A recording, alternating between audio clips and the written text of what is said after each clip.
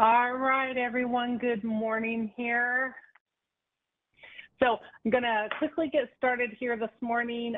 My name is Cindy Callahan, and I am the local public agency regulatory compliance reviewer and training coordinator. So I will be facilitating today's CA Certification Academy. So I just have a couple real quick housekeeping items that I want to go over before we get started. So an agenda was sent out ahead of time to everyone. So if you need a copy of that, please reach out to your CA liaison and they can forward that to you. I want to make sure that everybody has a copy of that if they need that. And we are being recorded. So today's recording will be placed out on our website to be able to be used as a reference or for viewing if anybody is not able to attend today. So real quick, it's great everybody has their cameras on. I appreciate that. However, because of the large amount of people that we have attending, I am going to ask that we all shut our video off and just leave it on for whoever is presenting. Feel free to turn your cameras on when we're speaking or having discussions, but I want to make sure that we try to eliminate all risks of slowing down the internet. And sometimes when we have meetings like this, if we have a large amount of attendees, we can slow down or bog down the lines. So I have muted everybody. So if you want to talk, feel free to unmute yourself and raise your hand, but just so you know, you are muted at this point in time. And we have asked that each of the CA liaisons compile a list of anybody within their agency that is in attendance today. So please reach out to your CA liaison and make sure that they know that you are joining us today. I want to make sure that your name makes that list. So that's what I have. So at this point in time, I am going to turn the stage over to Steve Boshin. Steve is our director with Intermodal Transportation Division within ADOT. And Steve, good morning. How are you doing? Good morning, Cindy. I do have to correct you. We don't have intermodal anymore. It's infrastructure delivery and operations. Oh, you know what it is? IDO. Geez. Oh my goodness. I'm so sorry. I need to give you some controls here so that you can present. There you go. You have given me control. Is dangerous. I'm giving you controls here. All right. Well, welcome everybody right. to the CA Academy. This is old hat for, I think, 8 of you, so it's really a refresher, but I do know that we have at least 2 newbies, and that's Yuma and Glendale, that are looking at becoming a CA agency. Nothing that you do as a CA agency is a heavy lift. I'm just going to say that, but in any one area.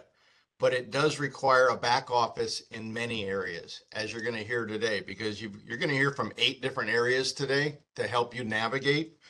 And I'm going to share my screen right now. So yesterday we had we have a monthly meeting with FHWA, and I kind of wanted to show you what we do with FHWA for, kind of our compliance side. And this is something that Anthony Sarham puts together, and he does a great job. So we review this. So this just gives you a level of how much coordination we do with our FHWA partner, which is where, guess what? We're getting all the money from. I'm not going to go through this list. There's multiple pages here. And hopefully I can show the multiple pages. Orange means we're working on it. Green means we're good, that we've already complied with it or met the requirement. And a lot of these are either in a CFR or in the new IIJA. I'm going to quit sharing now. And back to me. Again, we're not going to see an increase in HERF. So we have to rely on the federal money that we can get appropriated. During this training, I would encourage everybody to ask why. Why do I say that? Because ADOT's way is not always the best way. We do have to follow the CFRs and IIJA, but if you think that there's a better way to do it, please question why we're doing it this way, because I don't want to say it's the ADOT way, but it's how we've been doing it. We have great federal partners. very involved in AASHTO with other states. And I can tell you our relationship with the division office of FHWA is the envy of many other states. A lot of the other ones are very adversarial. They're more compliance and audit driven. We have partners at FHWA that are helping us to deliver your program as well as our program. So with that, that's my welcome, and enjoy the subject matter experts today and have a great training. Thanks, Cindy. Thank you very much, Mr. Boschman. I appreciate you being here. All right, Brett Anderson. Well, thanks, Good morning, Cindy. Brett. How are you? Good. Thanks, Cindy. And again, thank you, Cindy, and your team for helping to get all this put together and reaching out to the CAs and getting the feedback that was needed. You know, I'm going to echo a lot what Steve just talked about. Partners with FHWA. They're a great partner. And again, I'll share some history with me. I spent some time in Utah DOT, and that relationship, it's still good, but it's not nearly what it is here in Arizona, and it's much better here in Arizona. And I love to work with our FHWA partners. They do a great job of supporting us and providing that guidance that is needed. Again, one other thing too is as you guys come on and as all the CAs get into this training here, I want you to be aware too that you are our customers.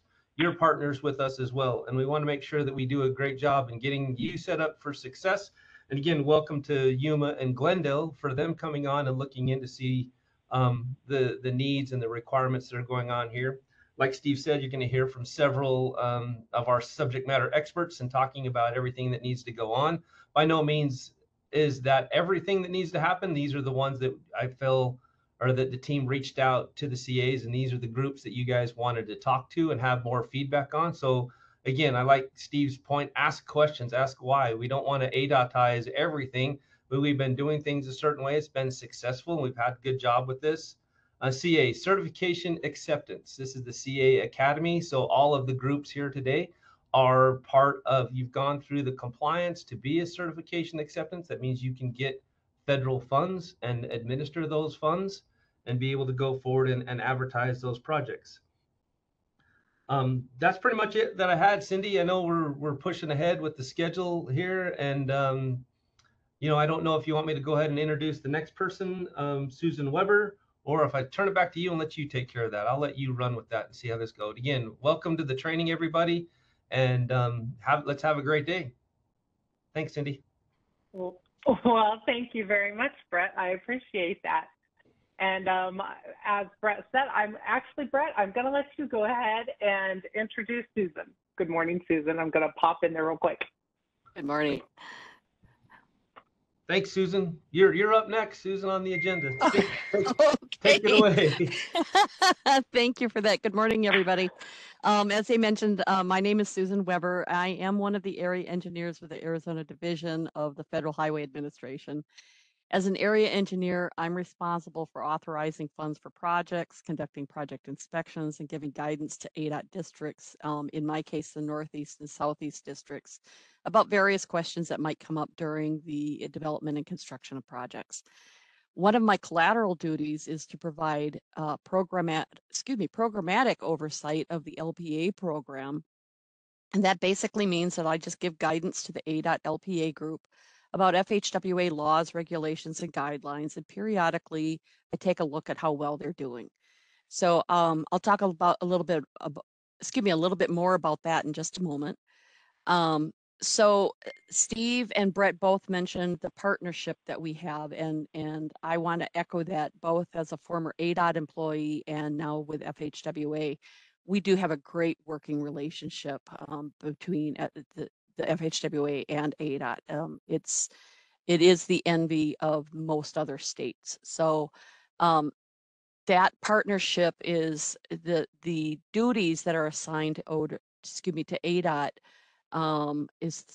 they are assigned through a stewardship and oversight agreement that we have. And this agreement assigns many of FHWA's responsibilities for the administration of the Federal Aid Highway Program to ADOT.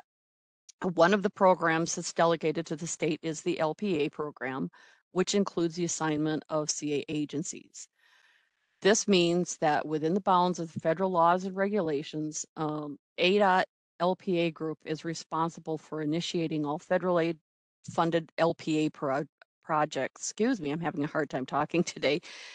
Determining which LPAs are qualified to become CA agencies and providing oversight and monitoring of the CA agencies to verify that they are in turn administering their federal aid projects correctly.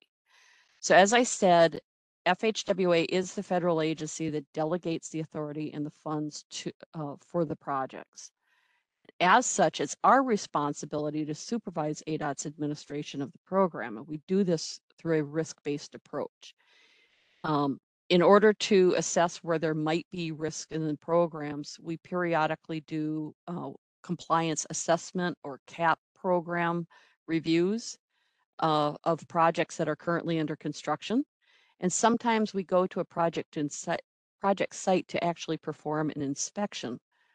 For CA projects, we do coordinate these inspections with the CA agency and the LPA group.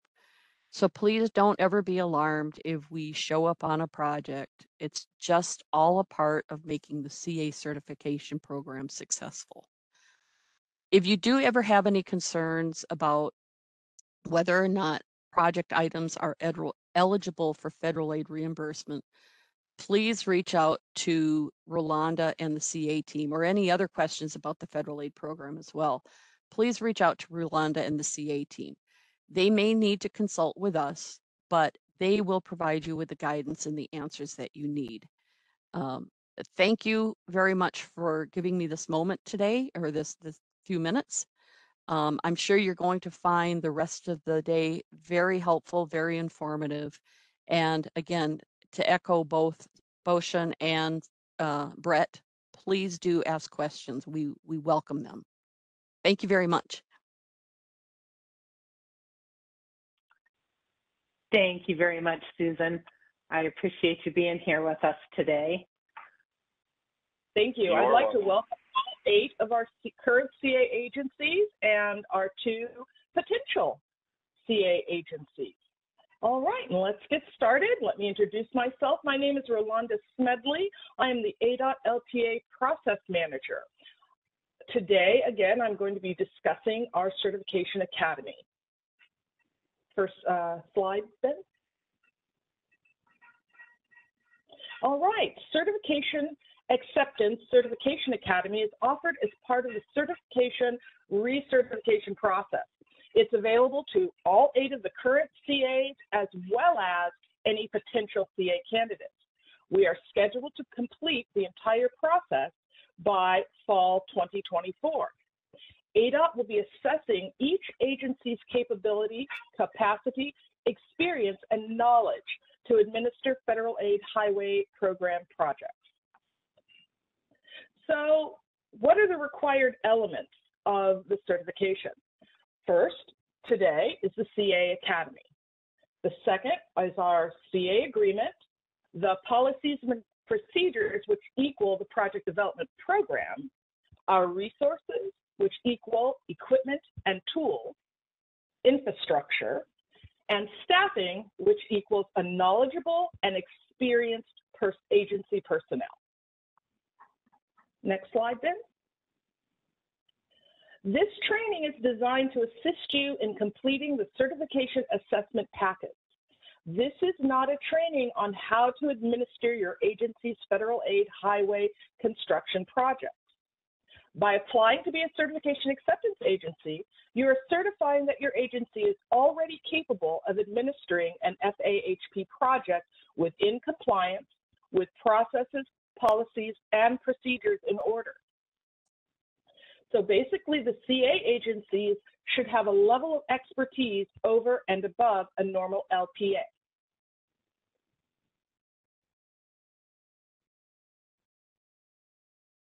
Background. FAHP is a federally assisted program of state-selected transportation projects. Federal Highway Administration can delegate certain FAHP and project-level responsibilities to the state per the Intermodal Surface Transportation Efficiency Act of 1991, Transportation Equity Act of the 21st Century of 1998, Safe, Accountable, Flexible, Efficient Transportation Equity Act, A Legacy for Users of 2005, that's SAFETY-LU, and Moving Ahead for Progress in the 21st Century Act of 2021, that's MAP 21. Next slide, Ben. Thank you. 23 USC 106C3 requires that FHWA and ADOT enter into an agreement outlining the responsibilities ADOT assumes. That means FHWA and ADOT Stewardship and Oversight Agreement for Arizona. Similarly, per 23 CFR 635.105, ADOT may delegate certain activities under supervision to LPAs, and that would be housed within our certification acceptance agreement. Next, Ben.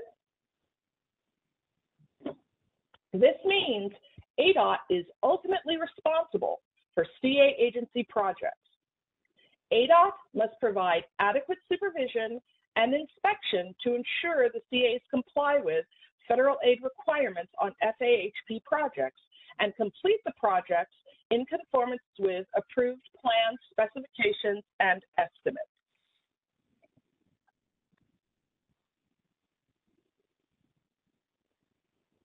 So let me take a moment to introduce our team. As you can see, we have our org chart present. We are under, obviously, the Deputy Director for Transportation, Jennifer Toth. Greg Byers is our Deputy Director for, Jennifer Toth is our Director of Transportation. Greg Byers is the Deputy Director. Steve Boshin is the MPD Division Director. Brett Anderson is the LPA Section Manager. I myself am the manager of the process branch of the local public agency section. And under me is the Oversight and Monitoring Manager, Jennifer Catapano. Ben Robidoux is our Regulatory Compliance Reviewer, and Cindy Callahan is also our Regulatory Compliance Reviewer. We are also within the LPA section is our program branch under Mark Hennig, who is the Program Manager. Jennifer Hobart is the Senior Project Coordinator. Dylan Reiner is the Project Coordinator, and Chandra McMillan is the Transportation Engineering Specialist Project Coordinator. So what do these various areas do? Some of you may know, obviously, who've been with us a while, but we are going to introduce our newcomers, our potential CAs, to what exactly the LPA process branch does. The ADOT LPA process branch develops and carries out processes associated with the oversight and monitoring of LPA projects and programs under the Federal Aid Highway Program. We ensure projects and programs are compliant with federal regulations, laws, and policies, as well as maintain the local public agency manual and CA manual. So what exactly do we do? Well, we act as the liaison between the LPAs and Federal Highway Administration. We research, update, and notify LPAs and CAs of changes to federal and state regulations, policies, and laws. We develop policies and procedures for the administration of CA and SA programs. We certify LPAs as CA agencies in the CA program. We certify LPAs to self-administer a specific project or portion of a project in the SA program, which is SA is self-administration program. We conduct regulatory compliance reviews for construction, conduct contract compliance reviews, and conduct trainings for both CAs and LPAs. What does our program branch do? It provides the link between local project planning and project development for Arizona's LPAs. They provide guidance with the federal process and steps necessary to evaluate and initiate LPA projects. They initiate all federal funded projects for LPAs. They facilitate communication between LPAs and ADOT technical groups as necessary to assist in the delivery of projects. And administer project delivery for Highway Users Revenue Fund, HERF Exchange, Off-System Bridge Program, Transportation Alternatives Program, and set-aside programs such as the Safe Routes to School Support Program. All right, next slide, please. So the Certification Acceptance Agreement is a formal agreement between the CA and ADOT. This agreement outlines the roles and responsibilities of the CA, ADOT, and FHWA and administering the FAHP. These roles include oversight, stewardship, delivery. It defines ADOT's expectations of the CA, and it should readily be available to CA staff working on FAHP projects. And you can find the current CA agreements on the LPA website under certification acceptance. What are our expectations? Well, we want to ensure proper stewardship of taxpayer funds, delivery of FAHP projects in accordance with the CA agreement, federal and state laws and regulations, develop and follow a project development program, maintain adequate staffing to deliver the program, ensure that staff in the delivery are suitably equipped and knowledgeable, and work with ADOT and FHWA to obtain required reviews and approvals.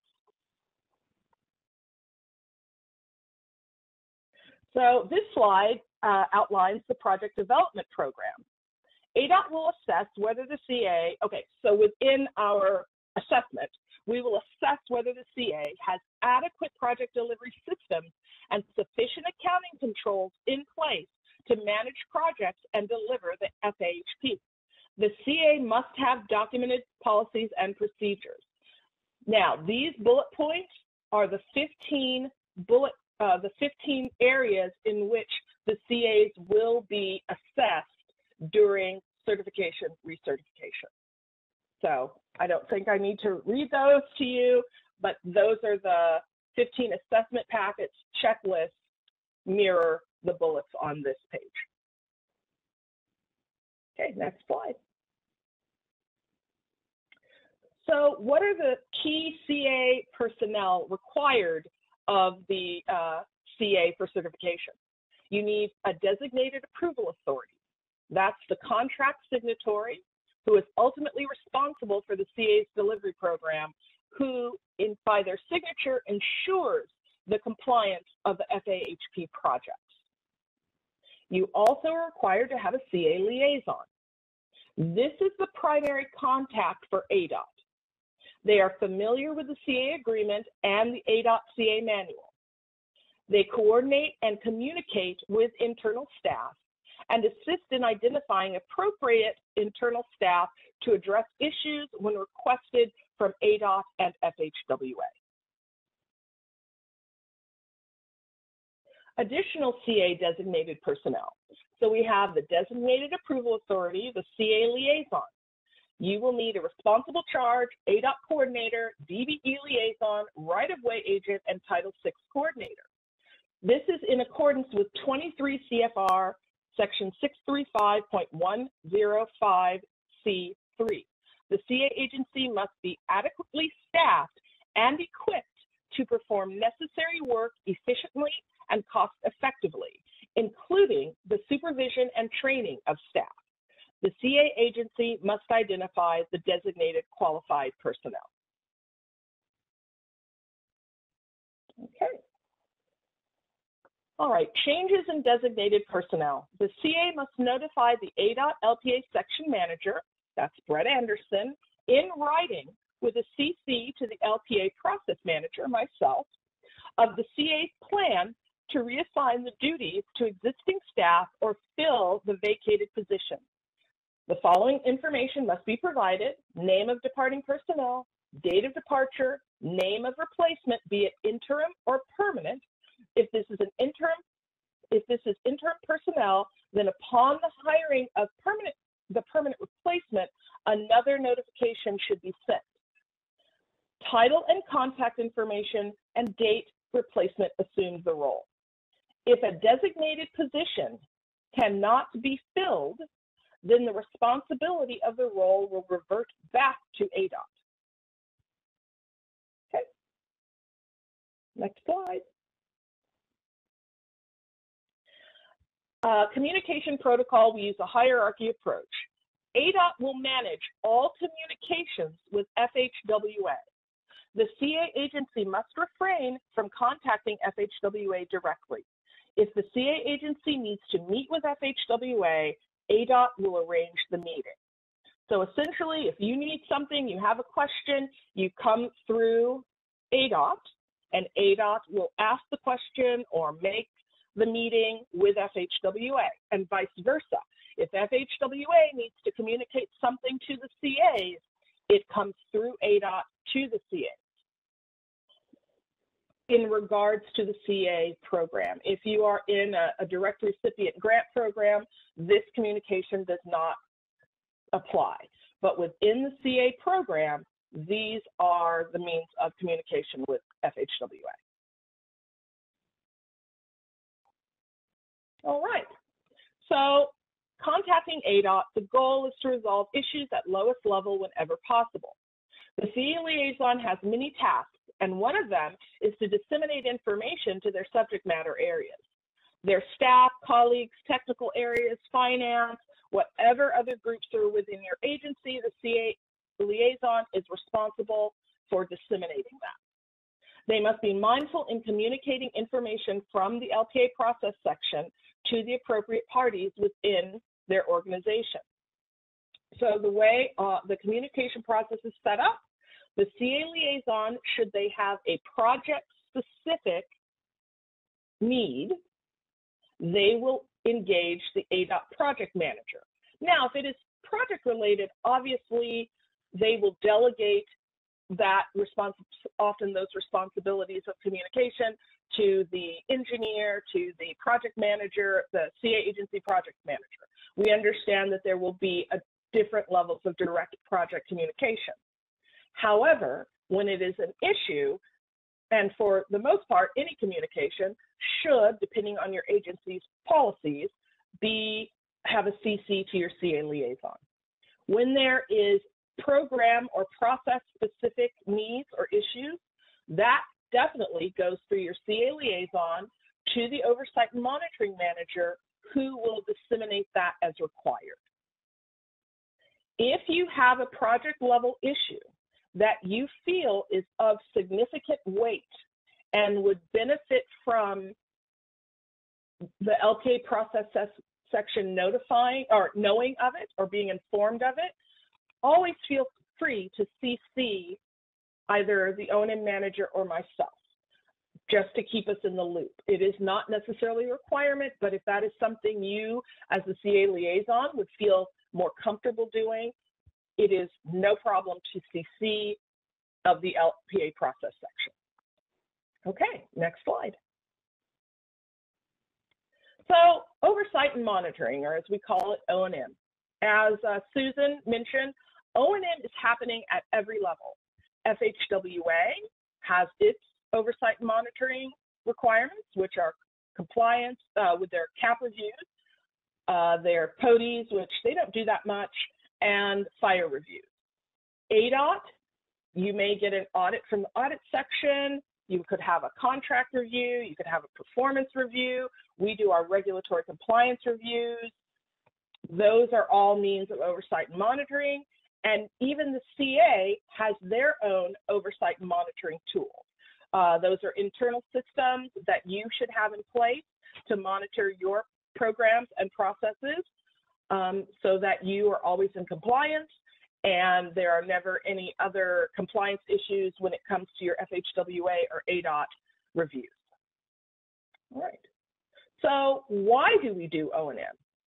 Well, per the FHWA and ADOT Stewardship and Oversight Agreement for Arizona, the ADOT LPA section is responsible for conducting oversight and monitoring activities with respect to CA projects. These responsibilities are delegated to ADOT by FHWA.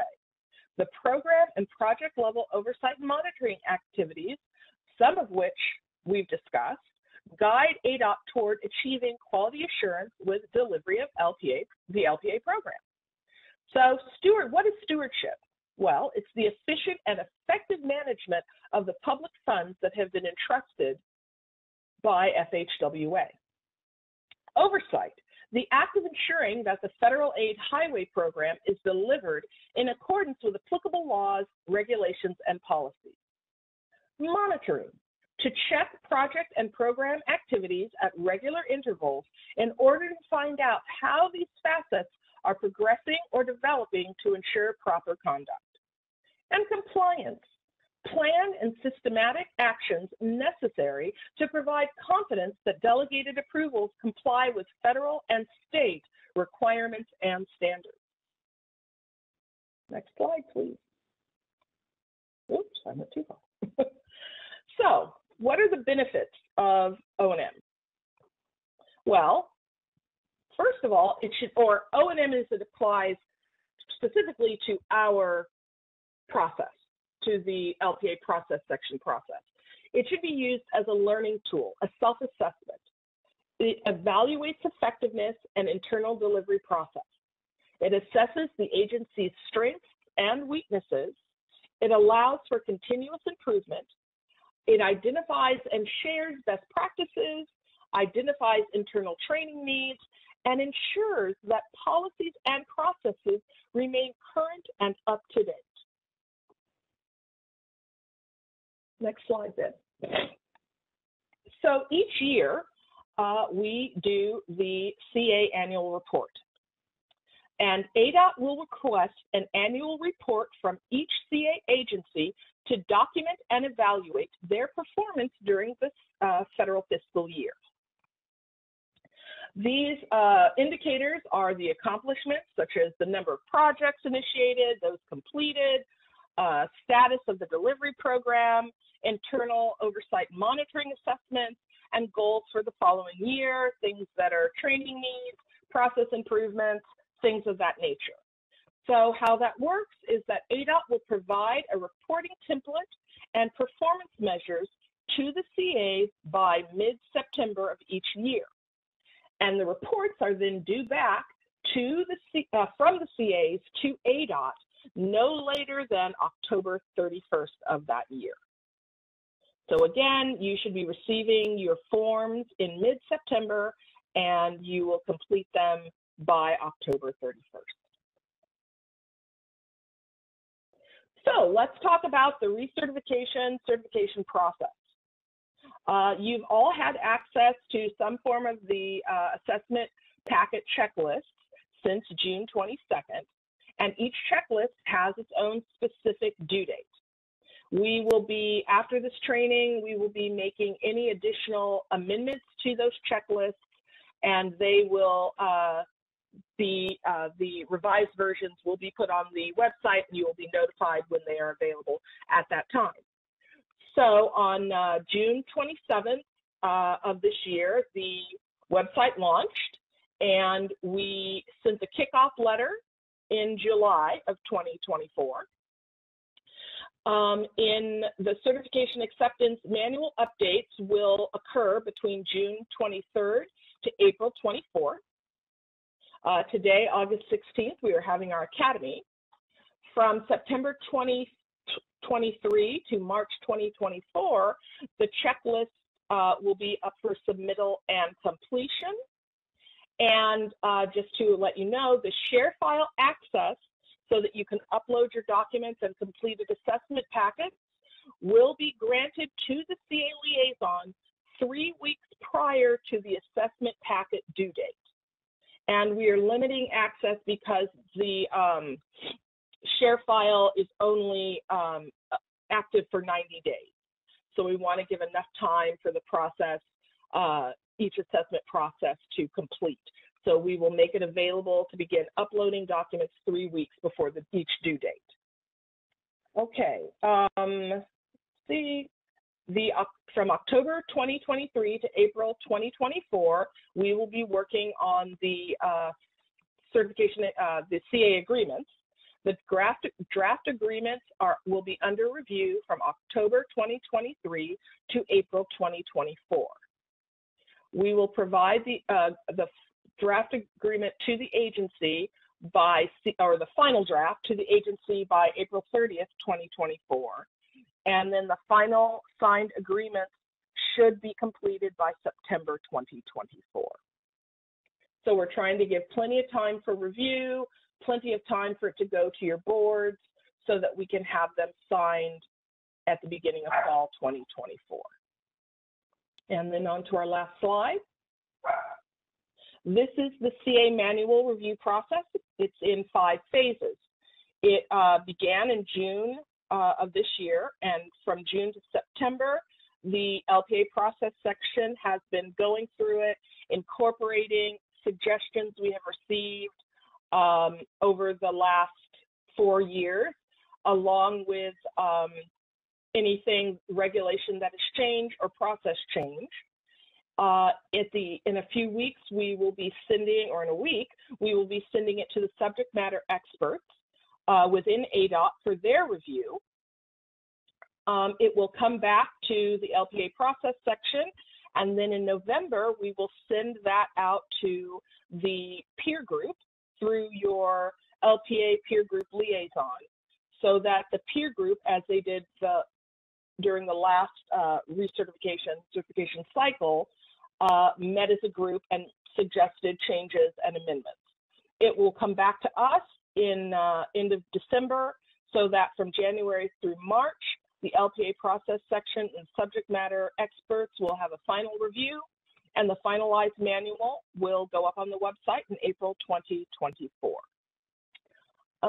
I'd like to thank you all again for participating in this certification training, and I'm going to pass this on back to Cindy.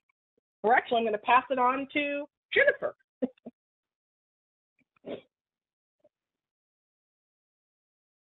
Good morning, everyone. I'm Jennifer Catapano, and I am going to be presenting to you today. I am the ADOT Local Public Agency Oversight and Monitoring Manager. So I am just going to share my screen. And I'll get started.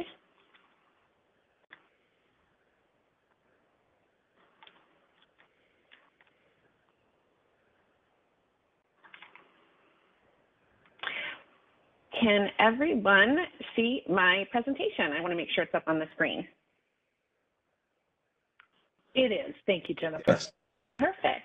Okay, so today in my presentation, I'm going to be addressing the 23-24 Certification Acceptance Packet checklist questions that were submitted to our section from our certification acceptance agencies. So I'm going to be specifically talking about these checklist questions. Some of the questions that you sent to us actually pertained to the CA manual. Those questions, they are being sent to our subject matter experts, and they will review them during the manual update cycle. So the first question that we received from our CA agencies pertained to the communication plan checklist. And it was regarding promptly notifying the ADOT PM with a CC to the ADOT LPA Section Oversight and Monitoring Manager when an issue is identified. This particular question was listed on the checklist. The CA question to us was that the ADOT PM represents CAs in these matters. We should only send the email to the ADOT PM. And yes, actually, we do agree. We updated the checklist, and it was posted July 27th. Our CA agencies were notified, and we did revise the statement, and so it does not include the CC to the Oversight and Monitoring Manager.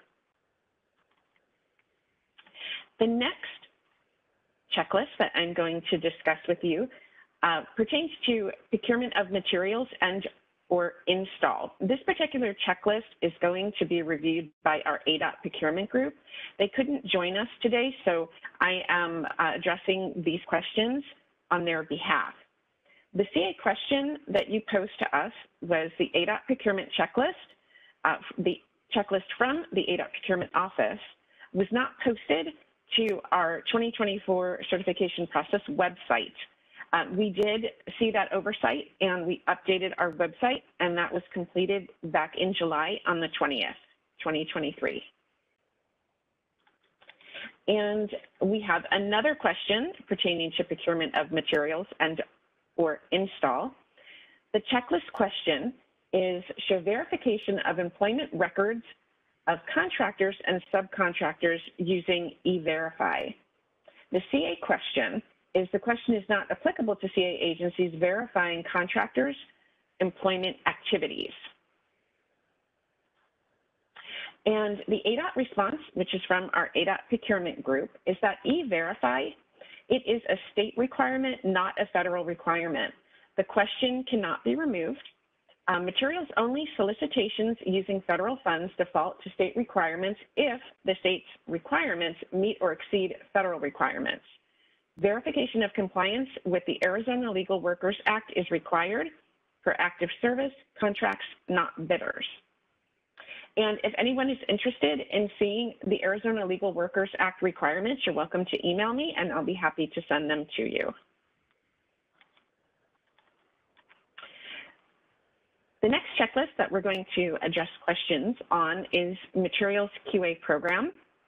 The question that's listed on the checklist is, does the Materials QA Program require the inclusion of the materials memo in the construction authorization packet and project file?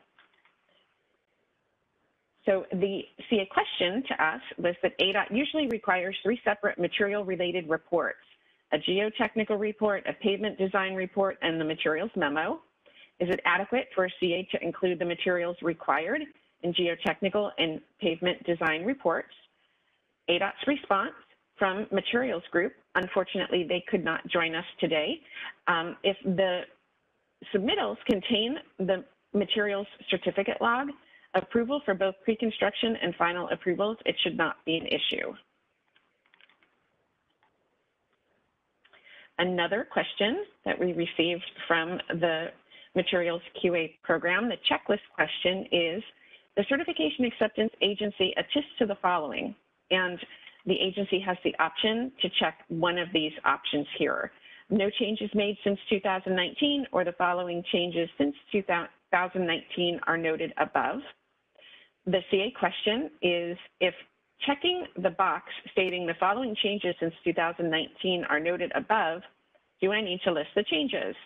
And the response from ADOT Materials Group is, if changes since 2019 were made, changes should be notated. We have more Materials QA Program questions, and a CA question that we received. This did not pertain, this pertained to the checklist just in general. They had thought that some questions needed to be added to the checklist. Did you ensure QA testing subs are on the ADOT approved list? And another question, do you have a procedure for submitting QA plan to ADOT QA prior to construction? These were sent over to the Materials Group, and their response was that they believe that the questions should be added to the checklist, and the checklist will be finalized after the Certification Training Academy. So as Rolanda had mentioned, when we do make our checklist updates, we will post them to our website and we will inform all of our agencies. We have yet another question regarding Materials QA Program from the CA. They had suggested that we need to combine Build America, Buy America, and Buy America into one question. ADOT's response from the Materials Group is that the questions are sufficient, as is on the checklist. Each question is independent and allows for the CAs to provide the requisite information.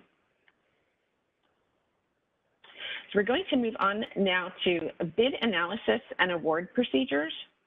The checklist that we had, or that we have listed on the question that we have listed on the checklist is, the award shall be within the time established by the STD and subject to the prior concurrence of the division administrator. We received this question from our CA agencies. Please define STD, and that's actually State Transportation Department. The second part of the question is, we have to submit a bid analysis to ADOT, which pushes the award date past 90 days. Please verify what the time is and extend it further if bid analysis is to review all bid items over 110% of engineer's estimate and under 85% of engineer's estimate. ADOT's response, and we did receive this response from our project management group. They addressed the question for us. And the question that the CA analysis should not hold up the award past 90 days.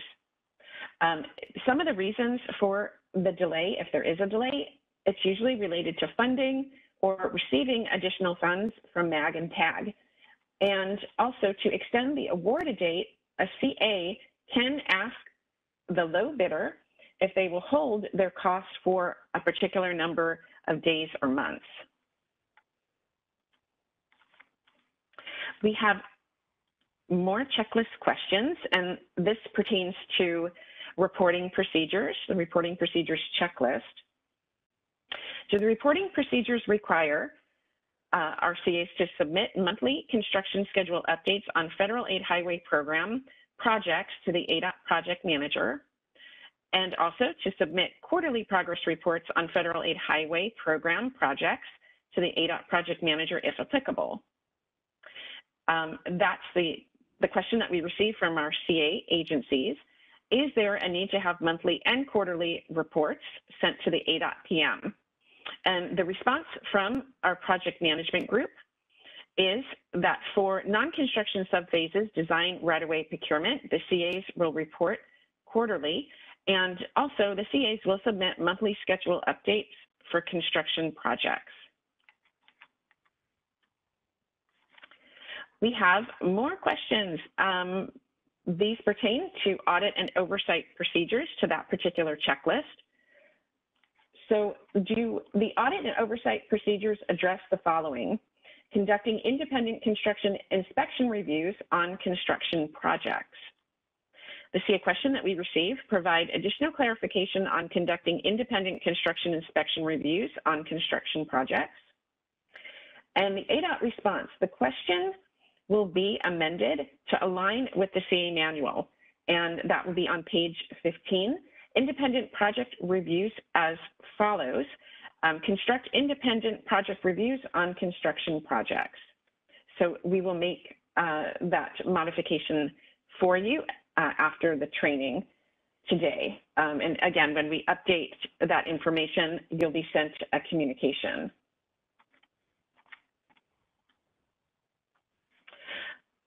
Another question pertaining to the audit and oversight procedures checklist regarding conducting an annual single audit as required by 2 CFR 200.501. This question is more of a national government question and not a CA agency question. Your question could be, is your agency submitting the required single audit once per year? And ADOT's response is the question will not be revised. It will stand as is.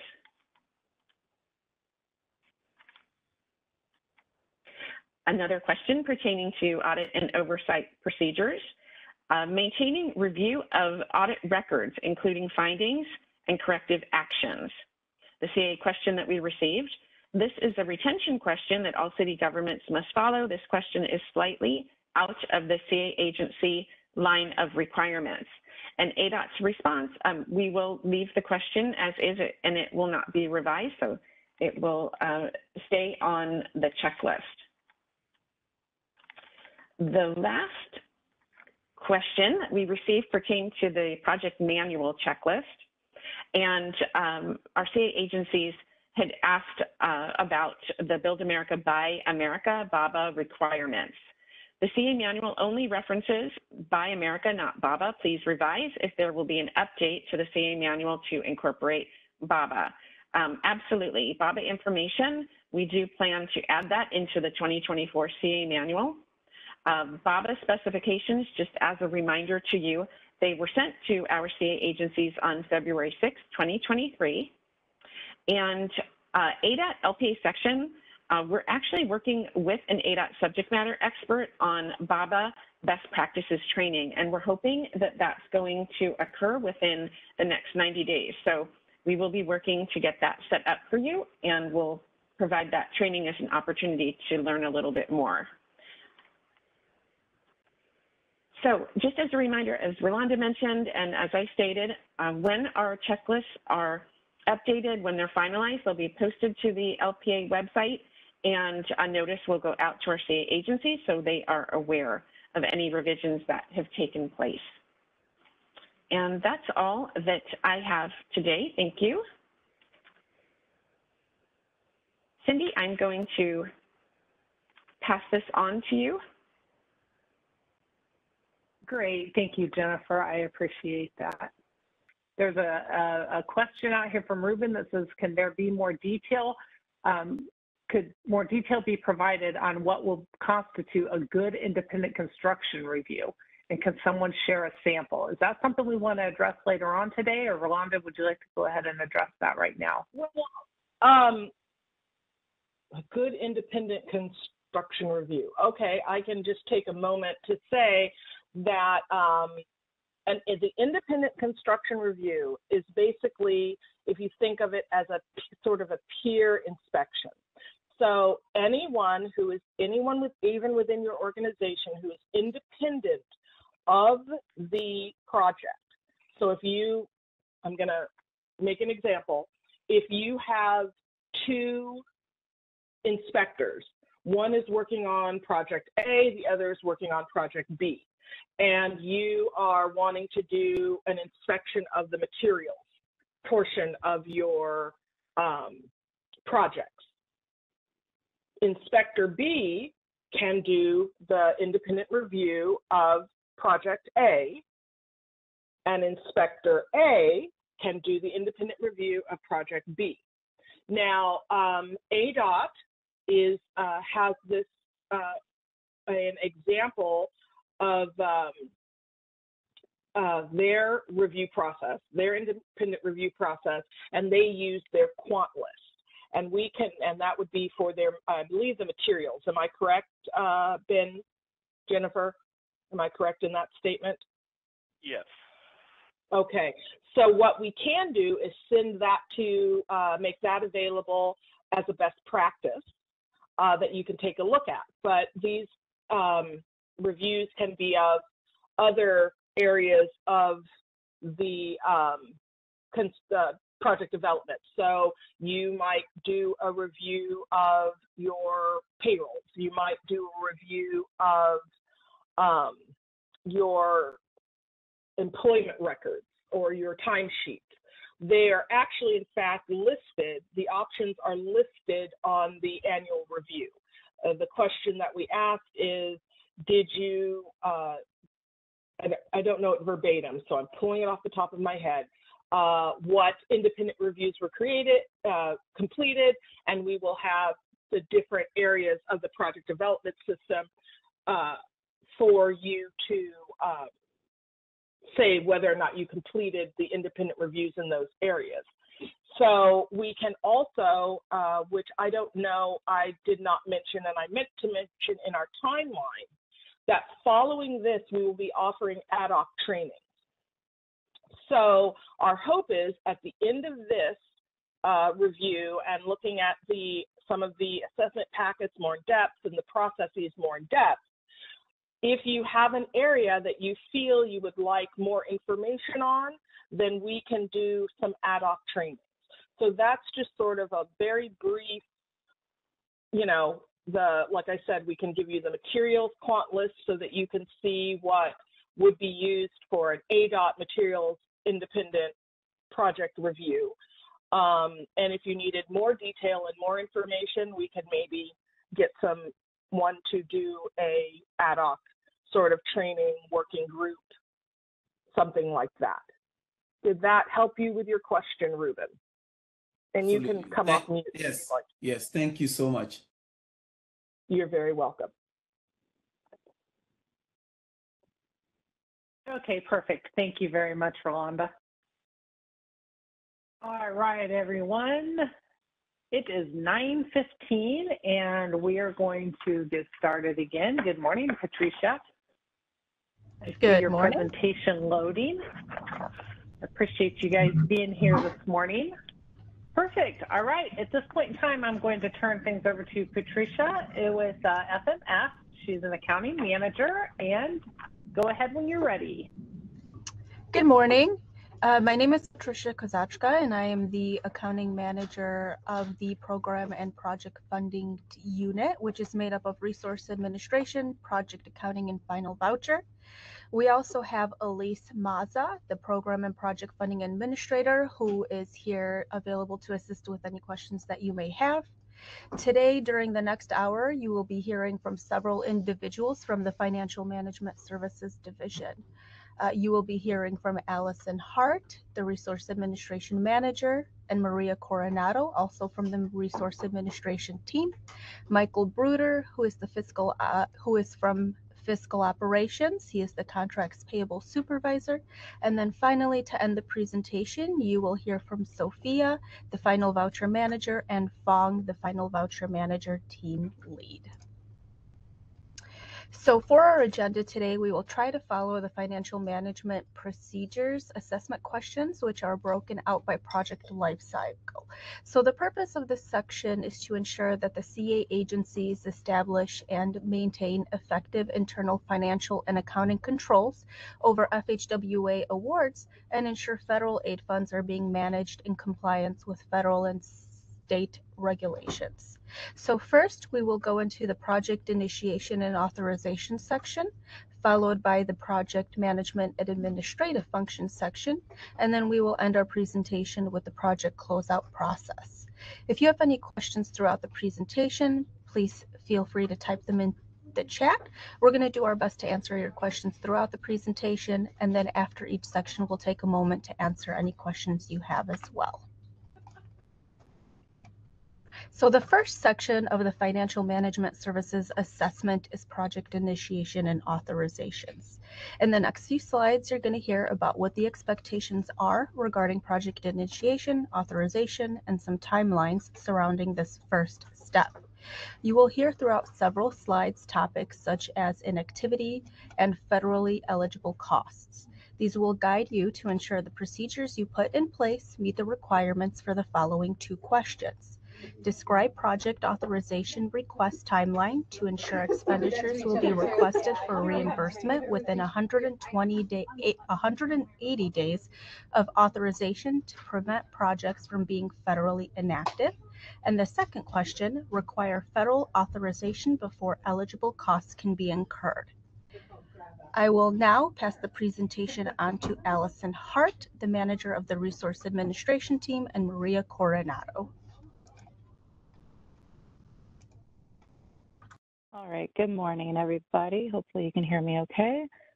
My name is Allison Hart, and I'm the Resource Administration Manager here at ADOT. The Resource Administration team is the team that is responsible for getting projects authorized. So we are the ones that prepare the authorization request. We get all the required documents, we review them for accuracy and completeness, and then we submit to the Federal Highway Administration for authorization.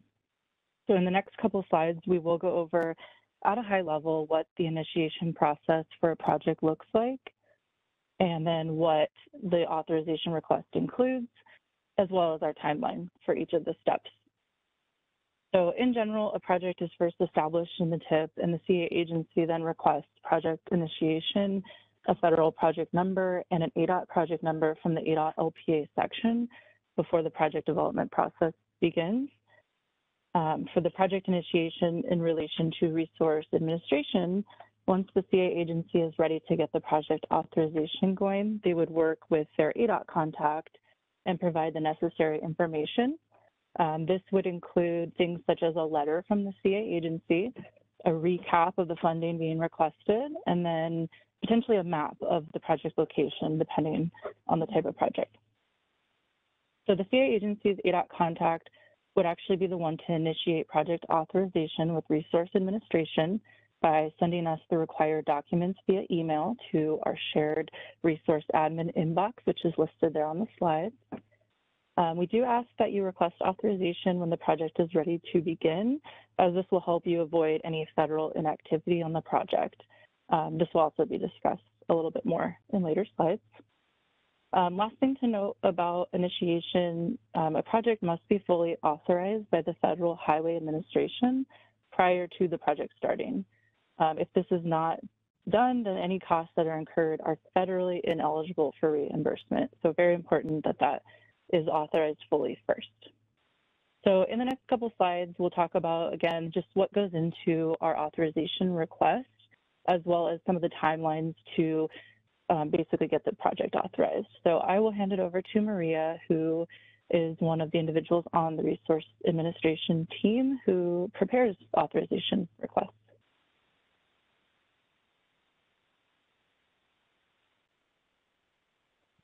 Good morning. Can everybody hear me? Okay. All right, thank you. Good morning. My name is Maria Coronado. I am a resource admin team member. I'm going to talk about the authorization request and authorization timeline. First slide here is authorization request. And we have preliminary engineering, and these are some of the documents that are required in the packet and submitted to FHWA. First, we have an AZPR2X, which is letter of authorization and project agreement. We have a FARA, which is federal aid request for authorization, a FEMA's 4 coding form, a TIP or STIP, an A.PE letter, and a CA letter. For design, there is no map required at that time. We have construction, pretty much the same documents from PE, but we have some additional ones. So we'll start off with the AZPR2X, FARA, a recap. We always ask that it comes in Excel format. Yeah, you can't do that. FEMA's 4 coding form, a DocuSign letter, a CA letter, TIP or STIP. And for construction, we do require a map, a location where the project is taking place. If we can please see the major cross streets, highways, or surrounding cities. And also on the actual map, if we can also include the project location, the ADOT and federal project number. And the next 2 asterisks here, these are for specific types of projects that require some additional documents. So for procurement projects, we require some checklists. For Highway Safety Improvement Program, which is the HSIP project, we require an eligibility letter. And these are for special or specific projects. Okay, next slide. So this is the authorization timeline. And the resource admin receives an email from the ADOT contact, which includes all required documents. The analyst and reviews and prepares the packet within 1 to 3 business days. The request is submitted to Resource Admin Manager for review and approval, then sent to FHWA. It normally takes about 3 to 7 business days for FHWA to approve. The analyst then waits for FHWA has applied the 3rd approval signature. Then this triggers the resource admin analyst to begin the budget in our accounting system, which is AFIS, Arizona Financial Information System, which takes about 5 to 7 days for approval. Then a courtesy letter is sent out to the ADOT contact with the authorized packet, letting them know that the packet has been approved and the budget will be loaded into our accounting system within the next 5 to 7 days. Once everything's completed, the project can begin. Thank you. So we have to add that. He wasn't aware. Thank you, Maria and Allison. So as you saw on the first slide, the first question in the project initiation and authorization section is directly linked to an activity. The federal requirement from FHWA is that the total apportionment Arizona receives, which in federal fiscal year 23 is nearly $989 million, the total inactive unexpended obligated dollars needs to remain under 2%. All projects with an unexpended balance greater than or equal to $150,000 with no activity for the past 9 months are subject to this review, as well as projects with an unexpended obligation of $50,000 to $150,000, which were authorized more than 9 months ago and have no expenditures. So projects are first identified on ADOT's reporting 6 months of no activity. Then on a quarterly basis, FHWA sends ADOT an inactive listing, which ADOT works on a weekly basis at documenting the project statuses. At the end of the quarter, the ideal state is that all projects are removed from the inactive status. If a project is not removed from inactive status, ADOT needs to document a justification. FHWA and ADOT meet quarterly to go over all of the projects that were initially on that inactive list and any documentation that we provide to FHWA. So if Arizona does not meet the 2% threshold, federal funding may be lost and a corrective action plan must be completed and submitted to FHWA headquarters. Inactive projects may be subject to deobligation and cancellation. This may result in the CA agency absorbing all of the project costs and potentially having to repay any federal aid funds already reimbursed. As you heard from Resource Administration, as you are ready to request project authorization, timing is key. So we ask that you do not submit authorization paperwork to ADOT unless you are ready to begin a project, in order to ensure that you are going to submit a reimbursement request within 180 days of authorization. Continuing down the path of submitting reimbursement requests, timely invoicing to ADOT is also a great practice and expectation to prevent activity on any given project. Projects that do not show billing activity against the obligated funds, at least quarterly, run the risk of increased ADOT and FHWA scrutiny as potentially inactive projects. And you will hear more about invoicing regulations and expectations a little later on in the presentation. Lastly, monitoring and communication is key. FHWA is monitoring inactive projects, ADOT monitors inactive projects, and the CA agencies are highly encouraged to monitor inactive projects as well. All delays should be proactively communicated by the CA agency to ADOT. When the CA agency has not submitted a reimbursement request within 6 months, the CA agency must provide sufficient justification for the obligated funding and explanation for the delay. Now that we have gone through initiating a project, once the project is authorized, we move on to the management of the project and administrative functions throughout that project lifecycle. So, the project management and administrative section of the Financial Management Services Assessment is made up of 12 questions. There are a few key focuses in this section. These include determining what is federally eligible and within the period of performance, reviewing documentation received for payments, procedures to ensure duplicate payments are avoided, the Arizona Prompt Pay Act, and submitting reimbursement requests to ADOT. As you are completing your assessment, please document what financial management system you are using. Secondly, document what processes or mechanisms you have in place to track what costs are federally reimbursable. And now I am going to pass the presentation on to Michael Bruder, the Contracts Payable Supervisor, who will get into the payment and reimbursement assessment portion. Thank you, Patricia. Again, good morning, everybody. My name is Michael Bruder. I am the Contracts Payable Supervisor, which is part of the larger Accounts Payable team, which is part of FMS. Our main role is kind of like it sounds, to pay all of the contractors, the consultants. We pay CA agencies, we make other various payments, but they're all project related for the most part. So that's kind of our core function. Again, I'm just going to be going over some of these assessment questions and then showing an example of a piece of documentation here at the end. So like Patricia mentioned before, these questions regard the financial management procedures for your agency. And there's just some, questions on here, yes or no questions. So, excuse me, do your financial management procedures address, project payments to contractors? Do they require adequate source documentation to support those payments, which is, invoices from either, contractor, consultants, vendors, timesheets, expense vouchers, whatever documentation is required to, adequately support the payment that you're sending to ADOT, or the request for payment, I'm sorry.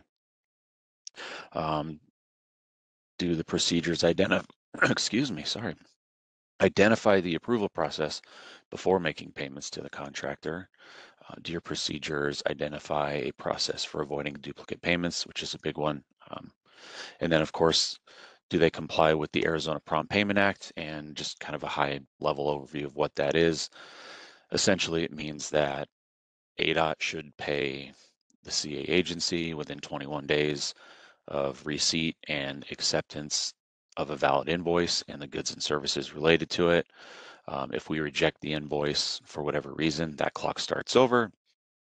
And then once we pay the CA agency, they are supposed to then turn around and pay their contractors or their subcontractors or whoever's doing the work within 7 days. So that's just the high level overview of it.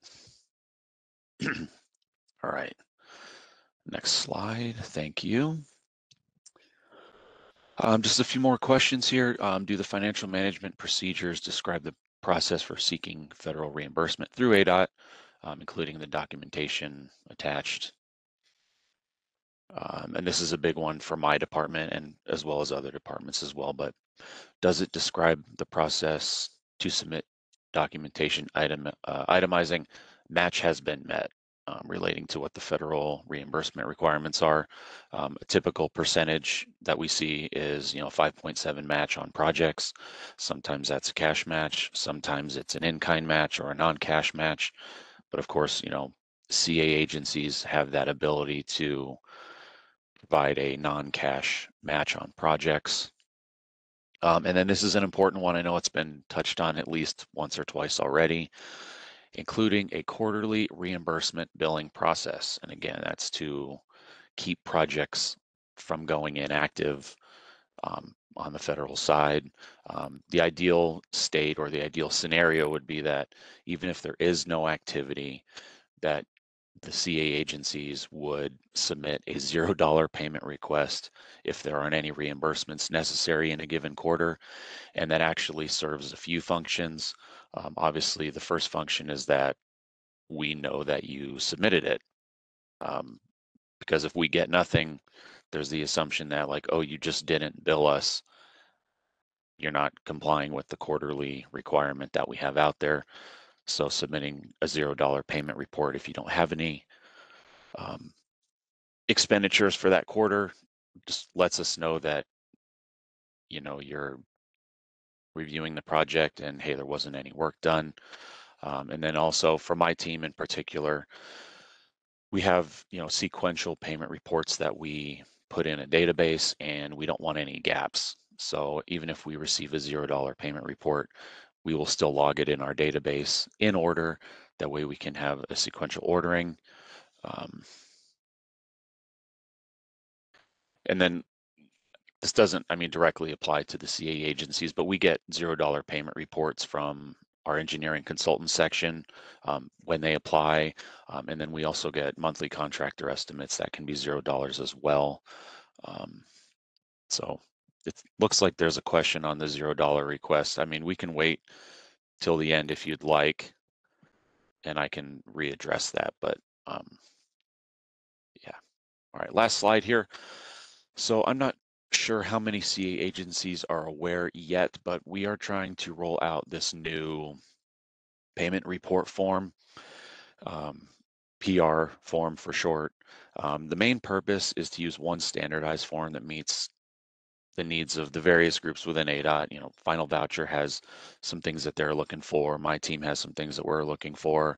So we decided to work together to create a form that has all of that in one place and in one format that will be easy to read for everybody. This is one of those forms that is like a enter as much as you know type of thing. There might be some information that maybe the ADOT project manager needs to fill in when it gets to them. But you know, some things like the ADOT project number, the federal aid number, the name of the project, the tip ID, those types of things, I assume that they would be known by the CA agency. And then other things, you know, such as like the GAE or PO number, things like that. Those are more ADOT forms, which will be filled out later on. But again, the idea is that each area that this payment report form goes through, they fill out as much information as they know. That way, by the time it gets to my team and gets paid, and then as part of the reconciliation process with Final Voucher later on, which you'll hear about in a minute, we have all the information that we need on every single payment, and it makes everybody's life easier. And then again, because this is I don't want to call it a test, but it's, you know, we're rolling out a new form. I'm going to work with Jennifer to send out a brief survey in a few weeks just to kind of gauge people's feedback on it, and see if there's any improvements that can be made on it. So that was all I had for my presentation. Pass it back to Patricia. Thank you, Michael.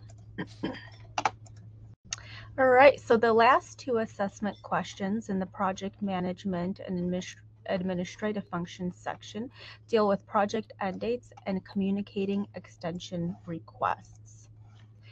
2 CFR 200 mandates that a period of performance is established for each project, which consists of a project start date and a project end date. Eligible costs incurred within the period of performance are eligible for federal reimbursement. Transactions after the period of performance cannot be claimed for federal reimbursement. All costs, including auditing and project closeout, should be accounted for during the establishment of the period of performance. The CA agency establishes the period of performance end date for the first phase authorized on the project. The end date then can be adjusted to reflect subsequent project phases when applicable. This end date should include sufficient time for the CA agency staff to complete their final reconciliation of costs and be reimbursed for all eligible expenditures. When the CA agency learns that a change to the project affects the project end date, the CA agency must notify the ADOT PM or contact immediately. The CA agency must submit documentation explaining the reason for the change and expected duration impacted. This needs to be submitted to ADOT FMS 90 days prior to that end date to ensure enough time for the ADOT staff to complete the proper documentation, submit the extension to FHWA, and allow time for FHWA review, follow-up questions, and approval. The email address below here at the bottom is the resourceadmin@azdot.gov, and that is where your extension is going to be submitted by the ADOT liaison. All right.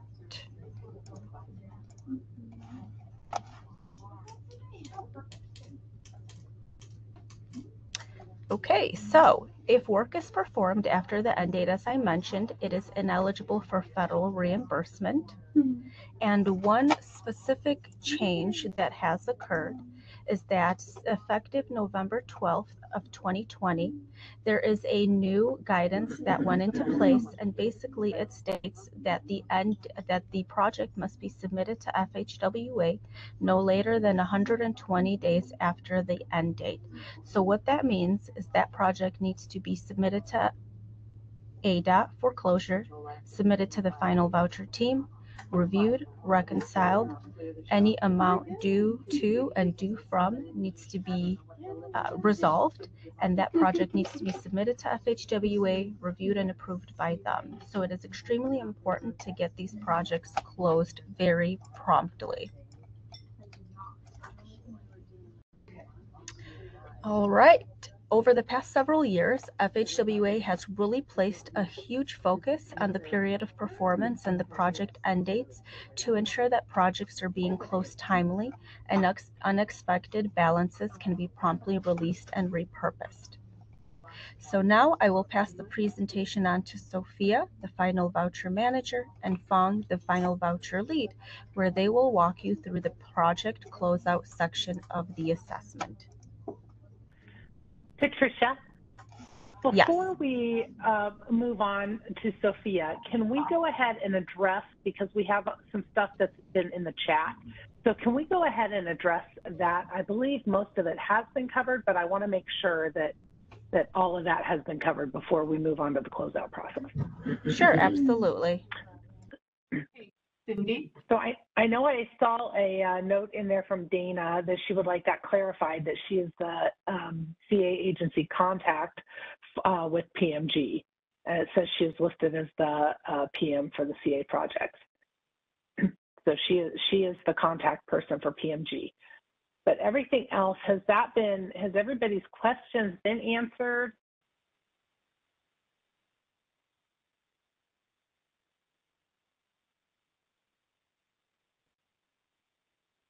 Kimberly, was everything answered regarding the $0 request if there are no invoices?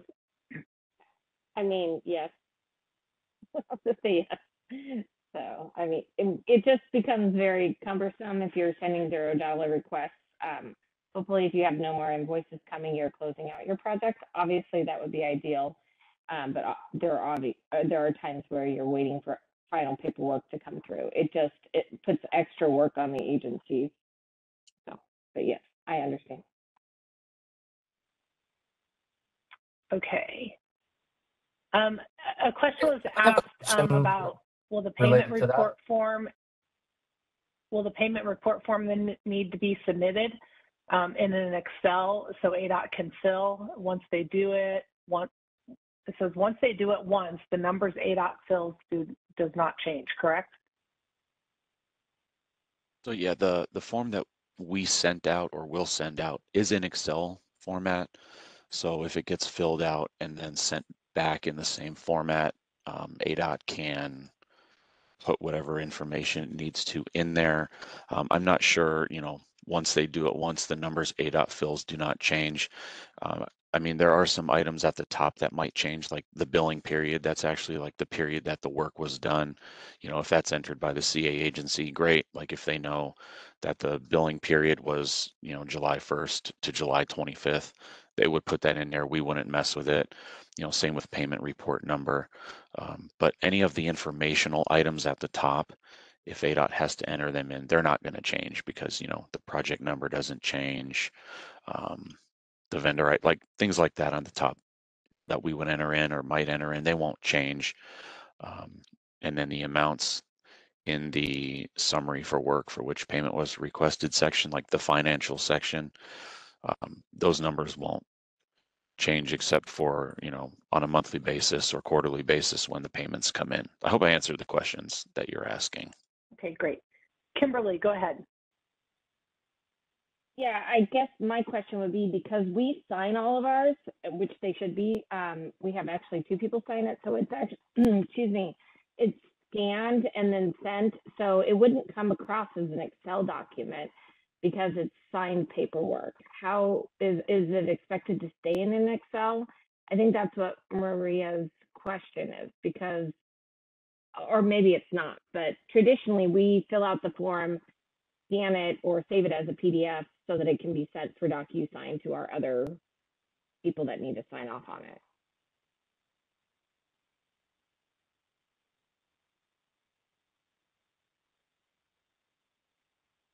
I have to think about that. I mean, if all the information is in there and then you convert it to a PDF and sign it, there won't be much additional that would need to be added to it. I mean, I guess it depends at, which point, like which agency, I guess, is needing to convert it. So if it's like the CA agency and they convert it to a PDF, if all the information is filled out, then that's fine, because there won't be much that needs to be added. If the CA agency can fill all the information out, great. And again, I don't know for sure, but it might be a situation where if some of the information might not be applicable, right? So just because fields are blank doesn't mean that there's an issue. But I think once you send your stuff to us, I mean, I've seen the preview of it. So once you do the survey, I think that might be able to provide us with a little bit more guidance on it. Just because I do the billing as well. So like we have a separate Excel sheet that lists all the invoices. I don't know if that's the intent of this, or if it's like the payment request, which is traditionally a fillable PDF. So I'm not sure which one, this one that you're proposing is, or is it supposed to combine both of those? Yeah, I mean, right now we only send it out as an Excel, but making it a fillable PDF would probably alleviate, some of these questions, because it can be filled out by the CA and then, signatures applied. And then if there's anything left to fill out, maybe, ADOT can fill it in and then sign it again or mark it off. So it's, like I said, it's a work in progress. It's something that we are rolling out to try to get all of the information that we need on one cover sheet that everybody's using. So, yeah, I mean, good question. It sounds like something that we have to work out. Great. Okay. So that sounds like something that'll be ironed out here kind of as this goes on.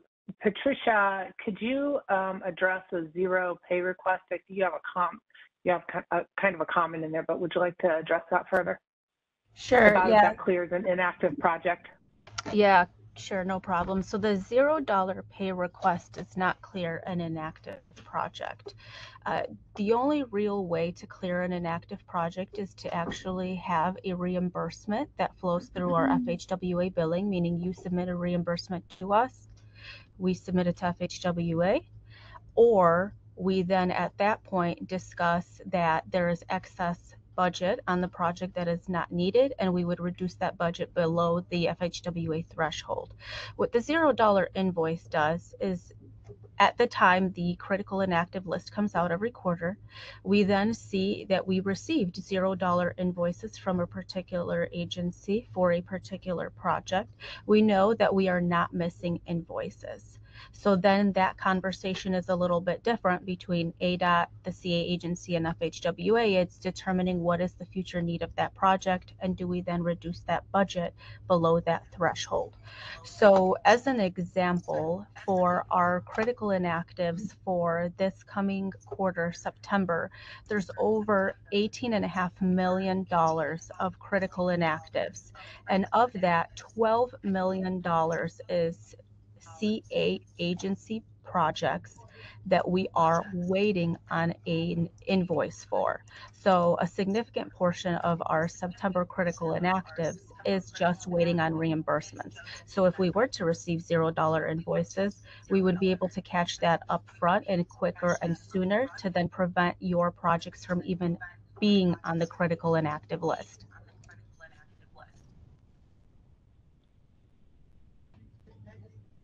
Great. Thank you very much for that clarification. Does anybody have any other questions? So once we hear something back from Michael of how that form is going to be handled, we definitely will pass that information along to the CAs.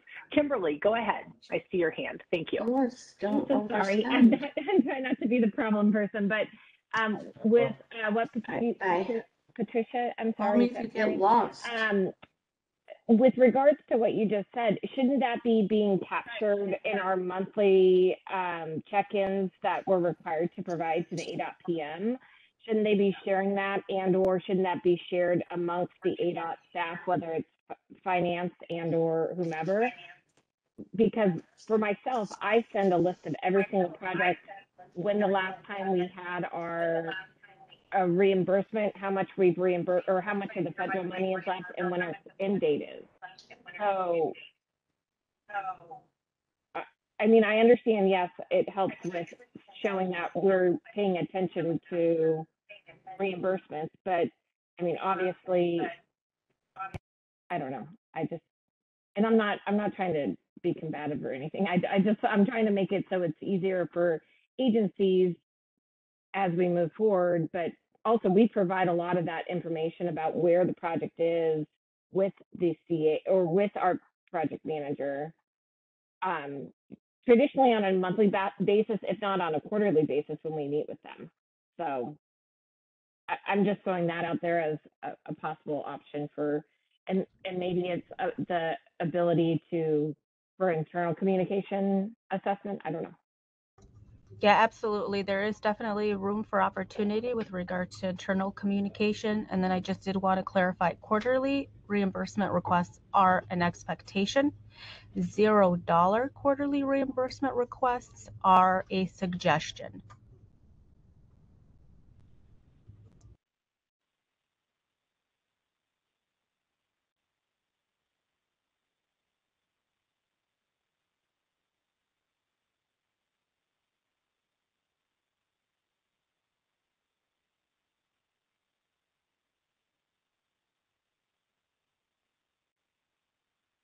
All right, I was reading some comments in the chat. McDOT, it looks like, according to Dana, McDOT provides detailed, timely information, but many agencies are slow to respond and do not submit timely billing. So in that, Patricia, could you just repeat what you just said again about the quarterly and the zero invoicing? Yes, so quarterly billings from the CA agencies are a requirement. It is an expectation that we receive quarterly billings from CA agencies.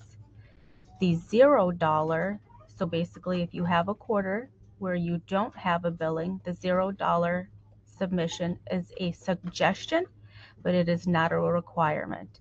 But per the agreement, and to prevent critical inactives and possible deobligation of funding, the quarterly reimbursement submissions to ADOT are expected. Okay, thank you very much. Elise, is your hand up? My apologies. My format is not showing everybody's hand right away, and so it looks like your hand is up. No worries, no worries.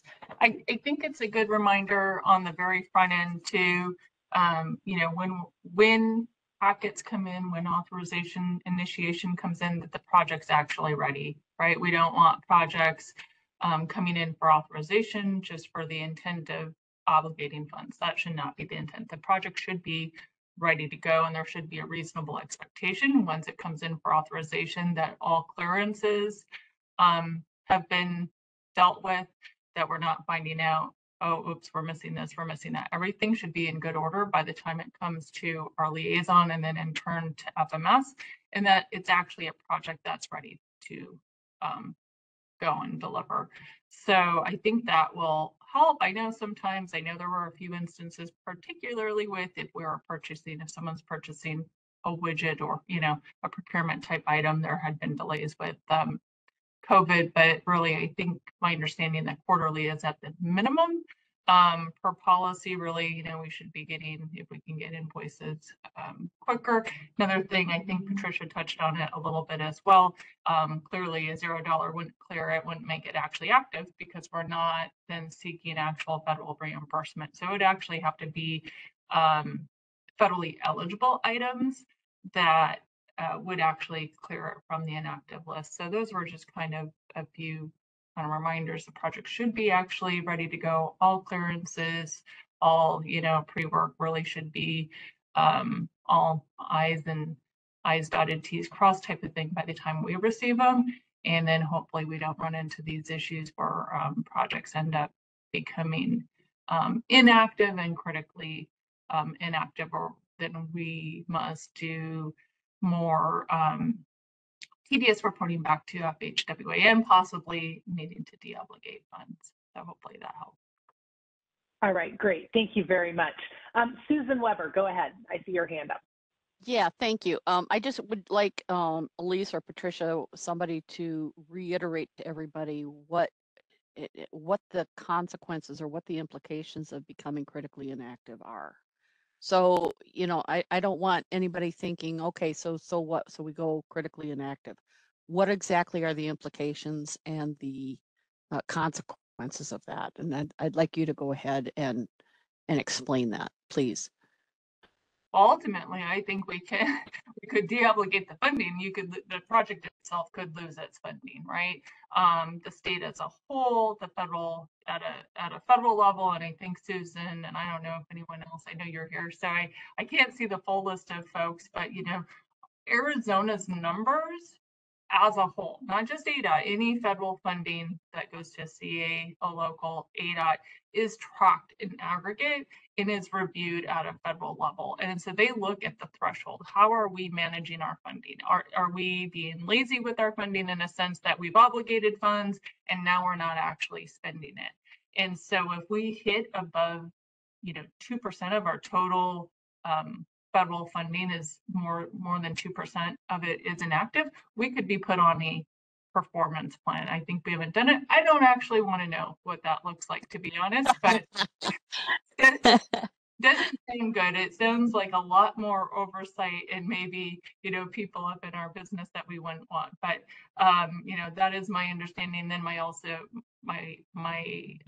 understanding as well as the project itself could lose its funding if it is not progressing and if we don't have activity. Correct. Thank you. Yeah. All right, great. Thank you everyone for that, for the information.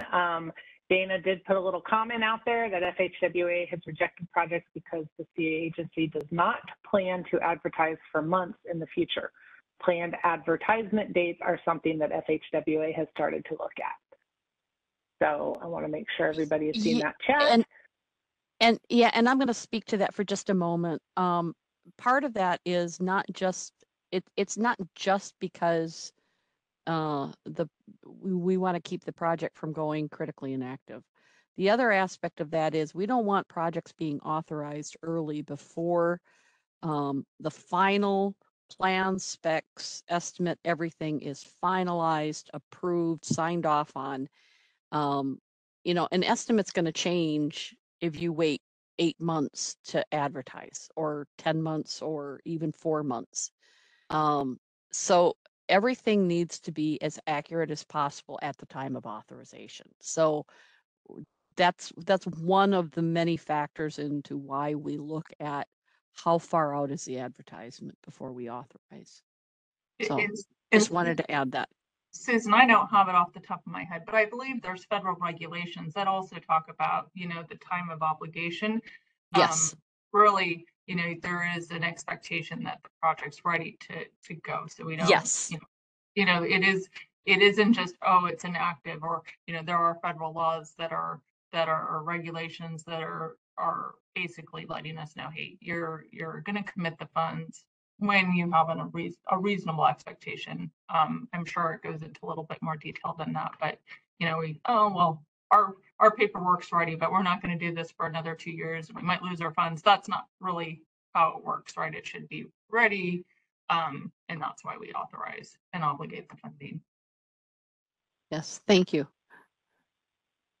All right, thank you, you guys, for all of that information. And again, if there's something that we feel like needs to be further explained or more in depth, we can definitely organize and facilitate a specific ad hoc training. So please, you know, we'll keep that in mind and let us know. Patricia, is there anything else before we move on with the closeout that you think we need to address prior to closeout? If not, I will let you continue on with Sophia. Yep, there is nothing else. If anyone has any questions, just please feel free to reach out to us and we will do our best to work through those. But now I will pass it on to Sophia and she will be talking about the project closeout. Good morning. As Patricia already mentioned, my name is Sophia Kreutz. I'm not sure if you can hear me because I have some technical issues on my equipment right now. I am the final voucher manager at ADOT, and the final voucher team is responsible for the final reconciliation of all FHWA projects and the submission of the closeout to FHWA. So all the paperwork go through our team and are submitted to FHWA for review and final closeout. The project closeout is important because it facilitates sound internal and fund control. It provides FHWA reasonable assurance that the recipient has timely met federal requirements for the project and charges to the federal government are accurate and timely. Not doing so leaves the potential for ineligible and unauthorized costs to be billed to projects and federal requirements to go unmet and unnoticed. So in the next sections of this financial management service assessment is the final acceptance letter, which is one of the most important documents of the closeout process. By law, every awarding agency has to close out, pretty much submit a final voucher, the federal award when all applicable administrative actions and all required work have been completed. The final acceptance letter should be created by the CA agencies. There were some questions regarding the form. I confirmed that with FHWA, with Susan, who's actually here, the CA agencies need to create their own final acceptance letter. And we will go over these requirements throughout this presentation.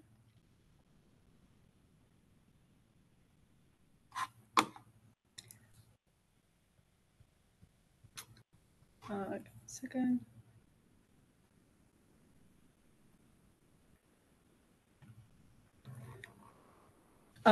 Depending on the type of the projects, the requirements for the final acceptance letter vary. So on this slide, you see our requirements for the construction projects.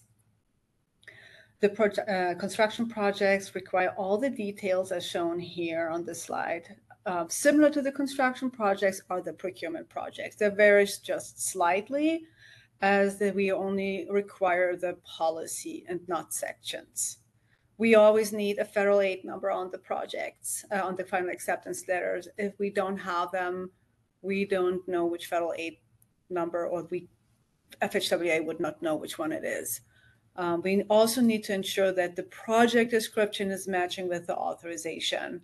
We had a few times that we had to go back and request a correction as the authorization was not matching with the letter. Another big one is one final acceptance letter per federal aid number, as we have to close them by federal aid number. All other projects that are not procurement or construction projects falling like other categories, we are a little bit more lenient. We don't really have to follow have to include the policy number, but other than that, everything else needs to be still on these letters. Another requirement, but we don't have here, but it's more rare for the CA agencies, but it was mentioned before, are the projects of divisional interest, also known as PODI projects. They have more requirements for the closeout submission. We need also material certifications, the final balance of work, list of supplemental agreements, the letter from this construction engineer for time and LDs, etc. So if you have a PODI projects, feel free to reach out to us, and then we would be able to help you further with the requirements.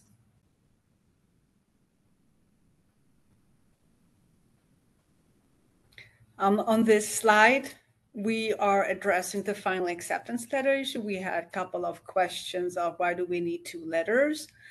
The one is the final acceptance letter that is addressed to the contractor.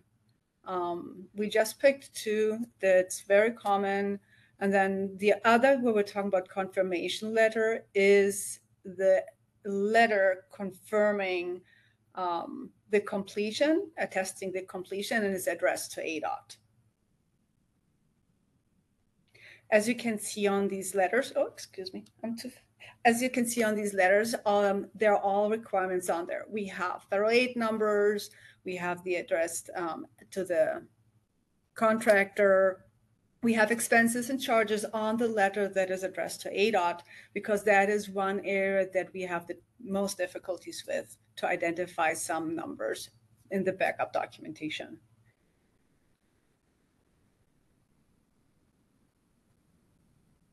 So we will go over some more details on the next slides.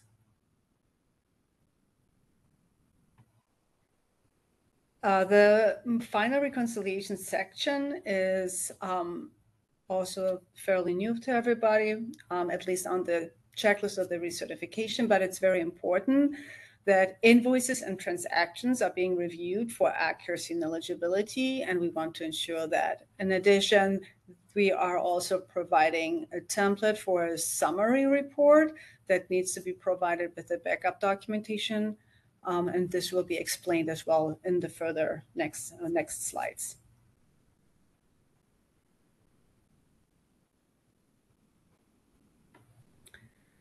One second. So every CA agency has to ensure that all work has been completed and all items on this list are also completed. So we need to ensure that truly all work has been completed and are in compliance with all the specific standards, policies, etc. All invoices, all bills have been paid. No payroll is outstanding at the CA agency. Another issue that we see constantly right now is encumbrances must be released. We see backup documentation where we have encumbrances amounts on these backup documentation provided with the last invoice. There is also the issue with the retainage, as we see that constantly. Keep in mind, there was a memo out from the BECO office sent by the LPA section on August 7th regarding the new changes that are becoming active on September 1st regarding the retainage. For the projects that are being authorized before that date, we need to see that these retainages have been released before we're sending the documentation to a final voucher or ADOT. And then final reconciliations should also be done with the CA agencies. Please ensure that all invoices are accurate and have been sent for reimbursement, and all required documentations have been attached to the closeout package. Another reminder, we are required to report every single cent to FHWA, not only the federal reimbursement amounts. So we need to know what the actual total project cost is, no matter if it was paid by the local agency like the CA agencies, or it was paid through a federal reimbursement by FHWA.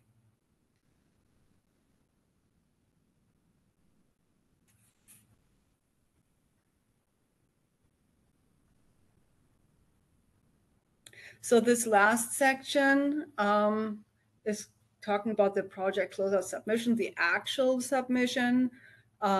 We are going to present a new cover sheet for every single project that we asking to be included on the package. Also the final acceptance letter to ensure that this is included on the package, the closeout confirmation letter addressed to ADOT, and then the project cost summary and any additional documentation that the CA agency would like to provide as backup documentation. So this is the new cover sheet that I'm talking about. It's a fillable PDF document. It has just the regular information of a project. Nothing out of the norm. We're just asking every agency to confirm that everything has been reviewed, all the encumbrances have been released, or the retainage has been paid out, etc., and which documents you are attaching to the project closeout package. The signature and so far. And this document will be provided to the LPA group in the next days.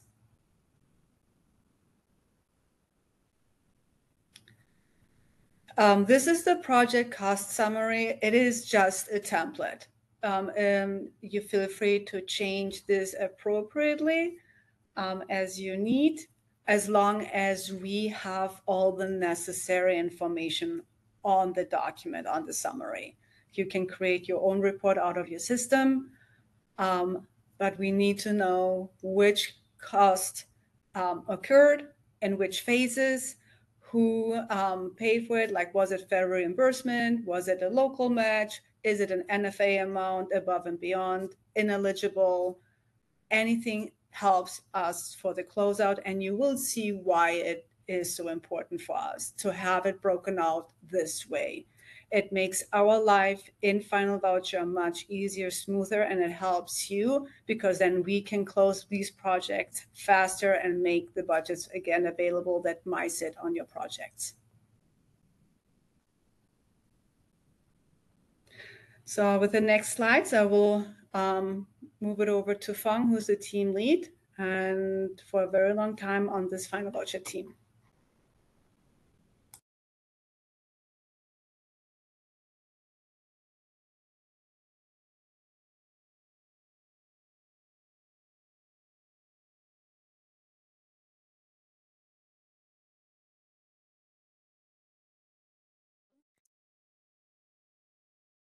Is it not working? Oh, there, I can hear you. You're very faint. Oh, let me turn on my volume. Is this better? You're still really faint. Not bad.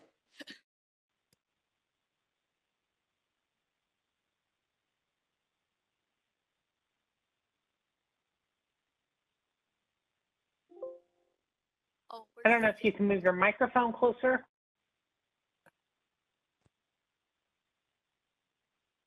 Can you guys hear me better now? That is a little better, yes. Do you hear? Can you turn your volume up any louder? I'm at 100%. Okay, I think we just need you to speak up. And then I think we'll be able to hear you a little better.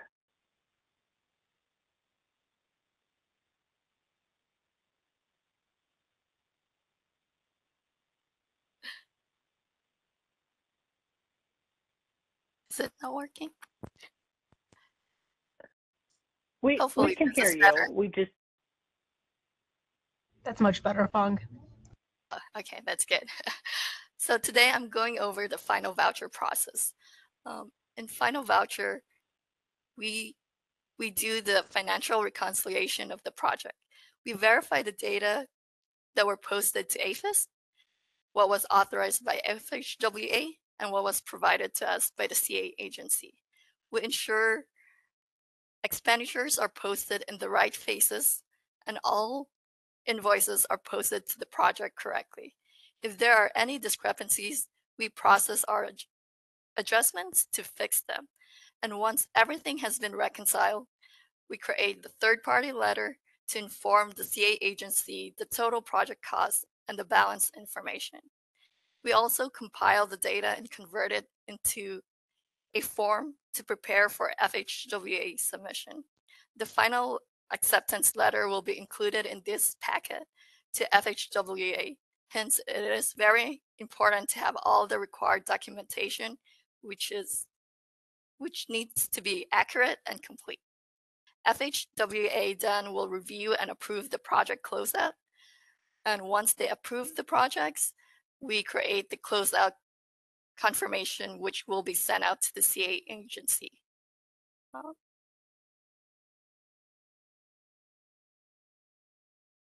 As we mentioned earlier, the third-party letter provides the total project cost and balance information. At the beginning of the project, we collect the money from the CA agency for the design portion, if applicable. And after the final reconciliation, we either invoice for more or refund the excess money. Projects are submitted to FHWA for closure either after we receive the payment or after the refund has been cashed out per our 2 CFR 2.344. Next slide, please. And this is the sample of our third-party letter, the detail page. On this letter, we separate out the design, right-of-way, construction, and at the bottom, we would provide what we collected from the local entity and then how much cost it is. And for this project, we actually have a zero balance, but there are times when we have to invoice or refund them for it. So then for the next slide. So once all the payments have been finalized, ADOT completes the final voucher form to submit to FHWA. This is the cover page of the final voucher form, which summarizes the project cost, federal reimbursement percentages, the type of fundings for the project. And this page also contains the project information where we have the federal aid number, the ADOT number, as well as the period of performance. It usually starts on the earliest authorization date of the project and ends when the last payment is posted to this project or to the project. This final voucher form is being signed by the final voucher manager. Here's the sample of one of our projects. And oh yes, you can go to the next slide. Yes. So this is the detailed page of the final voucher form. It is separated by different categories, like the design, right-of-way, and construction. And for each of this category, we would list the type of work and funding, the item description where we have the main contractor by itself, and we group the other vendors under contractors and the administrative expenses under ADOT. It also has the total amount of each line item, and it has the breakdown between the federal share and the local match on the last three columns that we see on this page. We also have the non-participating section at the very bottom of this page, where it contains all the ineligible and non-federal aid amounts, as FHWA required us to report all the total project costs.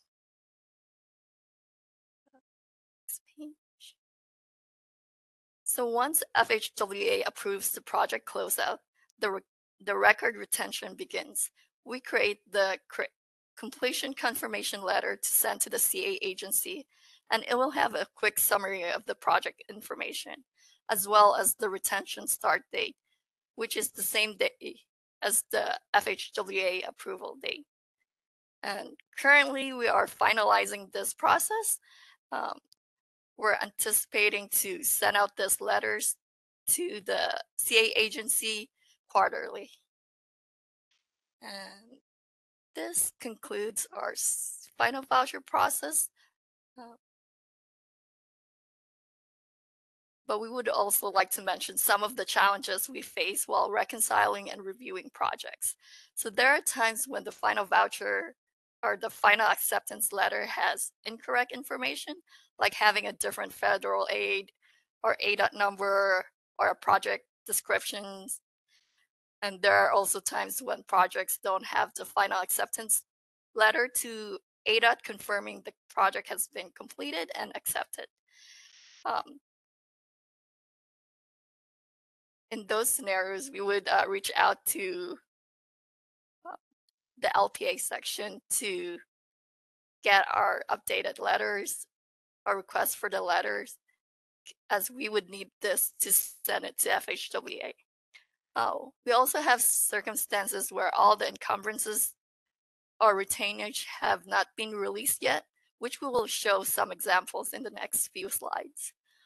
It also delays our process, our reconciliation process, when there's no clear breakout between the federal and local share, and there's no documentation showing the ineligible and non-federal aid amounts, or there could be missing invoices. Hence, we're introducing the project cost summary template to make it easier to distinguish them, as well as verifying the amounts for everyone. Next slide, please. So here's an example of a project with more than 30,000 retainage. When we have this type of, when we see a retainage on the final invoice, we need to reach out and ensure that this amount has been released before we could close the project. As you can see on the third column on this page. And then lastly, next slide, please. This is an example of when there's an encumbrance on the last pay report of the project. On this screenshot, we have 71,000 of encumbered amount on here. And when we have any encumbrances on the project, we cannot close it. So we have to reach out and ensure that all of this has been released before we could close the project. And that's all I have.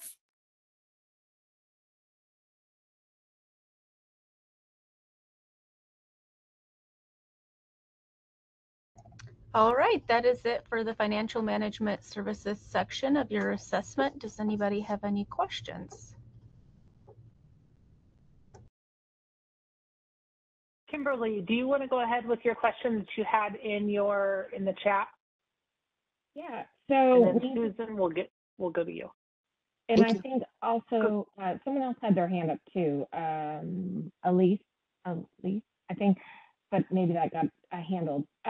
One thing we've had challenges with, and this isn't just, this one is a current one that we're dealing with, but we'll have a project that's typically 94.3, but we're at the end of the project and we only have like $4,000 left of federal funds, but our invoicing is 145,000 or whatever. So obviously we take that amount. Is there a way, or do you guys have a calculation that you utilize to figure out the 5.7%?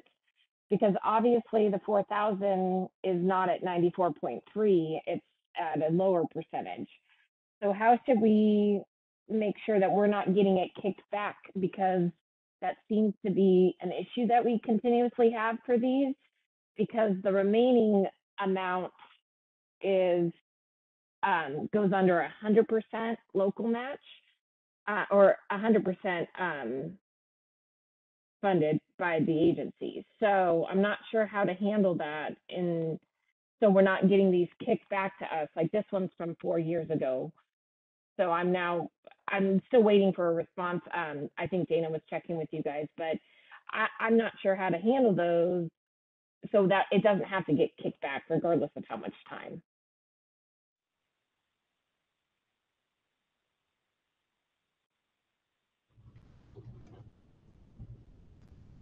Sophia, will you be answering this question, or is this something that you want to speak to Kimberly offline?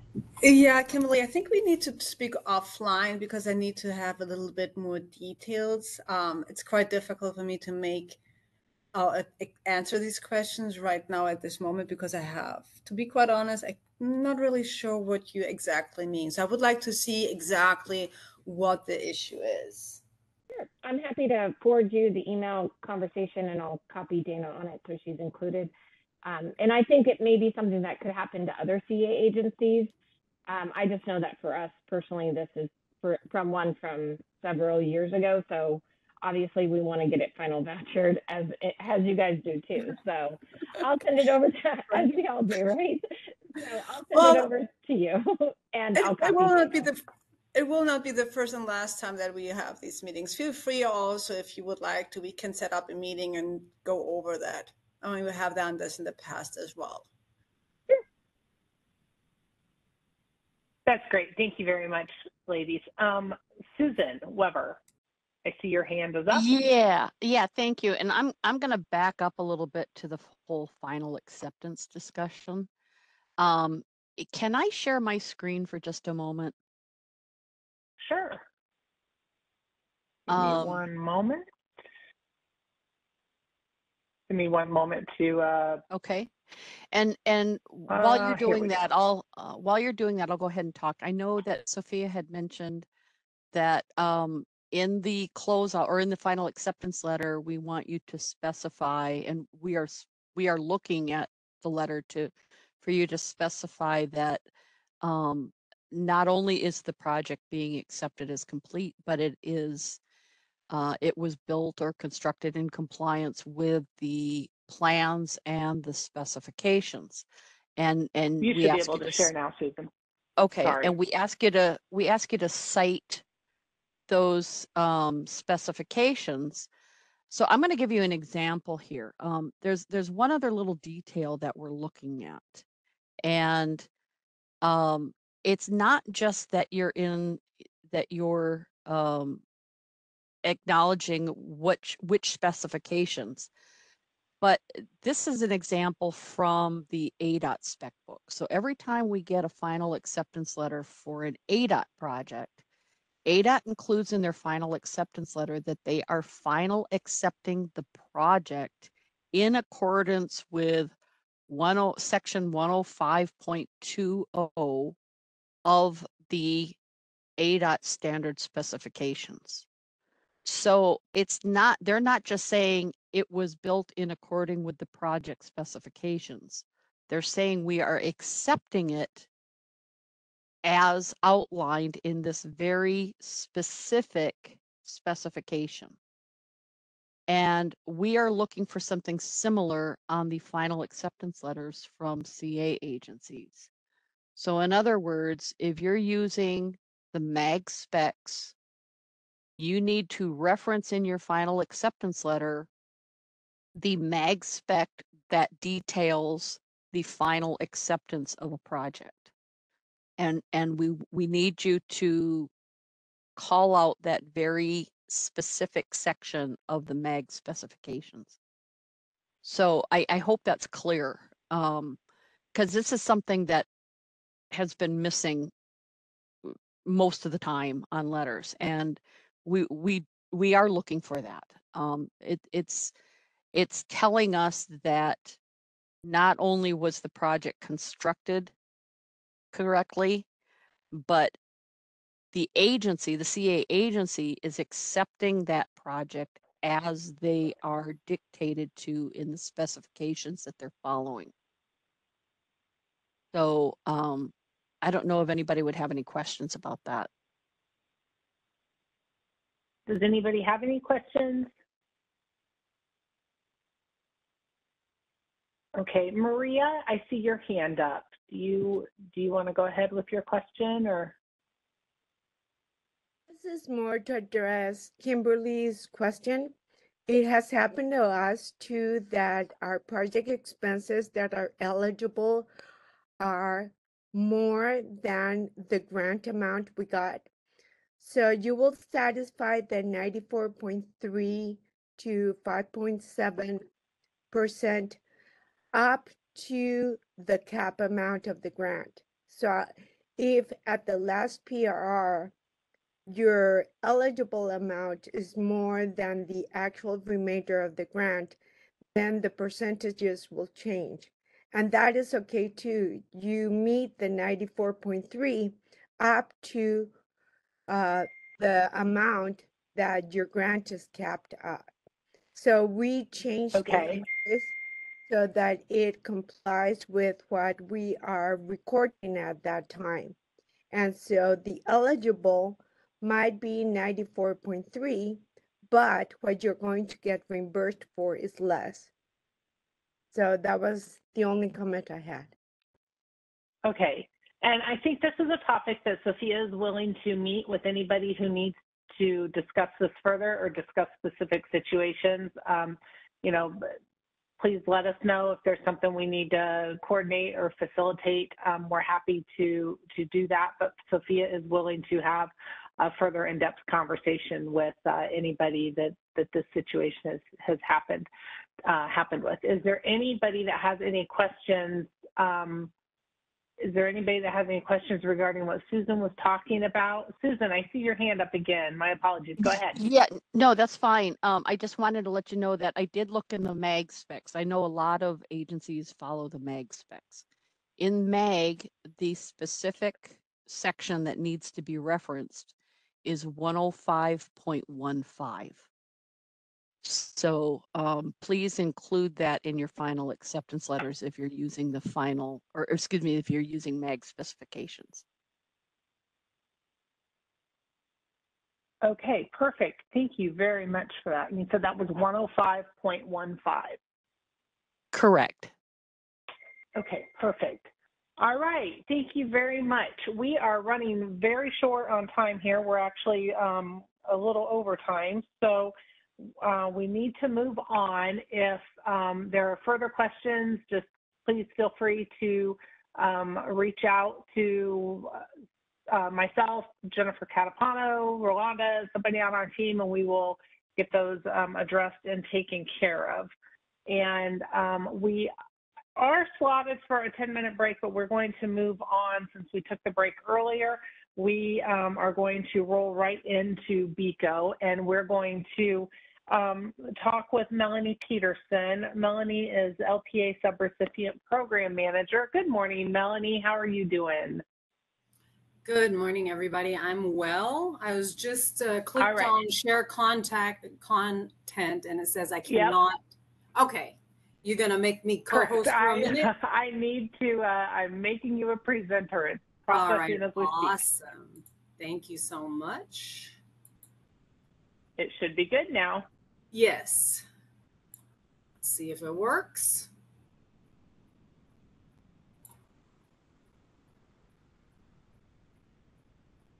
Can you see it? We can. Thank you very much. That's weird because I can't. Let me change my layout. Oh, it looks good on our end. Yeah, it would be great if I could see what I'm sharing. Let's see. I mean, I can see it in my layout stack. Huh.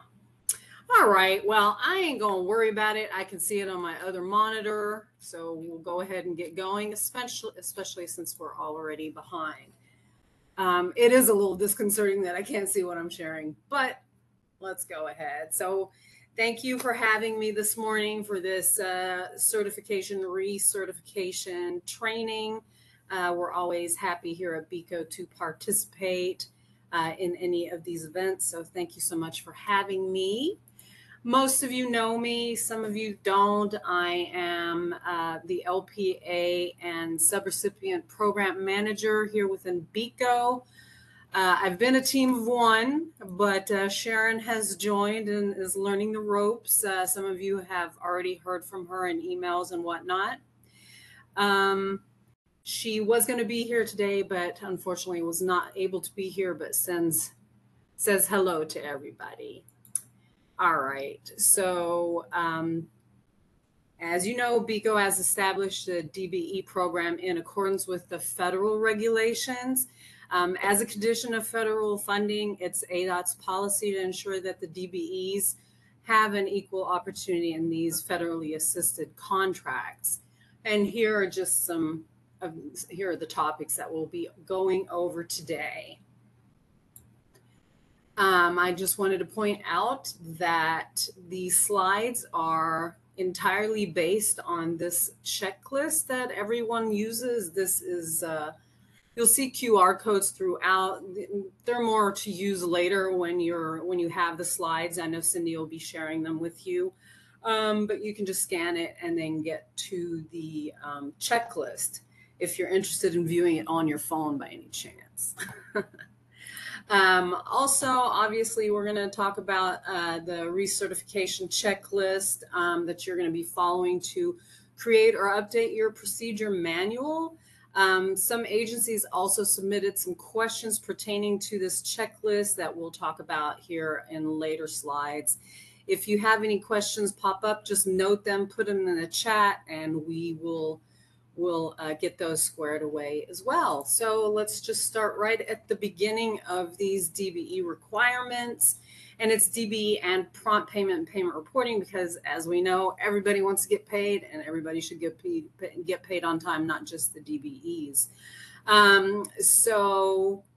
In accordance with the DBE program plan, the agency's DBE liaison, so your DBE liaison, will collaborate with the prime DBE liaison on all the compliance matters, and the prime contractor's DBE liaison is responsible for the administration of the DBE program. So the first step when it comes to DBE compliance on federally funded projects is the DBE goal assessment. We all have fun with that at times. The agency will submit a request to BECO prior to federal authorization for the goal assessment, including the final scope of work and the TRACS number, or the ADOT number, as some people call it. The agency will coordinate with the agency's PM to complete the DBE goal setting worksheet in the goal setting application. And the DBE goal assessment email must be included in the federal authorization packet to ADOT. BECO will then assess the DBE goal for the project and respond within 10 calendar days. And just a note here, please ensure that all agency staff who require use of the goal setting app have been granted access. If assistance is required, you can see on page 4 of the user manual within the goal setting app and allow 48 hours. We have also sent out an email to remove people that are no longer require use of the system. So if we reach out to you, we're just trying to clean up our user list. All right, so let's talk about good faith efforts. These good faith efforts come into play at several points during the life of the project. This is right at the beginning. At this stage, if the contractor anticipates having difficulty meeting the DBE goal, they should contact the agency before submitting the bids. Reference part CFR 49, and the agency documents the contractor's request for assistance and notifies BECO. This is an important step that sometimes gets missed, but please do notify BECO at this stage. And then BECO will provide support to the agency and also assist the contractor. Our DBE supportive services within BECO assists contractors with their good faith efforts finding DBEs. Please reference the Good Faith Efforts Guide, which is available on our website, as well as the DBE provisions. All right, so let's talk about the requirements for your bid packet as it pertains to DBE and prompt payment. So these, obviously, that's what I'm talking about. So you want to include the TRACS number, the assessed DBE contract goal percentage, the LPAE prize, whether that's race conscious with a DBE goal or race neutral, the DBE goal assurance form. This is also only for race conscious DBE goal assessed projects, the blank affidavit forms available on the LPA website, along with the LPA prompt payment and payment reporting provisions. Those have been updated, excuse me, and we'll talk about those in a little bit. And then the EEO compliance report. And just a reminder, the DBE goal expires after 120 days after the assessment. If the DBE goal has expired, the agency you need to resubmit for a new goal assessment. Otherwise, it turns into a huge mess. When we receive the bid verification packet, it's the first thing that we check. Is the goal still valid? And if not, if you've experienced it, you know what I'm talking about, but it throws a big wrench into everything. So please do make sure that your DBE goal has not expired at the time of advertisement. All righty. So at the time of bid submittal, the DBE goal assurance form is submitted by the bidding prime contractors. So the forms are submitted by all contractors. The contractors will identify if they meet the goal or if they do not meet the goal, but will provide good faith effort documentation. The contractor submits a fully completed form with the bid submittal. That's always a good thing. Fully completed and signed, please. The agency ensures the form is received and also reviews it for accuracy and that it's complete and signed. And then after review and determination of responsiveness, the agency will submit that form along with the other documents received. And we'll talk about that in a minute. AZU tracks, all contractors and subcontractors, including but not limited to DBEs, must be registered in AZU tracks. If assistance is needed, the agency can help and BECO can support if needed. There's also a nifty little QR code taking you directly to AZU tracks, just because we can.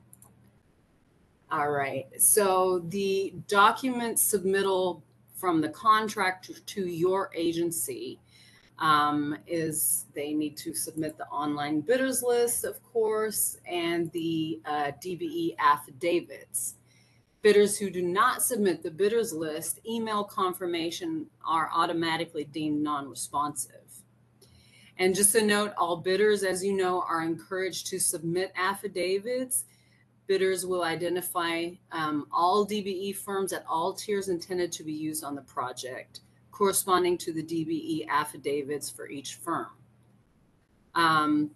Please ensure that all your primes, all your contractors are using the most updated forms. They have not been updated in a while, and if they are updated on our website, then obviously we will let you know. We won't surprise you with updated forms and not without you being aware of that. All right, so then your document submittal to BECO for concurrence, so your bid verification documents. And first, your agency will make a determination who the apparent low bidder is, and then send the documents along with your determination to BECO for concurrence. So you'll collect the bidders list email confirmation notices from all the bidders. Then also the affidavits, both the individual and summary affidavits by 4 p.m. on the 5th calendar day after bid opening. Then your agency will review the form for accuracy after the 5th calendar day. And then review the apparent low bidders notice affidavits after the 5th calendar day. I don't know why I have a separate tab for that. But if the apparent low bidder is deemed non-responsive, then you'll move to the subsequent low bidder and continuing until someone is deemed responsive. And then BECO will respond. Well, you'll compile those documents and send them to BECO for the bid verification concurrence, and BECO will respond within 5 business days. These bid verification requests should be sent to the LPA contractor compliance inbox, which you already do. So I want to continue to encourage you to do so. In case I'm not there, we have Sharon monitoring that inbox as well, so nothing gets delayed. Take a sip of water here. All righty. Now we've got these good faith efforts come into play again. If the DBE goal is not met as was indicated on the DBE goal assurance form, then the bidder submits the GFE documentation to the agency. This also has to happen by 4 p.m. on the 5th calendar day. So they'll either submit their DBE affidavits, et cetera, or they will submit their GFE documentation. Only bidders that demonstrate adequate GFE complete documentation are eligible to be awarded on the federal contract. So you'll receive the GFE documentation and contact BECO within 24 hours, and BECO will review the GFE documentation and notify the agency within 7 days. So you'll determine if you feel that this GFE is adequate, and then send it all to BECO, and then we will review and respond within 7 business days. I know this is a lot of information. I don't know if there's any questions popping up yet, but I'll just keep going and we'll address questions here a little bit later. So your executed contract, the agency will assure that the executed contract between the prime and the agency includes all of these documentations, the ePrize contract language, whether that's with or without a DBE goal, the DBE goal assurance, the DBE affidavits, a TSR request form, the TSR termination substitution reduction of work, the COP, certification of final DBE payments, the LPA, prompt payment and payment reporting provisions, new ones on and after September 1st, and the EEO compliance report. And now for reportable contracts being entered into the DBE system, this should happen no later than 15 days after contract award. Your agency will create the contract in the DBE system and assure all contract data is accurate. Excuse me. Also monitor the LPA DBE system to ensure all subcontract information is entered. And the contractor must enter all DBE and non-DBE contract information into the system after you create it in the LPA DBE system, which we'll talk about that name in a minute too.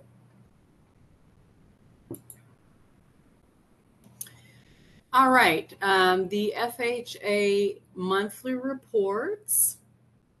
All awards and commitments must be reported to FHWA.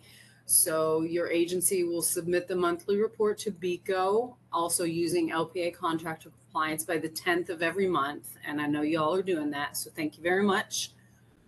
This is a link to LPA contractor compliance. And then the BECO technology and federal reporting team reviews the FHA monthly report for accuracy before they send it on and submit it to FHWA. A lot of talking for one person here. So the LPA subcontract compliance assurances, your agency will collect and review the committed DBE subcontracts before or at pre-construction conference, and then include the LPA DBE subcontract compliance assurances and the prompt pay and payment reporting in the subcontract approval process. Prompt payment. So the agency is going to make payments to the contractor on or before 14 days after the estimate of work is approved.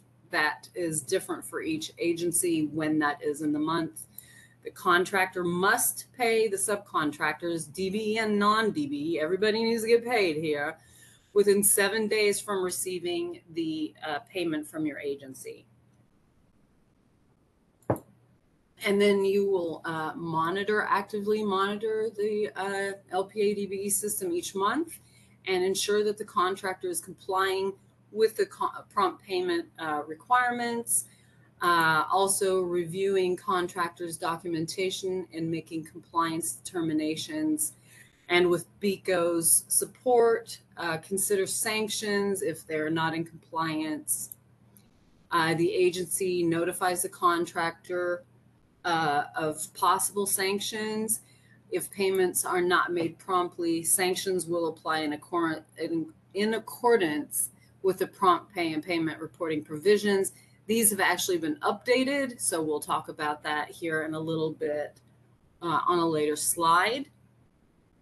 And then the contractor obviously makes reasonable efforts to resolve payment disputes and pay subcontractors on time. We know how important it is that these smaller firms do get paid on time. A lot of, often they are put at risk. So that's why there are very strict rules imposed by the feds on this topic. Now, payment reporting, the DBE program mandates that the agency shall actively monitor for payments, that the agency also reports their payments in the system by the 7th of each month. The agency monitors contracts to ensure compliance on an ongoing basis. The contractor enters the payments in the system by the last day of the month, including $0 payments. The subcontractors verify the payment within 15 days of electronic notice, which does not always happen. The contractor monitors the system for subcontractor payment confirmations. And if the subcontractors do not verify payments within 45 days, your agency can go ahead and confirm those. That I just a point to that. If there's a dispute after the fact, after you've confirmed it, that can be reopened. That's not an issue. All right, just briefly on sanctions. Like I said, we'll talk about it a little bit more later, but please monitor the contracts monthly to ensure compliance with payment reporting. BECO also selects contracts to monitor on an ongoing basis. So if we find that the agency or contractors or subcontractors are not in compliance, we will reach out to your agency. You can contact BECO for support when it comes to sanctions and notify the contractor that they're at risk for sanctions. Hopefully that will help move them more into a compliant state of being, if you will. And sanctions apply if payments are not reported every month. All right, so we've got a few TSR slides, termination, substitution, reduction of work. Thought this was a funny slide. Obviously, TSR doesn't only apply for lazy contractors. It was just a cheeky picture here. So the contractor shall make all reasonable efforts to avoid terminating, substituting, or reducing work of a committed DBE. The contractor shall also advise your agency within 24 hours of the first sign of a TSR becoming necessary. And then your agency should notify BECO immediately upon receiving notification. So everybody is ready to go when the information comes through. All TSRs must be approved by your agency with BECO's concurrence. The contractor will send a written notice to the DBE with the intent of terminating or substituting or reducing their work. The DBE has at least 5 calendar days to respond in writing. And the contractor's request, so the primes documents to your agency, need to include the TSR request form, obviously completed and signed, please. The DBE's response, if they responded, it is not necessary and should not hold up the process, and any additional documentation. So you'll review the formal request and provide determination in writing to BECO for concurrence. The agency should communicate the decision to the contractor and the DBE. The agency, along with BECO, consider the following items, the contractor's request, along with the DBE's response, if they did respond, any additional documentation, any documentation from agency staff of the issue, any insider knowledge you might have as to why this is occurring will all help in the determination. And the good cause, which is outlined in the LPAD e-prize. Sorry, I need another sip of water. I'm talking too much. All righty, so TSR, let's check out what happens if it's approved or not approved. If it is approved, then the contractor needs to submit new or updated affidavits for the replacement of the DBE to the agency for approval. Before the new DBE can begin any type of work, the agency must approve the DBE affidavits and needs BECO's concurrence. It's almost like a bid verification again. Or the contractor can submit GFE. You know, sometimes it's hard to find a DBE replacement quickly, so they can submit GFE documentation within 7 days of submitting the TSR request. And before the new DBE begins work, the agency evaluates the GFE and makes determination along with BECO concurrence. Just a note here, the prime may not self-perform any of this work without approval by your agency with BECO's concurrence. If the TSR is not approved, the contractor cannot terminate, substitute, or reduce work and could be subject to sanctions if they go ahead anyway. Well, this is what I already said. The contractor may not self-perform any of the work without prior approval from both the agency and BECO, and you'll consider sanctions when the contractor fails to follow the TSR process. Again, this is imperative that this is followed. Again, obviously, these are all requirements from the Fed. So moving on to CUF reviews. CUF is a commercially useful function. Site visits must be performed by your agency. I'm sure you have assigned people that go perform these site visits. Also a regulation. The CUF site visit will confirm, let's see, the CUF review confirms if a prime can receive DBE credit for work performed by a DBE. So you're going to visit the site and you're interviewing the DBE and ensuring that they are performing CUF. The DBE must perform at least 30% of the cost of its contract with its own workforce, and only work performed by a DBE can counted for DBE credit. Just a little side note, BECO is currently reviewing projects specifically for CUF site visits. If your agency has performed site visits and has not loaded any documents into the LPA DBE system, I would suggest you do so. So we will be reviewing some projects randomly in the next couple of months. More about commercially useful functions. The contractor ensures that DBEs on the project are performing a CUF in accordance with the LPA e-prize. The contractor will only receive credit when a DBE performs a CUF, and the agency conducts CUF project site visits and desk reviews to confirm all DBEs on the project are performing a CUF, a commercially useful function. Sometimes CUF sounds dumb. And then the agency will notify the contractor in writing within 7 calendar days of the review if it determines that a DBE is not performing a CUF.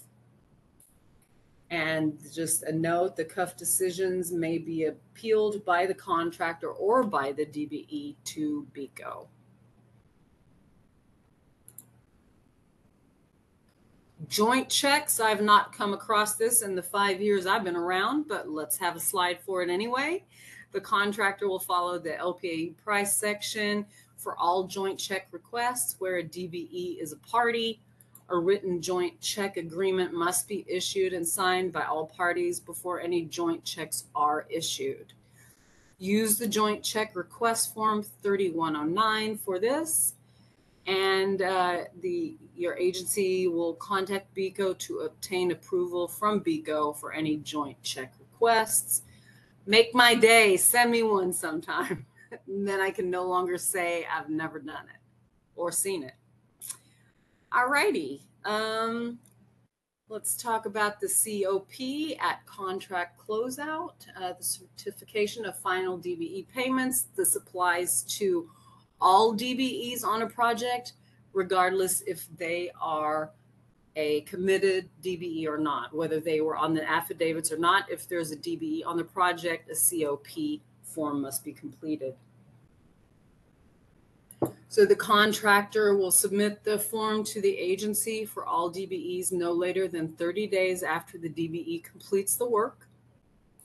The agency reviews the COP form and verifies it against the affidavit amounts. So the amounts on the affidavits along with the payment information in the DBE system. If the dollar amounts on the COP and in the system match, the agency approves the COP and sends it to BECO for concurrence.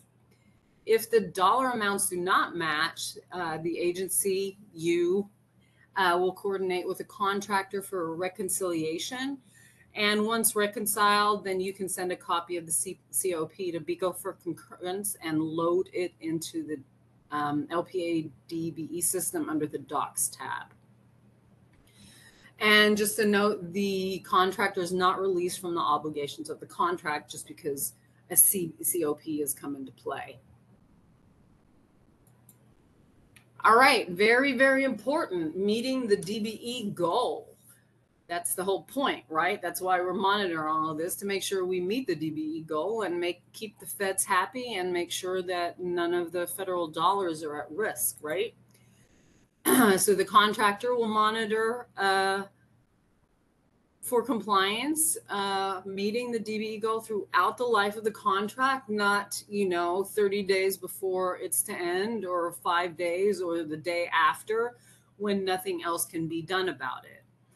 The contractor must meet the assessed DBE goal on the contract or provide good faith effort documentation, reasons why the goal was not met.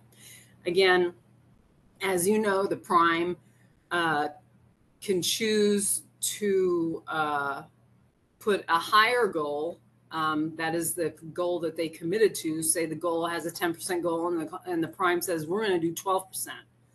When push comes to shove at the end of the contract, their feet will be held to the fire on the assessed goal, not their committed goal. So there's a little bit of grace there. The contractor is subject to sanctions if the assessed DBE goal is not met at the end. And the contractor can appeal the decision to the ADOT state engineer. Meeting the DBE goal for the agency. So you want to make sure to monitor compliance on meeting the DBE goal, again, throughout the life of the contract, so there's no surprises at the end.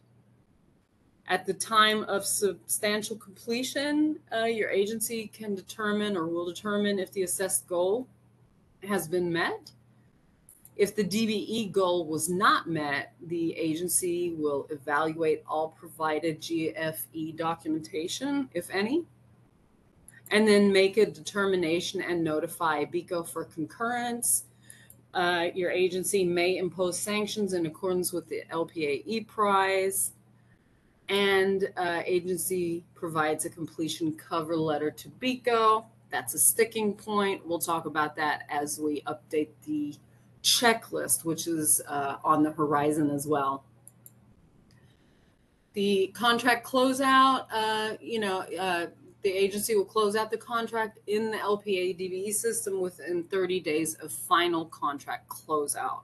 So once all is done, said and done, then the closeout in the system has to happen within 30 days.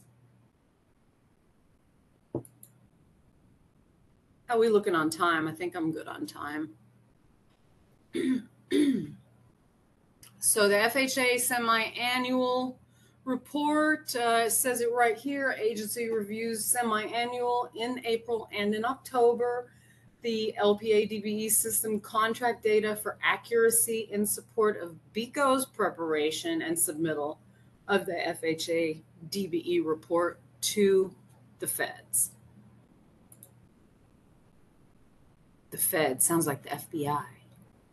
And then here again, FHWA construction contractors, EEO compliance report form. Nope, that is incorrect.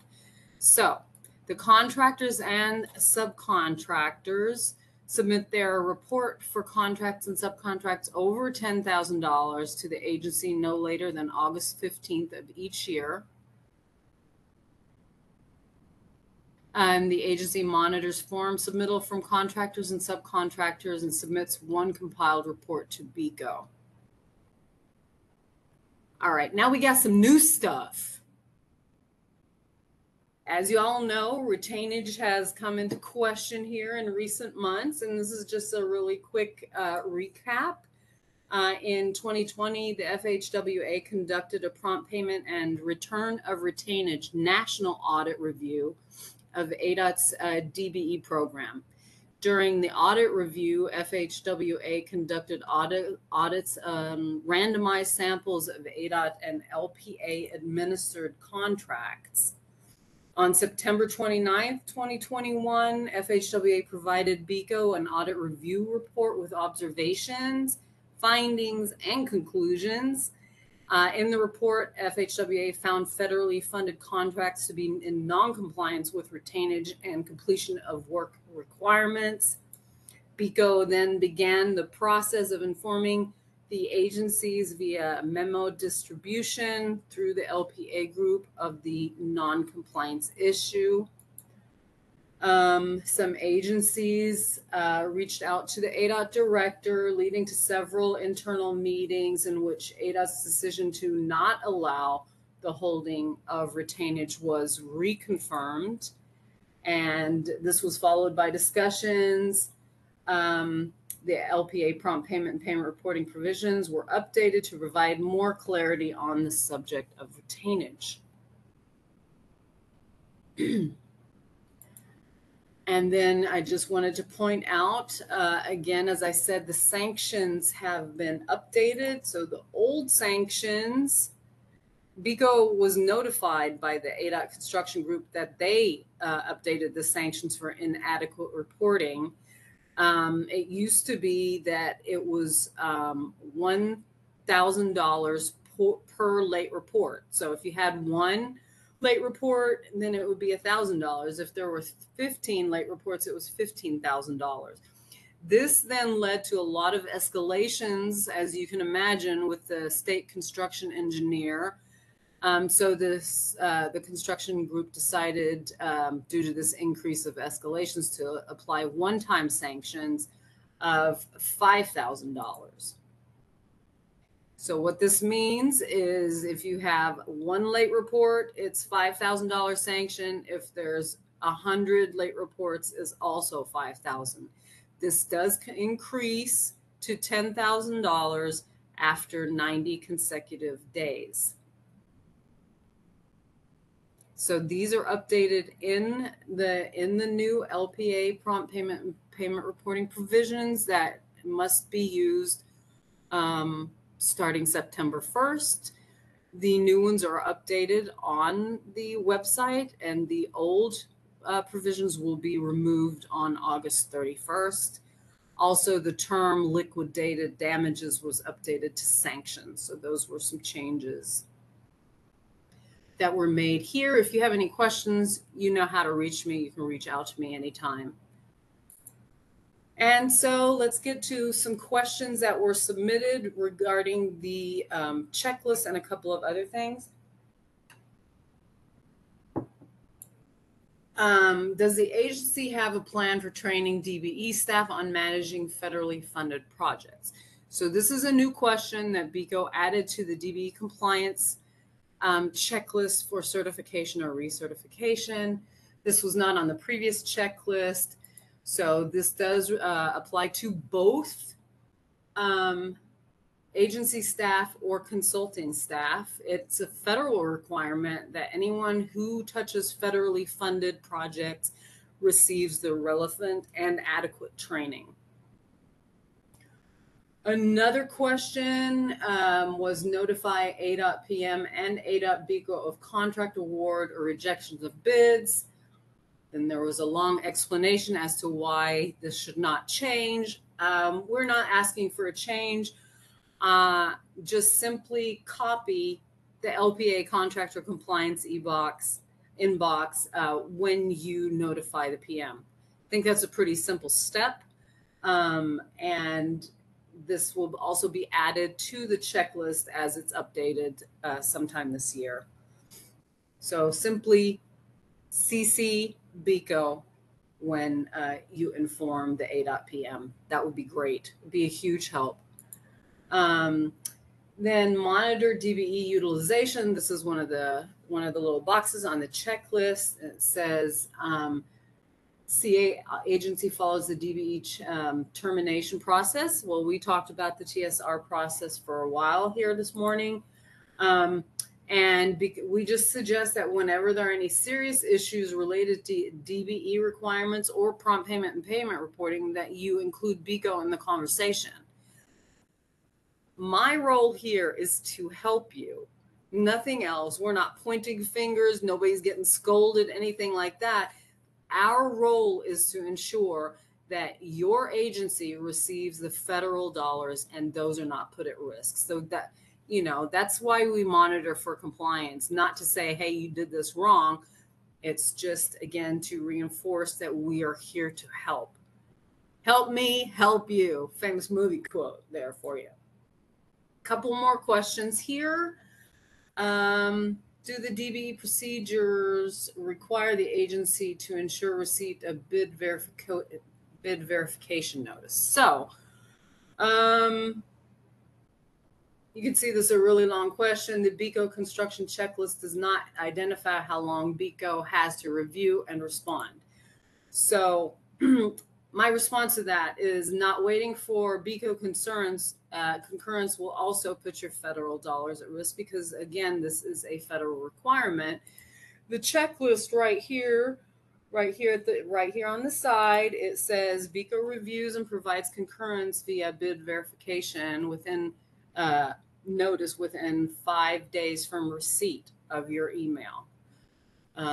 So it does point out that it's 5 days, and the agency does need to wait for BECO to respond to the bid verification request. And then here was a side note. I touched on that a few minutes before. It should not be called the LPA DBE system because it's also payment reporting. Very true. And it's not only reporting payments to DBEs. So it was something that I was already thinking about before someone asked this question. Let's see what my response is here. Agreed. BECO is already discussing this internally and will determine an acronym. And if you have any suggestions, call it payment reporting system. So we're discussing internally. Maybe we'll reach out before we change the name and see what everybody thinks. But if you have any ideas, you got my email address. Will there be an update to the checklist? The checklist that these slides are based on will be updated. Hopefully this year. We know how time slips away. It's almost September. So yes, the checklist will be updated. There's just a few little things that need to be tweaked. But yes, I will be looking at this. And here are some resources, my email, Sharon's email, LPA contractor compliance, the DBE program plan, and some other quick links for you. And that is the end of my slide deck. And I hope to have a conversation. So let's see what we got in the chat. Perfect, all right, Melanie. Thank you so much. Absolutely. So we do have a question on what is the process for DBE reconsideration. I'm not, Donald, could you speak to what you mean by reconsideration? When a firm submits their bid and we find them in non-compliance, is there a reconsideration hearing? We find them non-responsive. I'm sorry, non-responsive. Well, that depends. You know, you'll be reviewing your apparent low bidder. If they are deemed non-responsive or non-responsive, then you move to the next low bidder, right? So that prime, it has happened in the past, as we know, that they will contest that. So I'm not. Is that the process that you're asking about? No, I'm asking the firm that we found non-responsive, do we allow them a reconsideration hearing with a reconsideration officer? I believe so, but I'd say maybe reach out to me directly so that I can get the right answer for you. I wouldn't know off the top of my head, but I mean, any contractor has the right to appeal any decision made by your agency or by ADOT. Okay, thank you, Melody. I'll reach out to you offline. Okay, yeah, for sure. All right, so then Okay. I see Jessica says, what does reconciliation mean for the COP? So if the COP comes in and it doesn't match the amount in the LPA system, it could be because a payment was missed or various other reasons. So that should be fixed first. If the numbers then still don't match, then yes, a TSR will be required.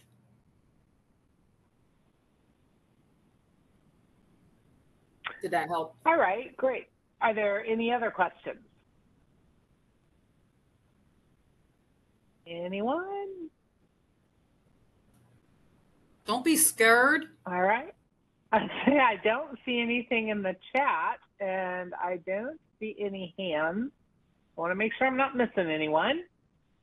I do want to put a couple reminders out there. I want to remind everybody that any information or communication should really go through your DVE coordinator or the CA, excuse me, or your CA liaison.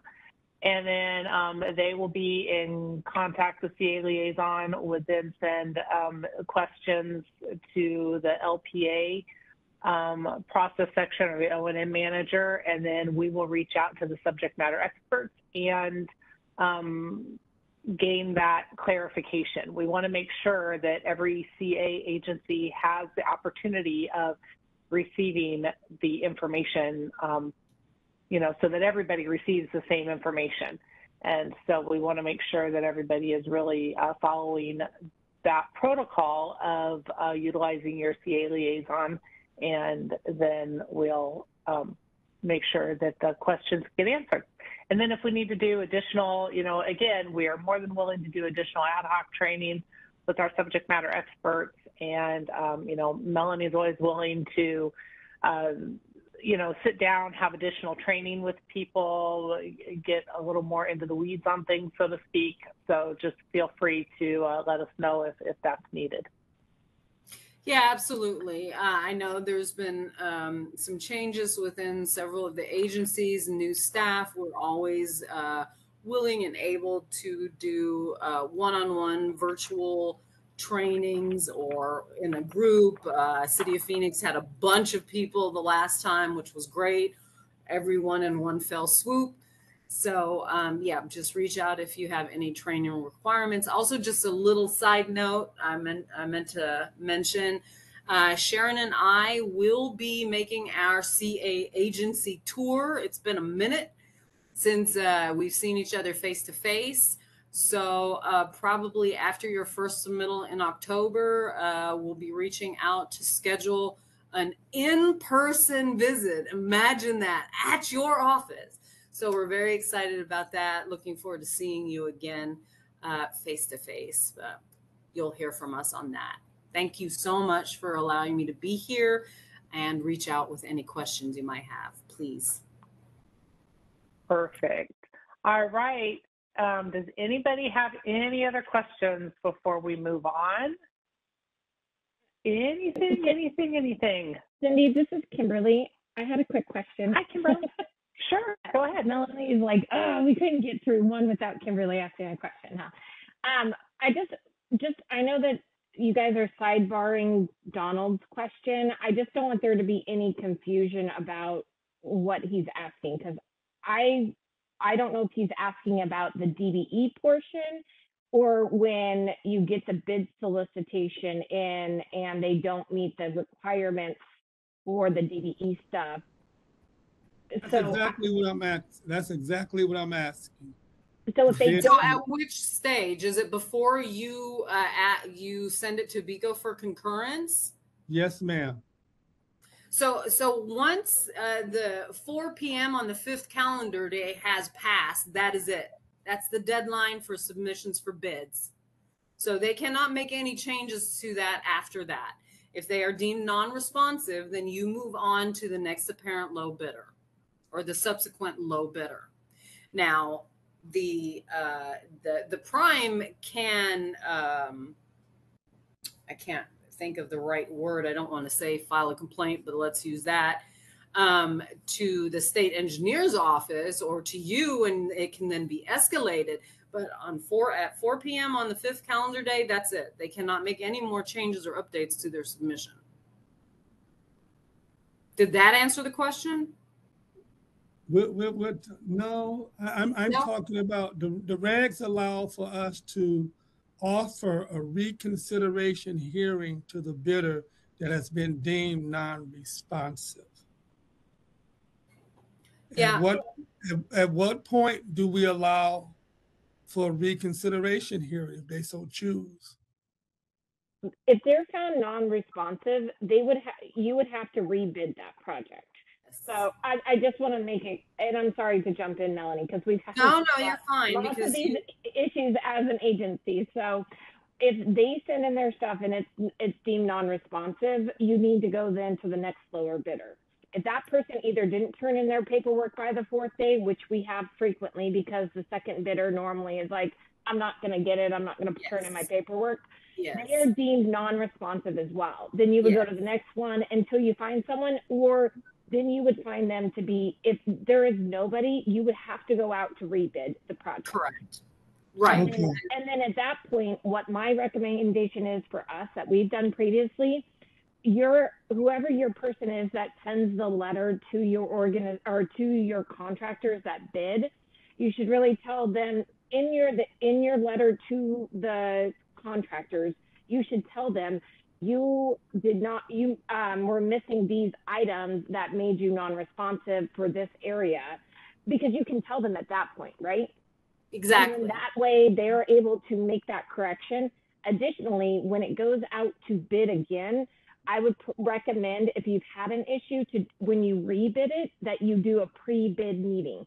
We don't require it at McDOT, but for second bids, we sometimes do them, just because you're able to explain some of these more difficult areas for those low bidders when you have these challenges. And so, because a lot of times these bidders have never bid on a federal project, or they've bid on a federal project somewhere else and they may have missed a piece or they let it slide. We're a lot more stringent, I think, especially with our BECO and as a CA agency, we have to follow these guidelines pretty specifically. So my recommendation is actually to always have a pre-bid so you don't run into these problems. And that way you can explain, this is one of the ones that trips almost all contractors up, unless they've done them for your agency previously successfully. So this is one area that we always flag to talk about at a pre-bid meeting. Okay. Thank you, Kimberly. Yeah, I guess. Thank you so much, Kimberly, for explaining.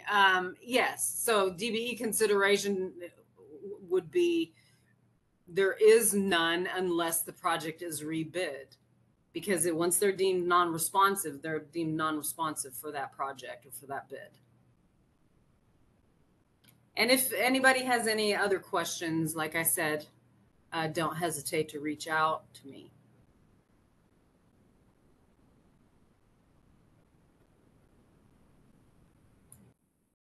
All right, any other questions?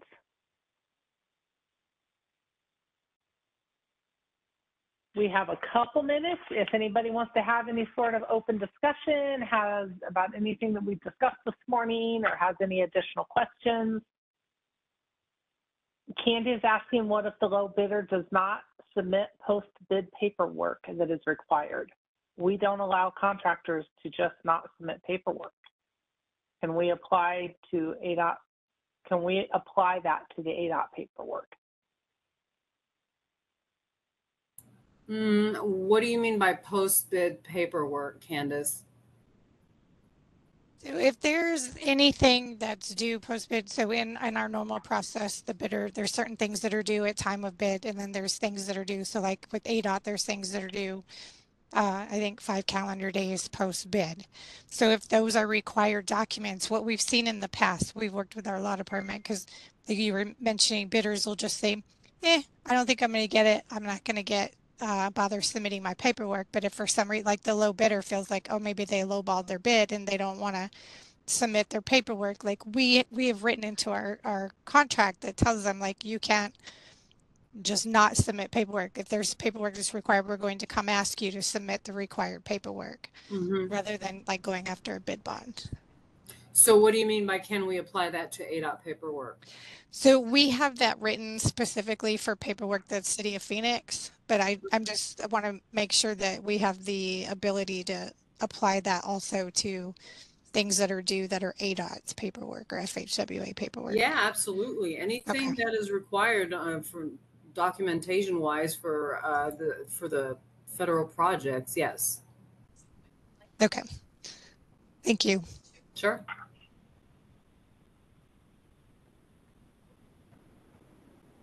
All right. Anyone have anything else? Melanie, do you have anything else, or are you good? I think I'm good. All right. I thank you very much for being with us this morning. For sure. Looking forward to working with everyone on their certification and recertification documents. We'll talk. Perfect. Thank you so much. You have a great day.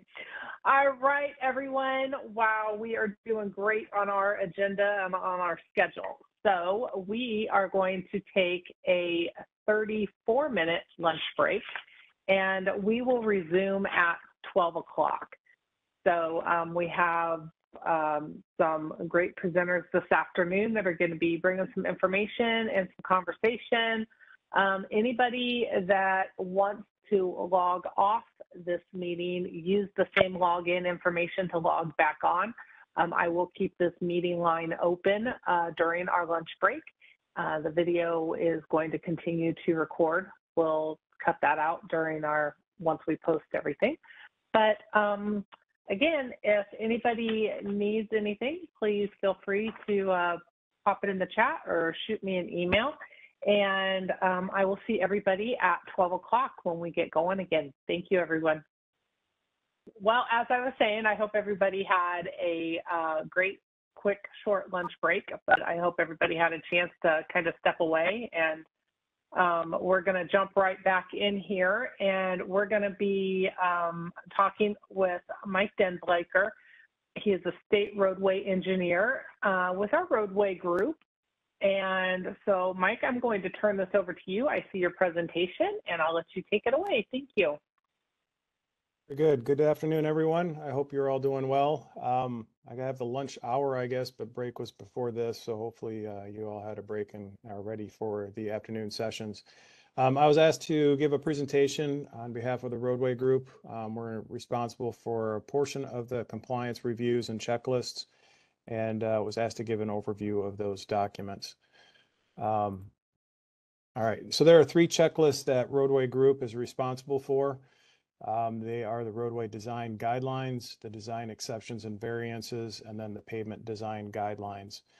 For those of you who have gone through the CA certification process in the past, these documents have largely stayed the same, so they should be very familiar to you, as well as with regards to consistency in the documents that we're expecting to see from you as well.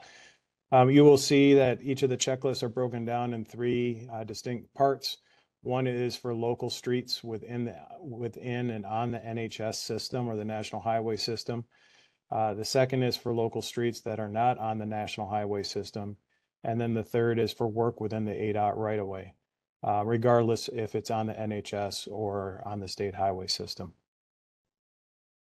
Going through the checklist individually, again, this is pretty high level here. Hopefully you've had a chance to review these. Our key focus here is looking at what the adopted standards are for each of the agencies that are submitting for CA certification. Again, each of the checklists is broken out. We are very interested in seeing what standards are being used on local streets that are on NHS roadways. You will see here that our focus is that it's compliant with the AASHTO standards. Those are outlined in 23 CFR Part 625, but largely and simply put is we're looking for compliance and consistency with the Green Book standards that are published by AASHTO. The current version that is out there is the 2018 version, which is also known as the Green Book 7. I trust that you all have access to that document. And again, this would definitely apply to roadway improvements that are within and on the National Highway System. For local streets that are not on the National Highway System, we are looking for your published standards and accepted standards. Again, looking for that adoption so that we know that there's going to be a consistent application of those standards on your roadway system. For roadway improvements that are within our ADOT right-of-way, again, we're looking for consistency with AASHTO, but also specifically with regards to our ADOT roadway design guidelines. Those are available on our website. We're looking for the AASHTO controlling design criteria. We're looking for the ADOT roadway design guidelines, and then any other applicable adopted standards that what we have. When municipalities or agencies decide that a published value, a published standard cannot be met, or there is an alternative that is being evaluated and that will be selected for a roadway feature, we're looking for your published standards, adopted standards as for how you will review, how you will evaluate, how you will justify, and how you will approve those changes to the published standards. Again, looking for features that are and standards that are on both the NHS and non-NHS system. On the NHS or the National Highway System, FHWA does have overview and oversight of any changes, any variances or exceptions to the published standards. You will see that these are largely outlined in a memorandum that was published May 5, 2016 by FHWA. A link is provided. They're looking for how you are evaluating those design features related to the controlling criteria. There are 10 controlling criteria that FHWA is looking for. These have been deemed to be very important to them and should be followed. But again, there are exceptions and variances that may be in place. The 10 controlling criteria are listed on the bottom left.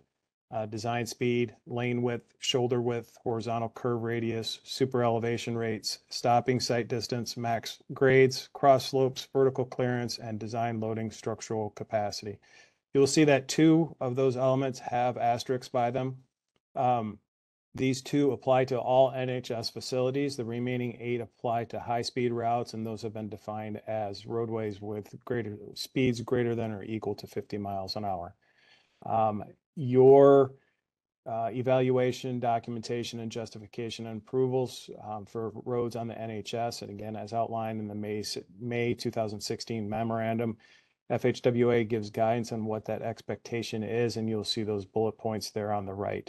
A big part is looking at what feature is being looked at and will be varied from the published value, how you are evaluating them, how you are justifying them, and then any proposed mitigation features that may be implemented. For features and roadways not on the NHS, we will largely look for what your published and adopted standards are for those variances and exceptions. Again, the expectation is that you have that procedure in writing and that you follow those procedures. For roadways and improvements that are within the ADOT system, we follow largely that same guidance that's in the 2016, but we do have additional guidance that's provided on our website, and that's in a memorandum that's titled ADOT Guidance on Design Exception and Variances. Again, documentation and justification is going to be important for work that's within the ADOT system. Those approvals will have to come through our office. Pavement design is also something that is important, as this is an asset that we spend a lot of money and invest in.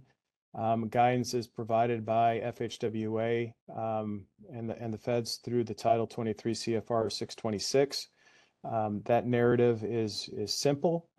It's pretty clear.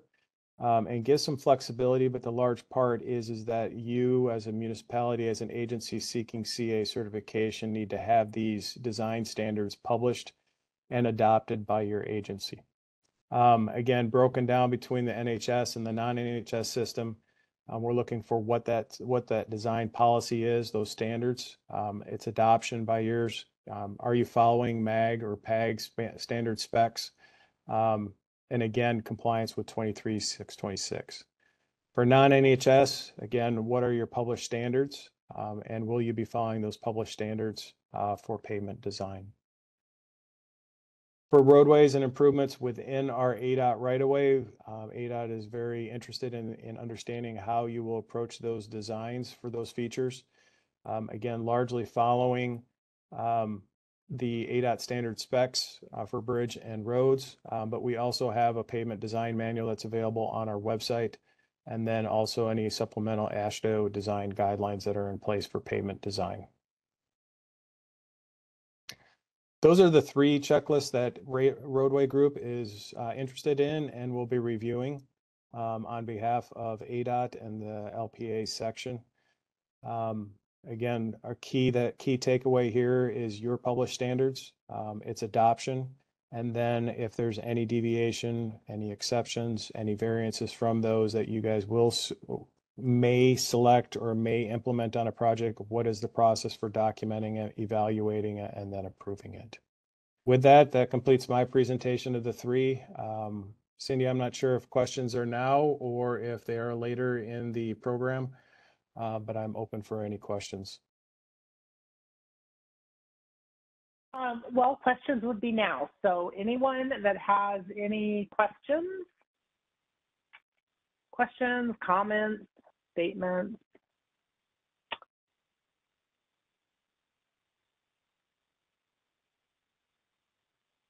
I don't see anything in the chat.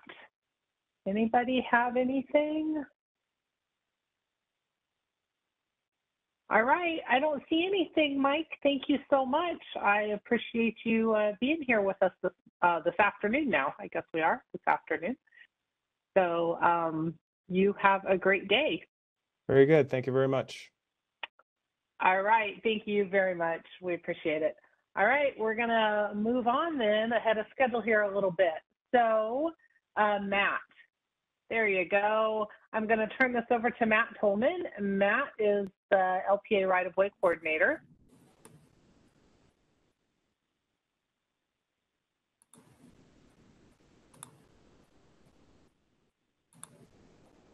And I need to give you sharing rights here, Matt. One moment. Let me find your name on here. I just want to thank Mike for the additional time. It's like going to church and speaking in church when, at least it is my church, if a husband and wife team speak, the wife usually leaves the husband with lots of time left over to talk and to make up stuff. Or she goes too long and then I got to shorten everything. So thanks, Mike. Oh my goodness. All right. It says you have presenting rights. There you go. Okay, so I don't know what you guys can see, but I'm assuming it's probably what I've got up on my screen. Again, thanks for the opportunity to go over the right-of-way group's checklist with you. I had a few more slides for this one, but I think we've talked about oversight enough and are helping with you that. Just want you to know that as an agency, we are here, or I'm here to help you with your right-of-way process and to make sure things go smoothly for you. Under Title 23 of the code, local entities aren't recognized as a direct recipient of federal funds. That just means that money comes through ADOT and it has a certain responsibility. And with that, we set up the CA program, which gives you a lot of autonomy when you've completed the process here. However, we do need to continue to have oversight of it. And so right-of-way group's standpoint is that we're here to check to make sure that you have the capacity, experience, the resources to develop your right-of-way portion of your projects. And they comply with state, federal, local laws. Tribal, not so much, but there are requirements there. Under ADOT's agreement, ADOT's required to provide the oversight to you as an agency. So right-of-way group's part in this is defined in the local agency project manual, chapter 10. ADOT right-of-way group oversees the right-of-way process. Clearances for LPA projects under CA and SA. LPA must follow the procedures included in chapter 10 of federal aid fund. Chapter 10, if federal aid funds are used for any portion of the LPA project, whether those funds are in right-of-way or not. So your federal funds could fall not only in right-of-way, but they could fall in design. They could fall in construction. In any situation, you still need to follow the federal right-of-way process. So with that, we came up with the checklist. The checklist has not changed much since last time around. A few things have been added. So I'm just going to go through the checklist fairly quickly. If you have questions along the way, or if I haven't got to them, we'll have a chance at the end. But under this, so that you understand, by completing the assessment question on this checklist does not equate to approval of self-administering your right-of-way activities. ADOT will retain the oversight of right-of-way activities. Approval concurrences for right-of-way clearances is still required.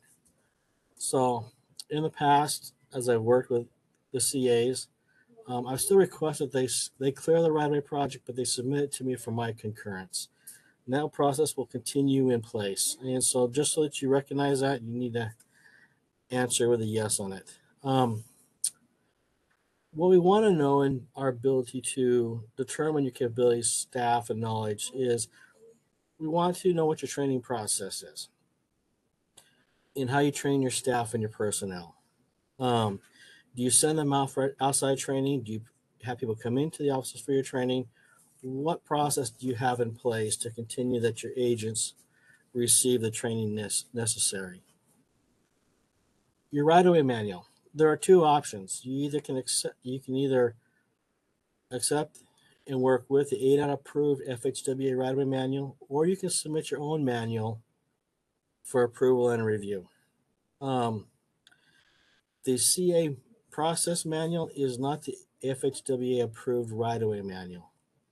So even though that manual is there, the CA manual is just a portion of it. If the agency uses their own right-of-way manual, has it been updated? We want to know if it's been updated to current standards, the current condition, to the current indication. If there's any changes, what those changes are. We got asked a question. It said in 2019, we adopted the CA right-of-way manual option. We opt for the ADOT right-of-way manual option in 2024. What would this transition entail in terms of the right process? Again, as I said earlier, there's only one FHWA approved right-of-way manual in the state, and that's the ADOT approved right-of-way manual with FHWA. There's no separate manual. There's no separate CA right-of-way manual that's been approved. It's only the ADOT approved. In fact, we just went through we went through a review of our own manual with FHWA this year. And this is the right-of-way manual that needs to be followed in all of your projects if you don't have submitted your own right-of-way manual that's been approved. So to answer the question, there's really no difference in perspective from a right-of-way standpoint because we've been following the ADOT FHWA approved right-of-way manual all along. If you choose as an agency, choose to submit your own manual for review and approval, it's going to be evaluated based on a comparison with FHWA ADOT's approved right-of-way manual. So the closer it is to it, the quicker and easier it will be for us to go through and review it.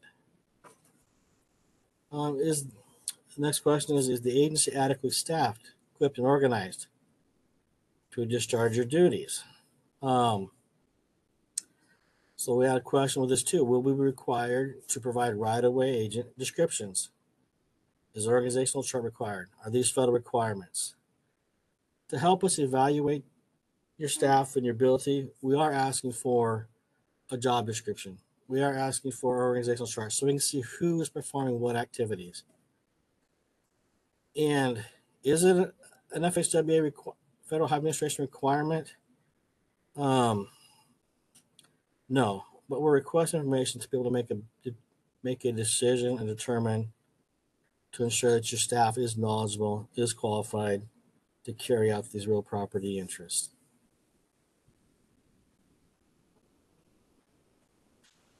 Next question is, does the agency have a property management section that maintains your records of your property after real property after you've acquired it? That is in Title 23. So ADA has a property management section. So we're looking to see whether you guys have that or not and how you handle property that's been acquired. Who is doing that oversight of those properties that have been acquired? Does the agency submit to ADOT right-of-way group request for conditional right-of-way clearances prior to advertising a project? This is a requirement, a federal requirement. You can request a conditional clearance. That doesn't mean one's going to be granted. In most cases, I will do what I can to make sure that one gets through. It does require my approval, and it does require FHWA's concurrence on a conditional right-of-way clearance. Does the agency submit ADOT right-of-way group all conditional right-of-way clearances for approval? Again, that's self-advertising, self-explanatory there.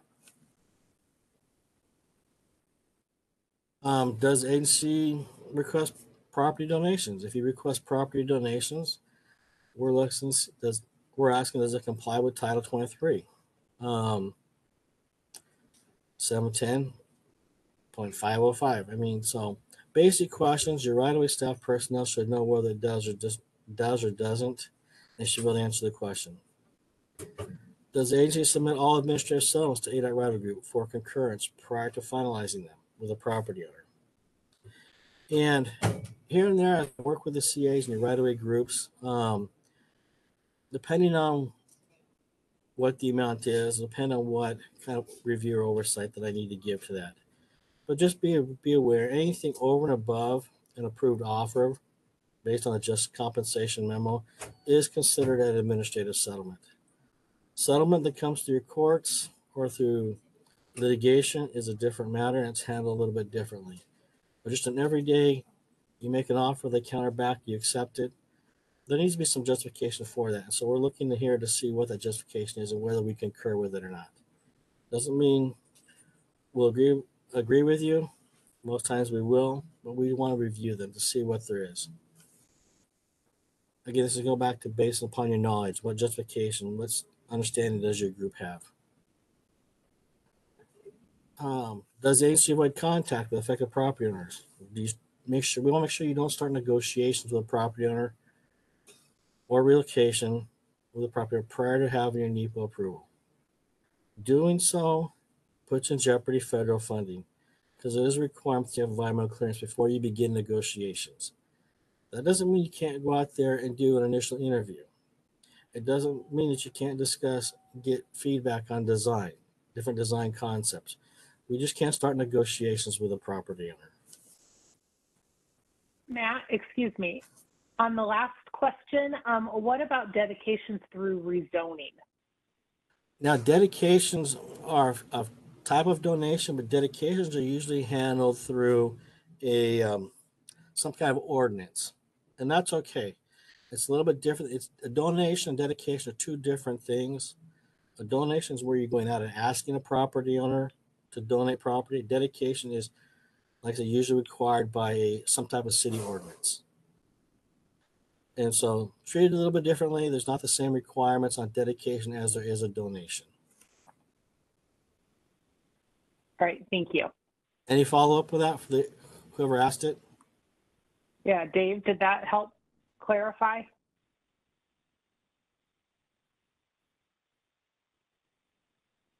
Good. Yes, it did. Thank you.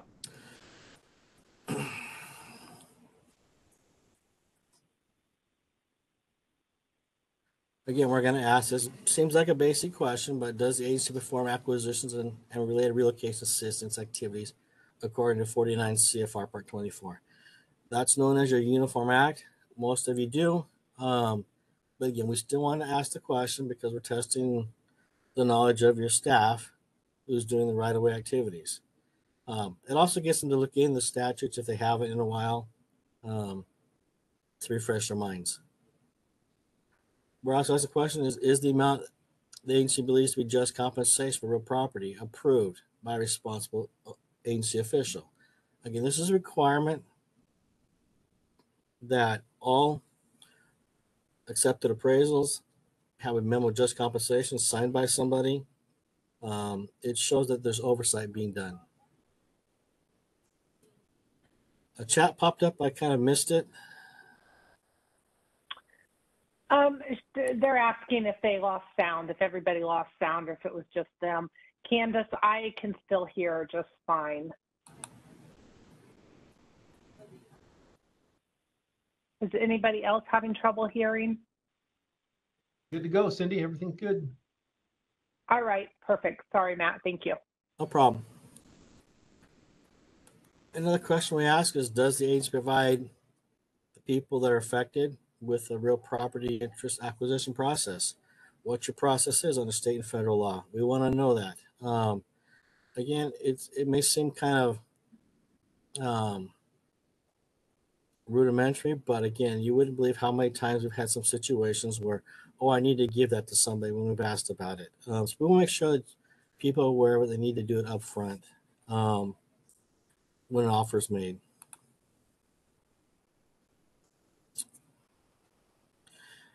Does your agency have right-of-way plans? Do you prepare right-of-way plans? If you don't, how do you show the affected property owners on those plans for that? How does the property depict it? Do you depict that in your design plans only, or you do separate right-of-way plans? We want to know so we don't spend time looking or asking for something that you don't provide, but show some other way. Does the agency maintain a written dialogue, contact log with impacted property owners? Again, you're required to. This would be any communications you have with an impacted property owner. This dialogue is important, and I can't stress that enough. It shouldn't be just like a one-liner which says, hey, look, met with the property owner, they sign. What did you give the property owner? It should be detailed enough that somebody who's not familiar can pick up your contact log, read through it, make a determination of what's been presented, what's not been presented. I use this as a basis when I'm reviewing a file to see if I need to dig any deeper. If you're detailed in this, chances are I don't need to go much deeper than this, but if you're missing something, I tend to dig into the files, and then I have more questions usually pop up out of the way. So if you don't want me asking questions as I review your files, keep a detailed contact log. It helps everybody all the way around. It's also, if you ever have to go to court and you're called to testify, if you have a detailed log, it helps because you can refer back to it.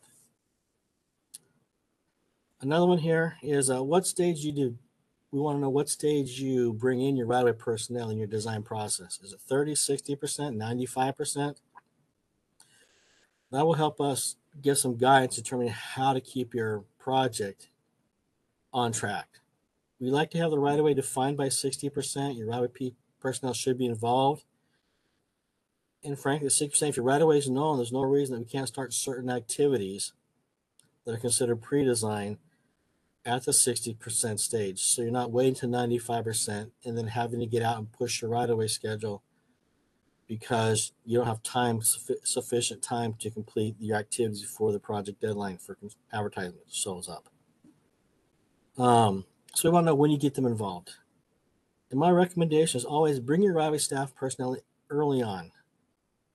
The earlier you bring them on, they can give you guidance and directions, possible solutions of problems that may arise in your design process, things that they may not see or consider, or designer may not consider, whereas they would consider consider them important because they deal with them on a regular basis. So we want to know when you involve your right-of-way staff. Another question that came in is, how long will the review process take once you've submitted things to ADOT? Short answer is, it all depends on if you're going to adopt the FHWA approved ADOT right-of-way manual or if you're going to submit your own right-of-way manual. If you're submitting your own right-of-way manual, it will depend on how complete it is, if it contains some of the similar sections as the FHWA approved right-of-way manual, so they can be easily compared. Another question that came in is requirement for the on-call to be licensed real estate a federal regulation? Answer is, we've been asked recently by FHWA if there's any requirements statewide that impact the ADOT process of hiring consultants. And so in answering this question, we did update our right-of-way manual. And the short of the answer is, there's nothing the federal regulations do, but Arizona state law through the Arizona Department of Real Estate defines what are real estate related activities require a license and which activities do not. ARS also provides a government exemption if certain conditions are met. And so the individual must be an employee. It must be part of their primary responsibilities. It can't be a temporary employee or a contractor employee. Those people would require to have a real estate license.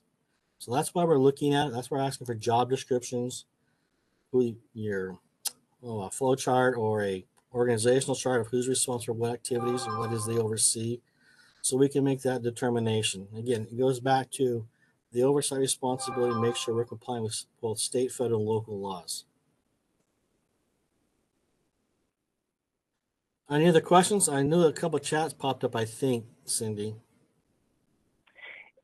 Yes, one of the questions was, is an appraisal required for every acquisition? An appraisal is not required for every acquisition, but a valuation waiver can be completed, which can be considered an appraisal. But there are certain conditions that need to be met if you're doing a valuation waiver.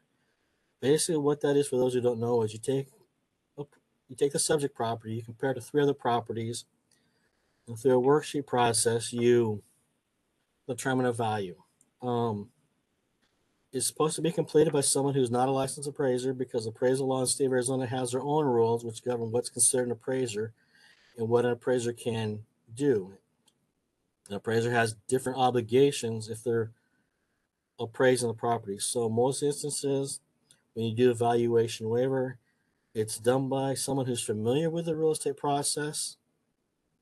For those who know what a broker is or a real estate agent, you can consider that individual doing a valuation waiver, but usually it's an employee who's familiar with local real estate, who can find comparable properties, they value them, they come up with a price per square foot that seems to be reasonable, and you make an offer based upon that. It still does require sign off with adjustment, sign off by someone in the agency once it's been completed, but it is possible to do that.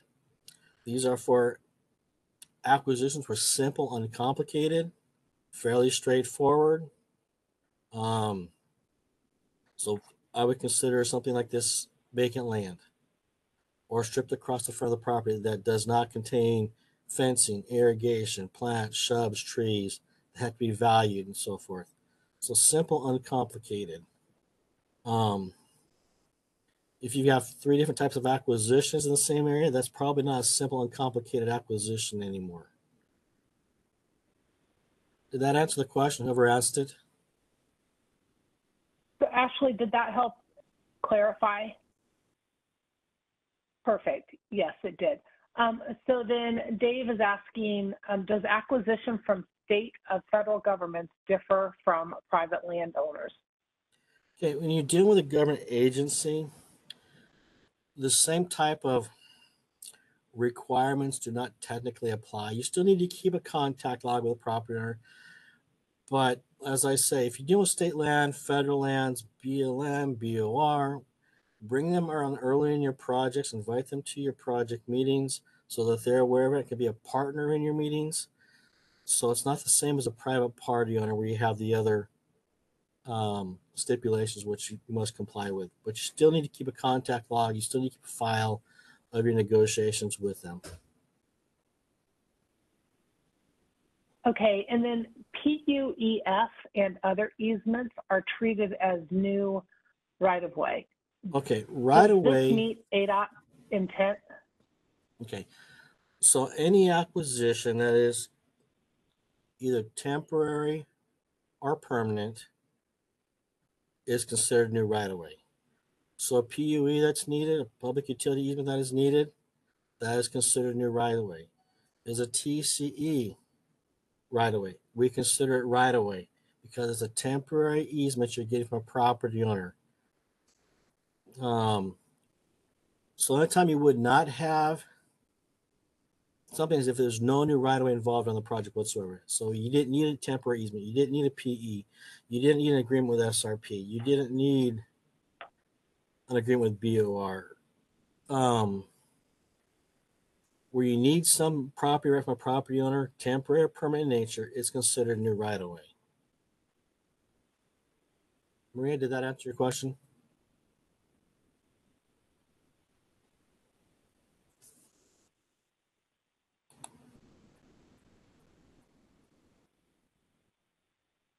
Maria, do you need any further clarification or did that take care of the question?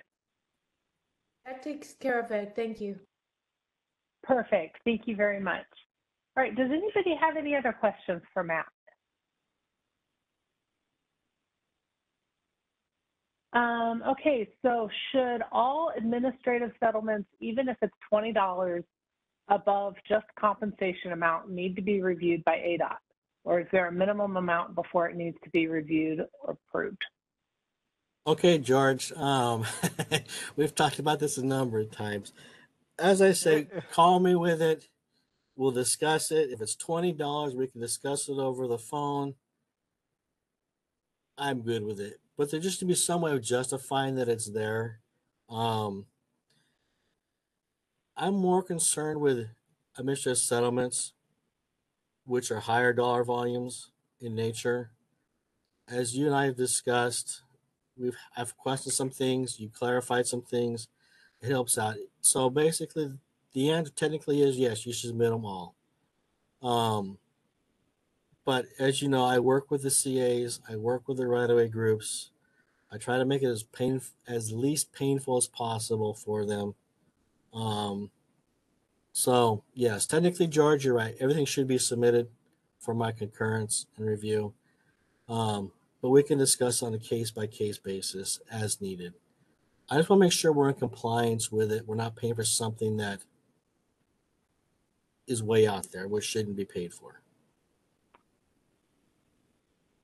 Yeah, thank you, Matt. I just wanted to touch up on that again so that our group could hear that directly from you, sir. I appreciate it. Thank you.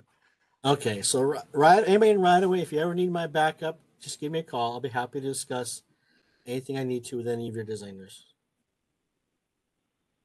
So what if the LPA is using its own funds for acquisition, not federal funds are being spent by the LPA for acquisition? Okay, so I get questions on this quite a bit. Anytime you have federal money in a project, whether it's in design or construction, the project is considered federalized, as I say, which means you must follow the Uniform Act. You must follow Title 23. If we're talking about payment of property owners, I'm not going to look at it. I'm going to say, I look at them all. I may feel the agency has a little more discrepancy when it's their own local funds and not federal funds. But I will work with everybody on that on a case-by-case basis.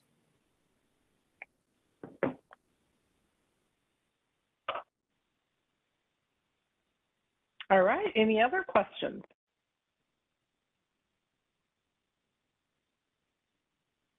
Those are some good right-of-way questions. We have Matt right here. Anybody have any questions? Okay, Eric had a question there. I see it. Eric, how you guys interpret the Arizona Revised Statute is between you and your What legal is the department. question, Matt? Lark had a comment. Matt, are you saying that I'm not temporary seeing city it. employee working in real estate must have an Arizona real estate license?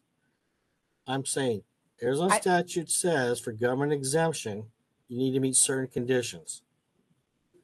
So, Eric, that's a legal question that needs to be answered through your legal department because it comes back to you. I'm just telling you what it says and what I'm looking for. So my interpretation as a broker for 25 years is one way. FHWA's new right-of-way man has been updated, has the requirements in there.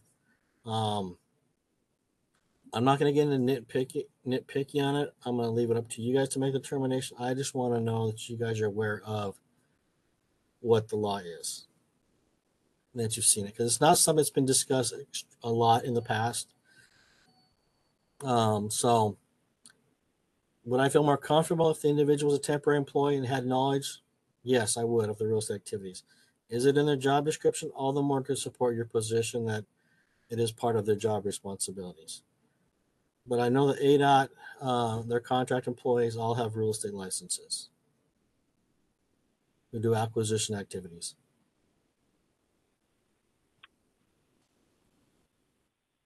Okay, Dave, Okay. I'm not, Dave, Yeah. I say Cindy, Dave Wastenberg has another comment here. I'm not quite sure what he means by a list of approved right-of-way services. That would be companies that provide right-of-way acquisition services. Do we have a list of approved companies? Yes, we have a list that's been approved by ADOT CNS to provide those services.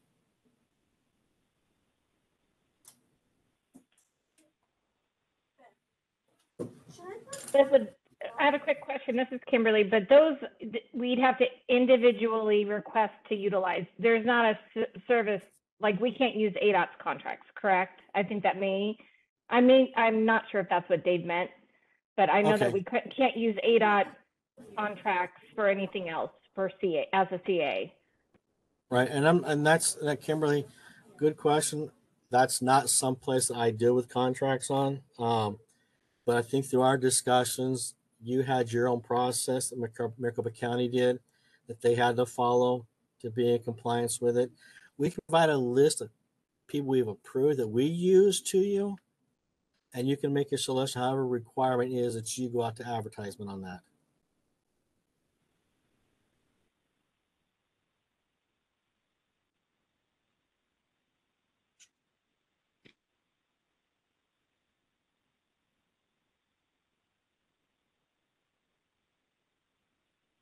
Anybody else have any other questions?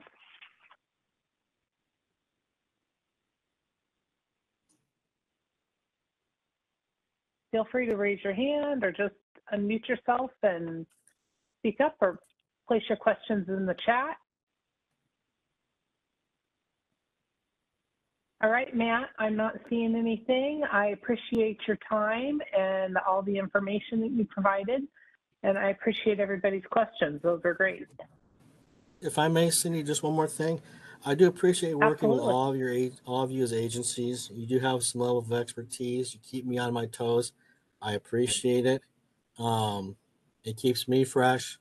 So I look forward to working with most of you again. And if City of Glendale and you might decide to come on board as a C agency or qualify, I look forward to working with you as well too. Perfect. Thank you, Matt. All right, everyone. We will move on with our next presenter. We are going to talk with Brett Anderson. And Brett, let me move the presenter over to you so you can share your screen. Okie dokie. And Brett is our LPA section manager. There you are. Yay. You should be able to share your screen whenever you're ready now. I got it. Entire screen. Let's do this one right here. And cool. Hide this. Close this. First, see that okay? Yes. Can you put it in presentation mode? Yep. Or Sorry. There we go. maybe it'll be there. Perfect. That's perfect. Thank you very much. Is that better? All right. Good afternoon, everybody. Hope everybody's had a great lunch, and I hope everybody's had a good time up to this point. I hope not to be a downer and pull this down. I think we've had a great presentations up until now, and we have a good couple of coming up after mine as well. Just would like to thank Cindy and her team for putting this together and getting it ready to go. I know it's a big effort, and they do a great job of getting it all ready and having the questions and things put together and getting an agenda going together. This was one of the topics of discussion, and I'm not sure who all is still on board here. Susan's not here right now, but I know she was going to jump back in somewhere down the road. But what we wanted to talk about here for this section is just kind of go over some basic naming requirements. You know, of course, everybody should know all this as well, but with possibility of Yuma and Glendale coming on, we wanted to kind of treat everybody as that they've never heard this before. So that's kind of what the thought process was going along here. So one of the things that, again, I've pulled this presentation up. I used to do this STIP, and so was in charge of that. And then project naming conventions came up quite a bit. And we're going to go through here some basic requirements that FHWA has according to the CFR, both with the STIP and a TIP. Now, there's two different sections that it references, the CFR references, and one for the STIP is the 450-216, and there's line I, J, K, and L. It goes into a little bit more detail. But this, what I'm going to show with you is the kind of the Cliff Notes versions of that. And this gives you the basics of what they were talking about. So what we want to talk about here when you submit a project for initiation. This is Dave. I think Vidal sent that to your. Sorry, if you're not, please put yourself on mute. If that's all right. Thanks, Cindy. So a couple of things that we want to see is when you go to initiate a project, and I think even when we talked about FMS, when they were doing their presentation, they mentioned something specifically about authorization and requesting a name and having the name be the same. What we'd like to do is see that name stay consistent all the way through from initiation, from where Mark's shop takes on, and then it goes all the way through. Now, we know this isn't realistic, but the ideal situation is the name would stay the same all the way through from initiation, all the way through to authorization and to award. We get that. We understand that things change. And again, the STIP and the TIP are plans, and plans need to change and roll with the situation that's there. So we understand that, but these are some basic requirements that we want to put in and make sure that everybody understands what needs to happen in order for a project to be authorized to use federal funds.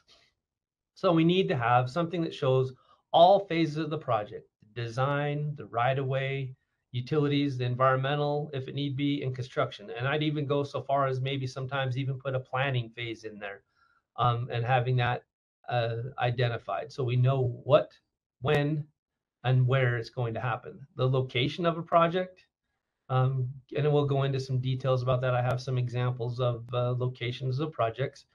Something that's easily identified on a map so that folks back in Washington, D.C. can point to it on a map and they can see it. Or again, new people coming in to FHWA's office or anywhere that they can take this and take the description of request, take your packet that you have, and make sure that it's that they can find that and they can identify exactly what's going to be going on. And then a very brief description of the work to be done. We don't need to have a book or a Reader's Digest, but we do like to have a description of what's going on and what's the expectation of that project. So a couple of and a project name. What should be in a project name? So again, generally have the form of a route number. Clearly, local government projects don't have route numbers unless they're on the state system. But the ideal situation would have some type of a route or a street name, a termini 1 and a termini 2. So a beginning point or an ending point in or near the appropriate city. So case in point, a couple of things that have come up in the past is, various locations, Maricopa County. That was just one specific example. Now, but that was those specific projects were identified for, I don't know, Glendale and Peoria. And it was recommended that we just do Maricopa County. But I bounced back and said, well, what if next year we do Tempe and Mesa? You know, so, you know, how do we do that? Now you're going to look at, you know, you're going to have 5 projects that say Maricopa County. And we need to be very clear with the definitions and what we understood the project to be. I think the CA that submitted the projects was correct, and we kept it that way. Yeah, the basic scope is not to be in the project name. We'll kind of go over that. I'll give you some examples about that, Anna, and B, we can talk about that a little bit more. I anticipate that this is going to be very, very much a long discussion. And if this goes beyond the time that we have available, we can definitely pull this out and do an ad hoc training, as Rolanda talked about earlier on in that. So we can much appreciate that to go through those things. So again, moving on with the project name, point locations, intersections should have a form of route number or road street name, and then give some cross sections of where they're at. What is exactly the river or wash? Again, I think at the end of the day, what we're trying to do is be as specific as we possibly can with the location of the project and where it's at. Informative, useful for persons, again, not familiar with Arizona geography. Again, if you just say it's West Valley, well, it could be West Valley of Gilbert or West Valley of Buckeye. And, you know, if you just say, and again, we have to be very specific of West Valley of Glendale or Peoria or what have you, those kinds of things. Get more specific with the name and do those kinds of things and be very specific with what you got there. Again, significant cities or towns, especially desirable when a project is not located in a city or town. I think some of the challenges that we get on maybe SR 90 or maybe sometimes 260, where it's out in the middle of nowhere, and you know milepost 1 to milepost 10 kind of stuff. I know sometimes that gets to be a little difficult. We try to there's a wash typically. I know at ADOT we use wash. There's Santa Cruz River. I mean, Santa Cruz River winds throughout the entire state, it seems like. And which river are we talking about? And so those are some things that we come across in our shop as well. So very good then. So moving on, project map, some things that need to be looked at on a project map. Now, you know, ADOT used to have some things. We just had a line item. There was a specific line. There was no map in the STIP. And a few years ago, we moved to an electronic STIP. And now we're doing much, much better, where you can find there is a snippet or an inset with a scope, with a map of where the location is going to be worked at. So you can identify typically what that is. Now, sometimes it's not perfect. You know, it puts a map and all it has is a red line on the screen, and it doesn't give, you can't see surrounding areas. So we have to be very cognizant of that and be able to fix that up and be able to look at that in the name. And I'll give you some examples here down the road. So should be included project name, scope, project numbers, sufficient detail. Again, we've talked about this already. It's kind of handling both of these things all together. So project name, project map, very similar criteria, and statewide, region-wise, various location projects depict the affected highways or locations to the extent possible. I think there is in FEMAS, and that's the federal management system, there is a character limit. And so a lot of times we've just put various routes instead of various locations. We sometimes say various routes. Just this last week at our at ADOT's project change meeting, we switched something from various locations to various routes so that we could identify. And then down in the description of work, we identified the routes of where it was going to be at. But we can only have so many characters in the project name. And so that's kind of what we're dealing with, some limitations there. But at the same time, we still want to be very descriptive to let the public know what it is that we plan to do. And that's kind of the same approach that we're trying to take with everybody. So here's an example of a project Yeah, Kimberly's 50 characters allowed, including spaces and symbols. So yeah, you get 50 characters, that adds up quite a bit. So here is a name, and this is kind of one of the things that we've talked about in our shop a little bit about not including the type of work in the project name. So for instance, install conduit fiber for city ITS system, but then it's Johnson Boulevard ITS. Well, I guess this is, and here's the map that we're talking about. This is in Buckeye. And I apologize. This is stuff, I just wanted to use these examples. It's not the greatest thing to do. Again, I didn't want to pick on Buckeye or pick on this name, but this is just what was in the program, and some names that we wanted to look at and things that we wanted to talk about. We wanted to make sure that we don't put the type of work in the project name. The type of work probably needs to stay in the description column. So the project name could be Johnson Boulevard ITS, probably in the city of Buckeye. That probably would be a better name, and it also stays within that 50 character limit. It's probably pushing it, but it does stay within that character limit that they have in FEMAS. So this is one example of a naming of a project. Now here's another one that we had. Saraville Ave, Jefferson Street to Yuma Street. So here's Saraville Ave, here's Yuma Street, here's Jefferson Street. You can see it on a map. It's a very clear place of where the name is. This gives the construction. Here's the phase of work. Here's the dollar amounts that are predicted or projected to be in FY26. And then again, it gives a description, widen roadway and relocate power poles. And then the local ID is the Goodyear 12-905. This is dealing with the MAG and naming convention, and that's how they name their project. So this, again, the lead agency is the city of Goodyear. You can pick up a lot of things from just this page, whereas in the past, in other tip listings, maybe don't give enough information on the project page. And we're trying to move to this format so that it can be clear what it is and what's happening with the project. Another location. Again, you can see that I put this one here because this one shows the actual the highway.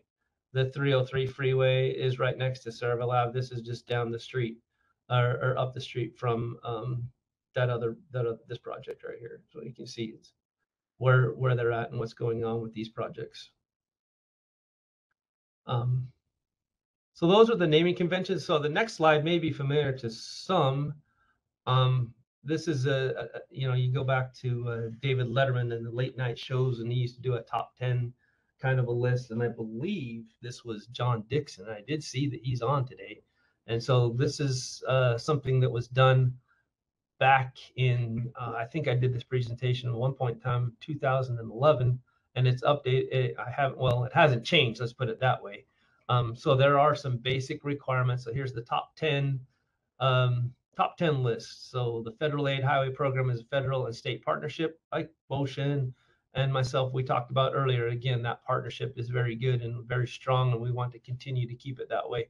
States initiate all projects and decide where to use federal funds. I think that's at the end of the day, the states initiate all projects and work with the locals. I think I wanted to make sure that that piece was clear, that we work with FCA agencies to decide how to use those federal aid funds. Federal aid highway program is a reimbursement program. So you pay for it, the state pays for it up front or the local pays for it up front. And then we reimburse at the pro rata rate that's eligible. FHWA must authorize projects in advance. And again, I think FMS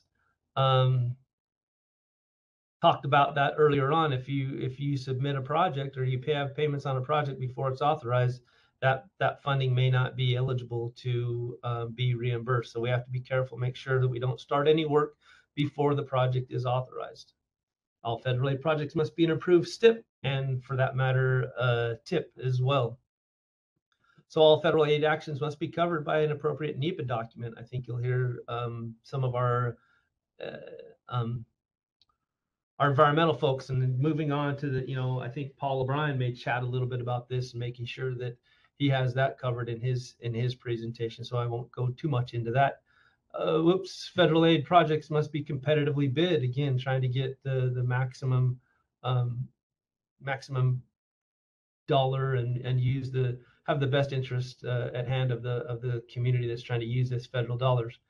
Required contract provisions apply to all federal aid projects. Again, making sure that we have all the T's crossed, I's dot, and things up with our shop, with ADOT and with the federal funds that go on, and our partners at FHWA.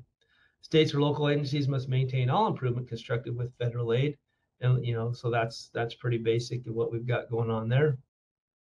And then a federal aid highway is defined as any road functionally classified above a rural minor collector or a local road. And again, back in when I did this back before, I think I used John Dixon allowed me to use this, and I want to make sure that I give credit where credit is due, and something that we continue on and continue to have going forward. All right, that's basically what I had, and again, that was really, really quick. Not a lot, but I do anticipate some discussion, and I see some chat in there. Anna's got some things. You see it on the tip or any documents other than what you are showing, which must match the funded project throughout. It will be a list of intersections and not be useful to anyone throughout the project start to finish. So Anna's just talking a little bit about the intersections of where it goes on. And I think at one point in time, you go back in the day, we used to have our board member was talking about doing a bunch of interchanges along I-10 in Tucson. And I think it got to be a little bit complicated in figuring out where those are and exactly what we were trying to do with those.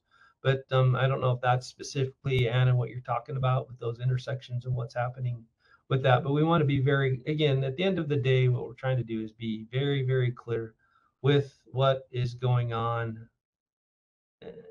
Competitive bid, does this include ARPA funding? Help me understand what the ARPA funding is. Oh, looks like no, just one. Anyways, oh, Hawks. Yeah, okay. ARPA funding, help me what that is, Kathleen.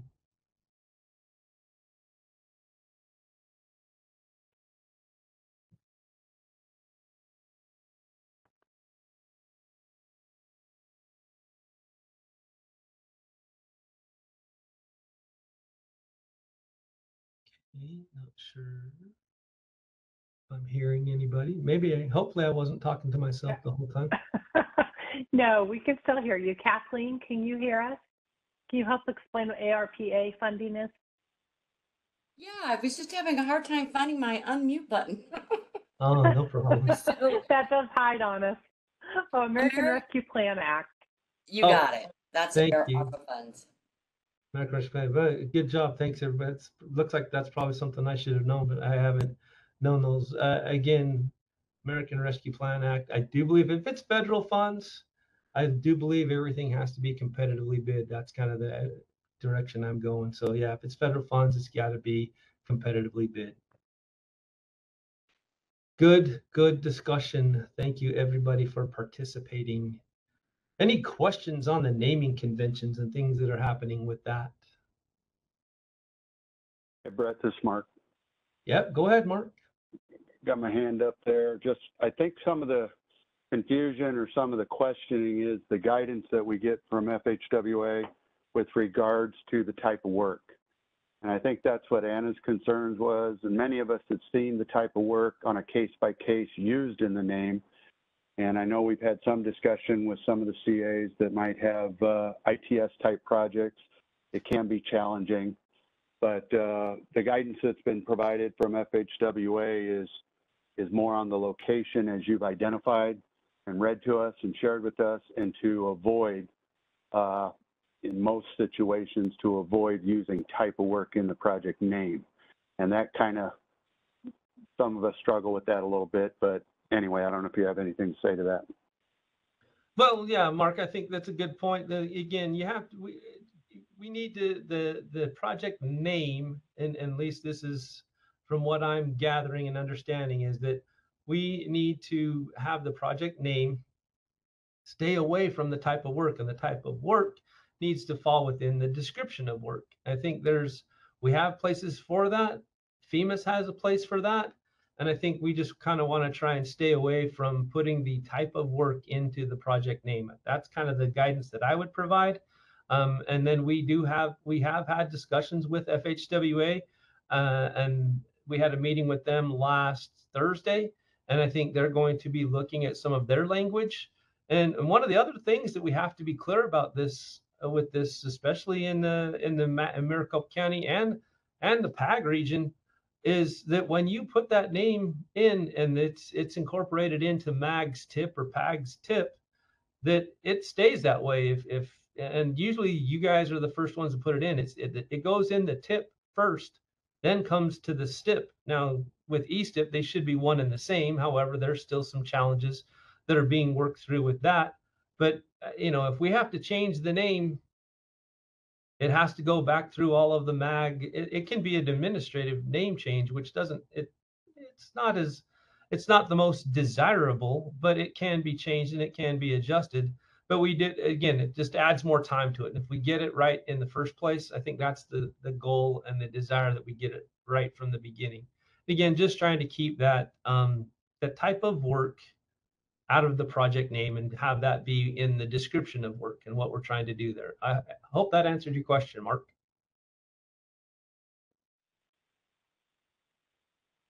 Thank you.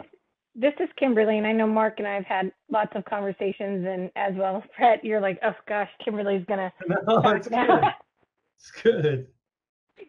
So I just wanted to say I did have a conversation with MAG, because what is showing up on what we submit to ADOT Mark's group when we submit, it's the description. It's not actually the project name that was submitted for the project.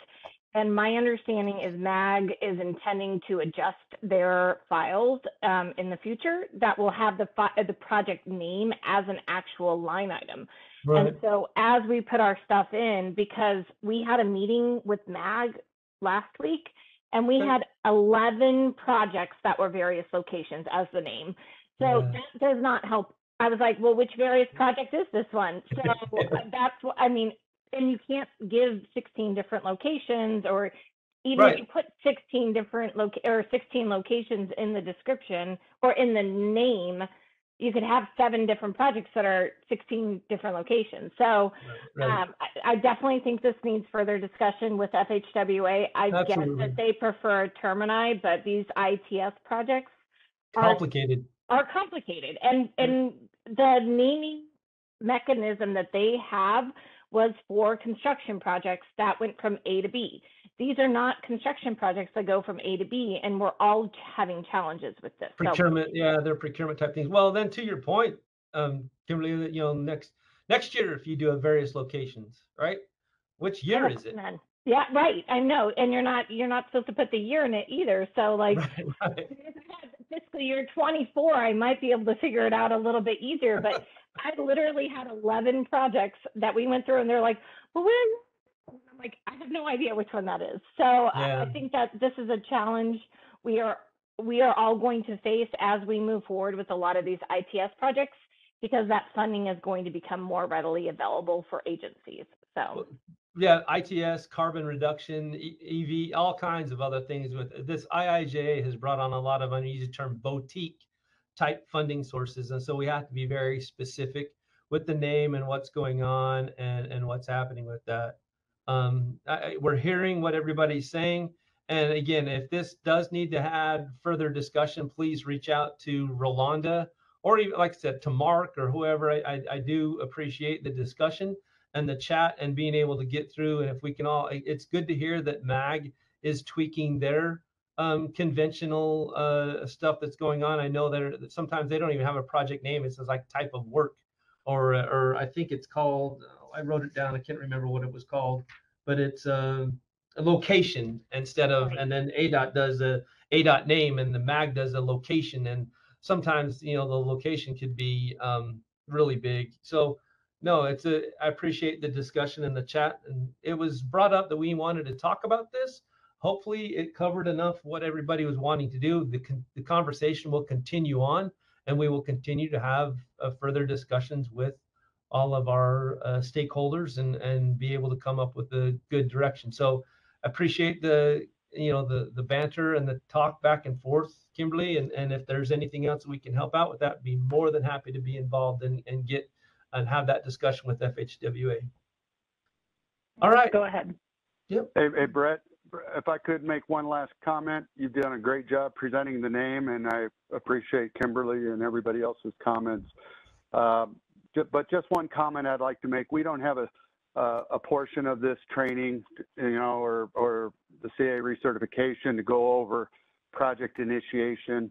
I appreciate Jennifer Hobart sharing in the chat earlier today. The initiation process has not changed, but as it relates to naming, we want to move forward with the initiation or establishment of your project with the name that is, we're only allowed to move forward with the name that's approved in the tip, number one. But when you're submitting your initiation documents, many of you are familiar. There might be some newer folks that are new to the process, but we may get 4 documents, a tip with one name, a cover letter from the sponsor agency with another name, and then a name that's on maybe an eligibility letter, and then of course our project initiation form. So we could end up in some instances with 4 different names.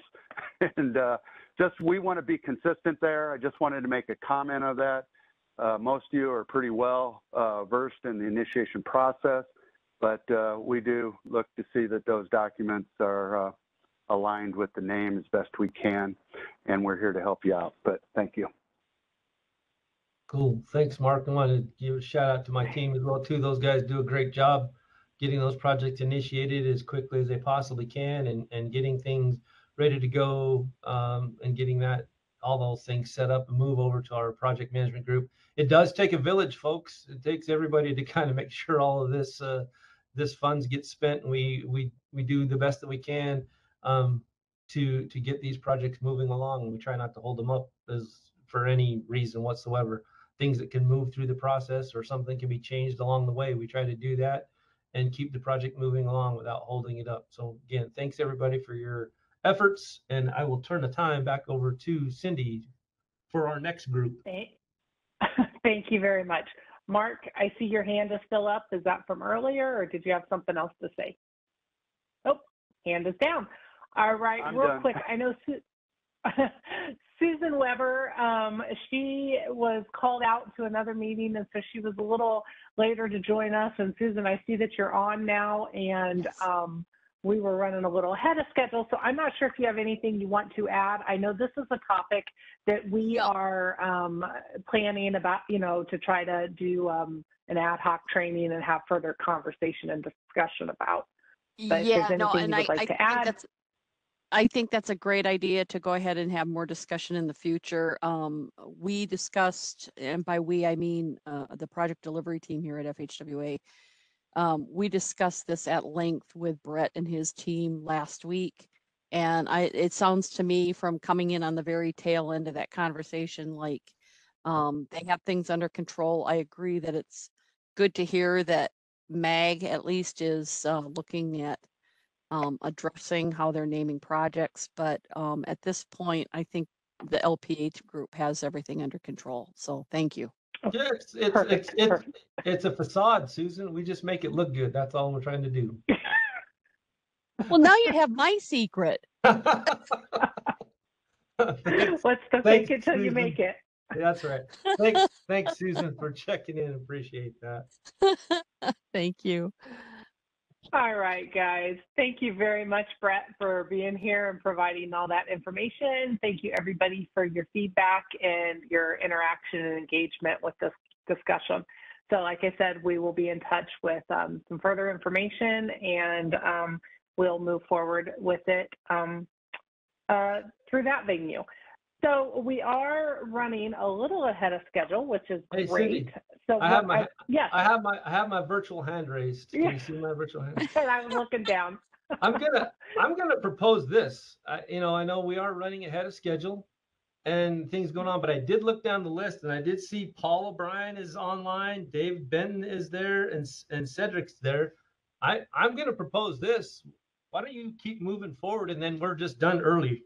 Unless everybody disagrees with that, 136 people. If everybody agrees, you and I are on the same page. I sent Paul a chat a little bit ago and asked him if he was good with going early. So, Oh, I didn't see that, but I'm here. That's okay. Because That's I read okay. your- I was checking the list to make sure that you hadn't logged off. Okay, no, I read your email earlier about schedule flexibility, so I was online. Oh, I appreciate it. You guys are great. You guys really help make all of this run smoothly. So, all right, perfect. Well, I second Brett's nomination, and we are going to just keep pushing forward and kind of get through these next few presentations and gain some information, and then we'll give us some discussion time. So at this point in time, Cindy? I'm going to turn. Yes. Cindy, I'm sorry. There's a question from Maria in the text there.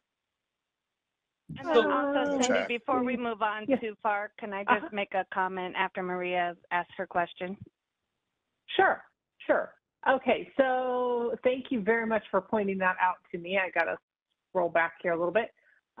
Thanks, Brett. Okay, if the city changes the name or scope, et cetera, at MAG, does the city need to submit anything in addition to ADOT? I know ADOT Finance always looks at the latest tip to approve the money. Does this apply with the name? Well, I would answer that in, if it's changed at MAG, ADOT's going to make sure that we change that name at ADOT so that they're succinct, if you will, with MAG's tip and with ADOT's tip. And then when it gets submitted for authorization at FHWA, that everything is lined up. So the city would not have to do anything. We would take whatever is done at MAG and go that would be the final decision maker. That answers your question. If they change the scope, if they change the scope, that needs to be done. That's clearly, those kinds of things need to be, all of that stuff needs to be done. And again, whatever happens at the MAG, then yes, we will see whatever's taken, what action is taken at the MAG Transportation Board, their regional council. If the scope of work ever changes, I certainly hope, Maria, that you are notifying the project manager. That has to be done. Yeah, We appreciate that. Yeah, of course. We will notify ADOT, especially to assess if there are any environmental constraints or concerns. We would do that. But sometimes due to funding availability, we have to descope or take things from 90 to 100. We reduce it, but we need to make sure that we always keep MAG updated. So I just wanted to make sure that I complete the process of notification. And I always do things transparently with ADOT and MAG, but I want to make sure that I don't drop the ball if something else is needed. Appreciate it. No, great question. No, whatever's done at MAG, ADOT will incorporate. Perfect. Thank you very much. Jennifer, did you have a comment? Yeah, I just wanted to kind of add to what Brett and Mark and Susan were talking about in response to Kimberly talking about the ITS projects. Where we did leave that off is because that is something that we did discuss specifically is the ITS various locations. And FHWA did say that they would need to have some further discussion on that, and we'll also continue to have further discussion on that. But for right now, we are looking at them on a case-by-case scenario, so we may need to make some further conversations happen, but for right now, that's kind of where we're at on those ITS specific projects. Yeah, thanks for bringing that up, Jennifer. That's a very good point. All right. If there are no other comments, we're going to move forward with Paul O'Brien with environmental. I don't see anything else in the chat, so thank you very much, Brett and everybody. Paul, I'm going to go ahead and turn it over to you. Let me find you in the little name here so I can give you sharing rights. So you can share your screen. All right, you should be able to share your screen now with your presentation. I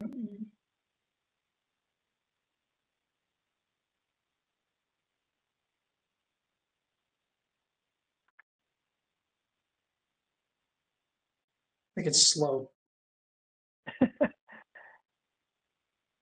The heat is setting in and going to affect everybody's connections.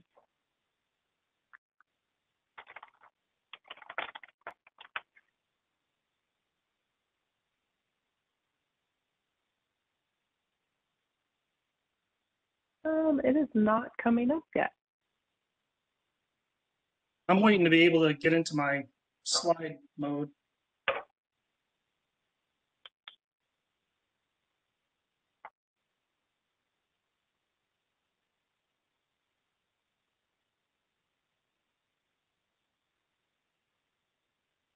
Oh, there we go. All right. So you see that? Oh, that's perfect. Yes, we can see that. Thank you. That's all I see right now. So good afternoon, everyone. Thanks again for having me here. Paul O'Brien, Environmental Planning. I just want to welcome you to the module for environmental. And in general, this training will be just a broad overview of the environmental responsibility outlined in the Certification Acceptance Manual. And the main takeaway, and you've heard this already throughout the day probably, is that environmental clearance is required for federal aid LPA projects. And they can be simple, or they can be quite complex and time consuming and consume a lot of funds. So I'm just going to start with some things that are outlined in the manual and then move on to things that'll kind of cover these areas that I'm just kind of highlighting. And then this is really only 2 pages and a few other locations in the manual that people should be familiar with. One is the NEPA approval is ADOT's responsibility, and it cannot be delegated to the CA agency, though most of the program is. The environmental cannot be.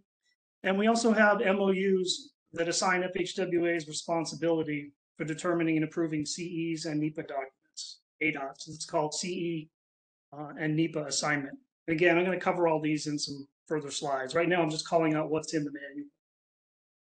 So there are 3 classes of action in the NEPA process. So these are 3 different types of environmental documents that may have to be prepared for, depending on the type of the project.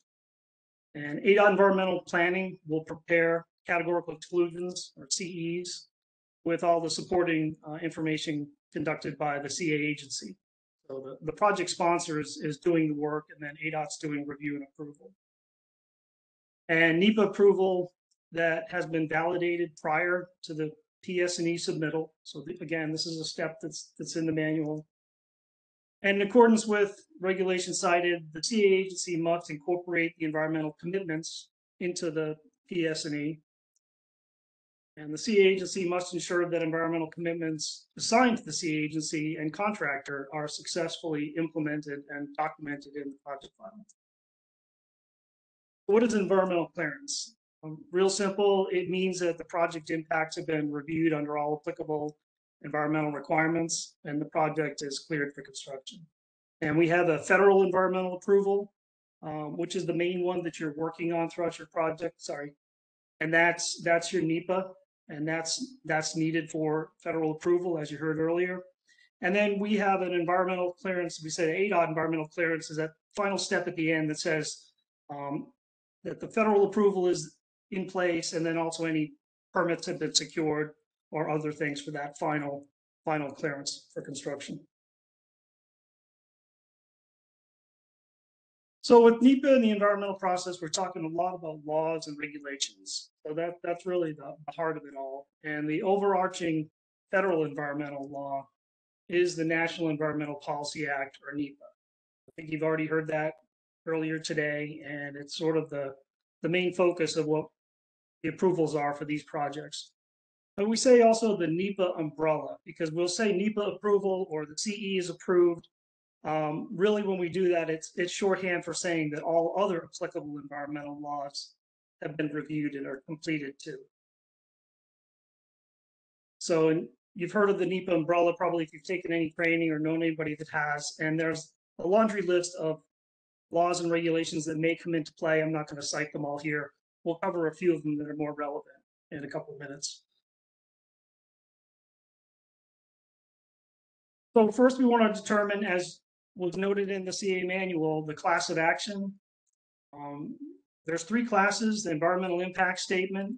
This is impacts are significant, and you're doing an environmental impact statement. This is really the heart of the NEPA law itself.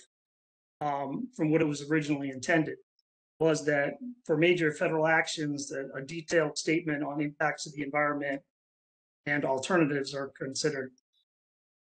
Then there's also an environmental assessment. This is where significance of impacts may not be clearly known, although typically if we're preparing an environmental assessment, we complete it with what's called a finding of no significant impact, and that's a declarative statement that no environmental impact statement is needed. There's a few LPA projects that have had environmental assessments, far less common. Seeing no LPA projects with the EIS, few with EAs. The vast majority are cleared or approved with what's called categorical exclusions, or CEs. And that's really the focus of this training, because it's 99% of what goes through the LPA projects. And there, the impacts are not significant. That doesn't mean there are no impacts. It just means under NEPA, and what is a significant impact under NEPA requiring an EIS is not applicable. The CE projects are excluded, therefore, from those formal requirements of an EIS or an EA. And again, that's with alternatives, public review of the document, public disclosure, et cetera. Also, evaluation of alternative actions. So cover CE and NEPA assignment. As was mentioned earlier, ADOT has the environmental review approval. It cannot be delegated to the CEs, but it has been delegated through assignment from Federal Highway to ADOT. So it's FHWA's environmental review responsibilities have been assigned to ADOT by agreement. And it's an assignment of legal responsibility. So it's more than just, in the past, some of you might be familiar where we had programmatic agreements where all the legal responsibility stayed with Federal Highway, but we had programmatic agreements for certain levels of decision-making that were delegated to ADOT. So this is a different ballgame where the legal responsibility for decisions is assigned to ADOT. And ADOT acts as the lead federal agency and as the decision maker in the environmental review process. That means we're approving for the lead federal agency, we're leading the consultations, Fish and Wildlife, et cetera, and then we're also approving the documents. And again, this responsibility cannot be delegated to LPA or certification acceptance. We have CE assignment and NEPA assignment, and the reason for differentiating between the two is they are two distinct programs. We have two distinct MOUs. So for CE assignment, which will be the vast majority of LPA projects, will be with our 326 MOU. There are also some that we could call NEPA assignment with our 327 MOU. I know it's a lot to remember. Those are just the sections in the code from which they come. The distinction here is we do certain CEs with the 327 MOU too, but those are ones that add capacity. And in those cases, there is a conformity determination that may have to be made by Federal Highway. Typically, if we're adding capacity in an area like MAG that's considered non-attainment, we're doing those projects under that 327 MOU. So just to cover kind of CEs in general, how you go about applying them is you take and match the general project description to the type of project and the descriptions listed in the regulations to determine the applicable CE. There's a long list of projects or descriptions of work in the regulations for what can qualify for a CE. Common projects, pathways, capacity, we're adding lanes, typically within existing right-of-way, could require some new right-of-way. Preservation projects, bridges, new, rehabilitated, replacements, repairs, and safety. Could be roundabouts, intersections, things of that nature. So there's a broad array of projects that can qualify for CE. By regulation, the CEs require a consideration of unusual circumstances. So it's a little bit of a catch-all that your project met the description for CE. Oh, it's a pathway. It's very simple, but if that pathway was in a particularly sensitive environment, it could be considered an unusual circumstance, and impacts under other laws would may need further evaluation to see whether or not that project needs an environmental assessment. Typically, we're meeting and checking off on the unusual circumstances that there's nothing that's basically bumping it out of that category where it qualifies for a CE. And another thing to consider is that for nearly all projects, the other environmental laws under the NEPA umbrella are most likely to be the critical path in the preparation of a CE. So what does that mean? It's kind of in a nutshell, ironically, CEs, for CE projects, NEPA is typically never the critical path. It's usually another law, but we just say the CE is not completed until all those other laws are done. So therefore, it looks like the CE is the critical path. But really, and I'll go into naming a few of these in a moment, but CEs themselves, once you meet the qualifications with the description and you have your project defined, they're pretty well set and pretty easy to determine. But then we got to go and do all those other laws. Historic, 404 permitting, could have endangered species, noise impacts, hazardous materials. Again, historic, can have bridges, structures, etc. So there's a lot of things that may have to be considered in the process. And with environmental, it always depends on the scope and the context or your setting of your project. This is just an overview of the environmental in the project development process in general. The way this is set up really is for these larger projects where you're doing a planning process and then you have environmental review. Then you move into your stages with design, right-of-way, and construction. And your environmental review is usually going on with preliminary engineering.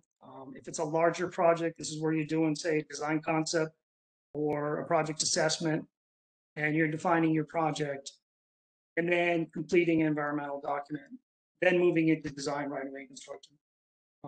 Just one note, a lot of times what happens with the smaller CE projects is a little bit more of a conflated process where the CE preparation and the design are more overlapping. We still complete the environmental before we complete final design.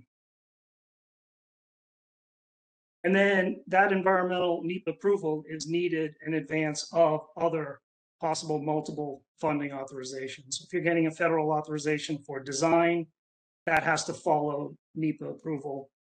Same with right-of-way and then construction. So most of the LPA and the local funding is focused on construction, but there can be authorizations for design, right-of-way, or construction. NEPA approval is needed for all of them. And then down the bottom, it shows environmental review process where we may be completing NEPA and we're approving it where that first arrow pointing down is, but it's a continuum in terms of evaluating what may change right up until we're ready for construction, and then through construction with environmental commitments. And I'll be covering this more as we go. Just kind of cover some of the technical areas within environmental, just at a real high level. Given this is only a half an hour, really don't want to overload with information, but we're looking at biological resources, Endangered Species Act, ESA, if you've ever heard. Sometimes we have projects that require biological opinions from Fish and Wildlife. These can be quite time consuming. So they have 135 days on their end to prepare the BO, and that may be after we've done surveys and prepared a biological evaluation. So that's one of those sort of critical path elements that may come up on a project. Cultural resources in the environment in Arizona, this is usually pretty significant and prevalent throughout the state. We have the National Historic Preservation Act that covers all these historic properties and archaeological sites. Historic properties basically being things above the ground, structures, and we're looking at 50 years or older. And then for what qualifies as a historic property, and then archaeological sites, of course. There's also another law called Section 4F. It comes from the US DOT Act, so it only applies to DOT projects, which includes federal highway, also federal transit, and federal aviation, federal rail. In short, this looks at two different areas that are protected: the parks, recreational areas, and historic properties. There's also wildlife refuges. Trying not to go into too much detail, but these areas are all protected, and it's a substantive law in that you have to avoid those takes. So it can be pretty important on a project if you're taking right away. There is a thing called de minimis impacts where you may have a small taking that, if it qualifies, will not cause significant change to the project. But if there is a substantial impact or an impact that's more than de minimis, then Section 4F could become pretty important. Hazardous materials, we're typically reviewing with structures and other things that have to be evaluated, possibly site assessments, depending on if you're buying right away and there's some history to the project, or asbestos, lead paint surveys.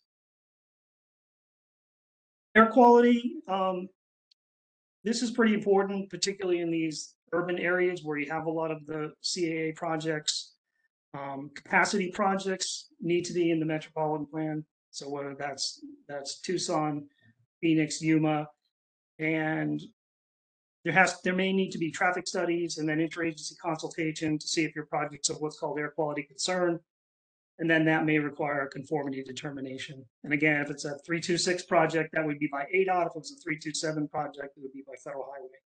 But this is pretty important. We've had some projects over time where things have changed with the project description and the planning steps back with the metropolitan planning had not been accomplished or revisited. So it added quite a bit of time to the project to have to go back and do that.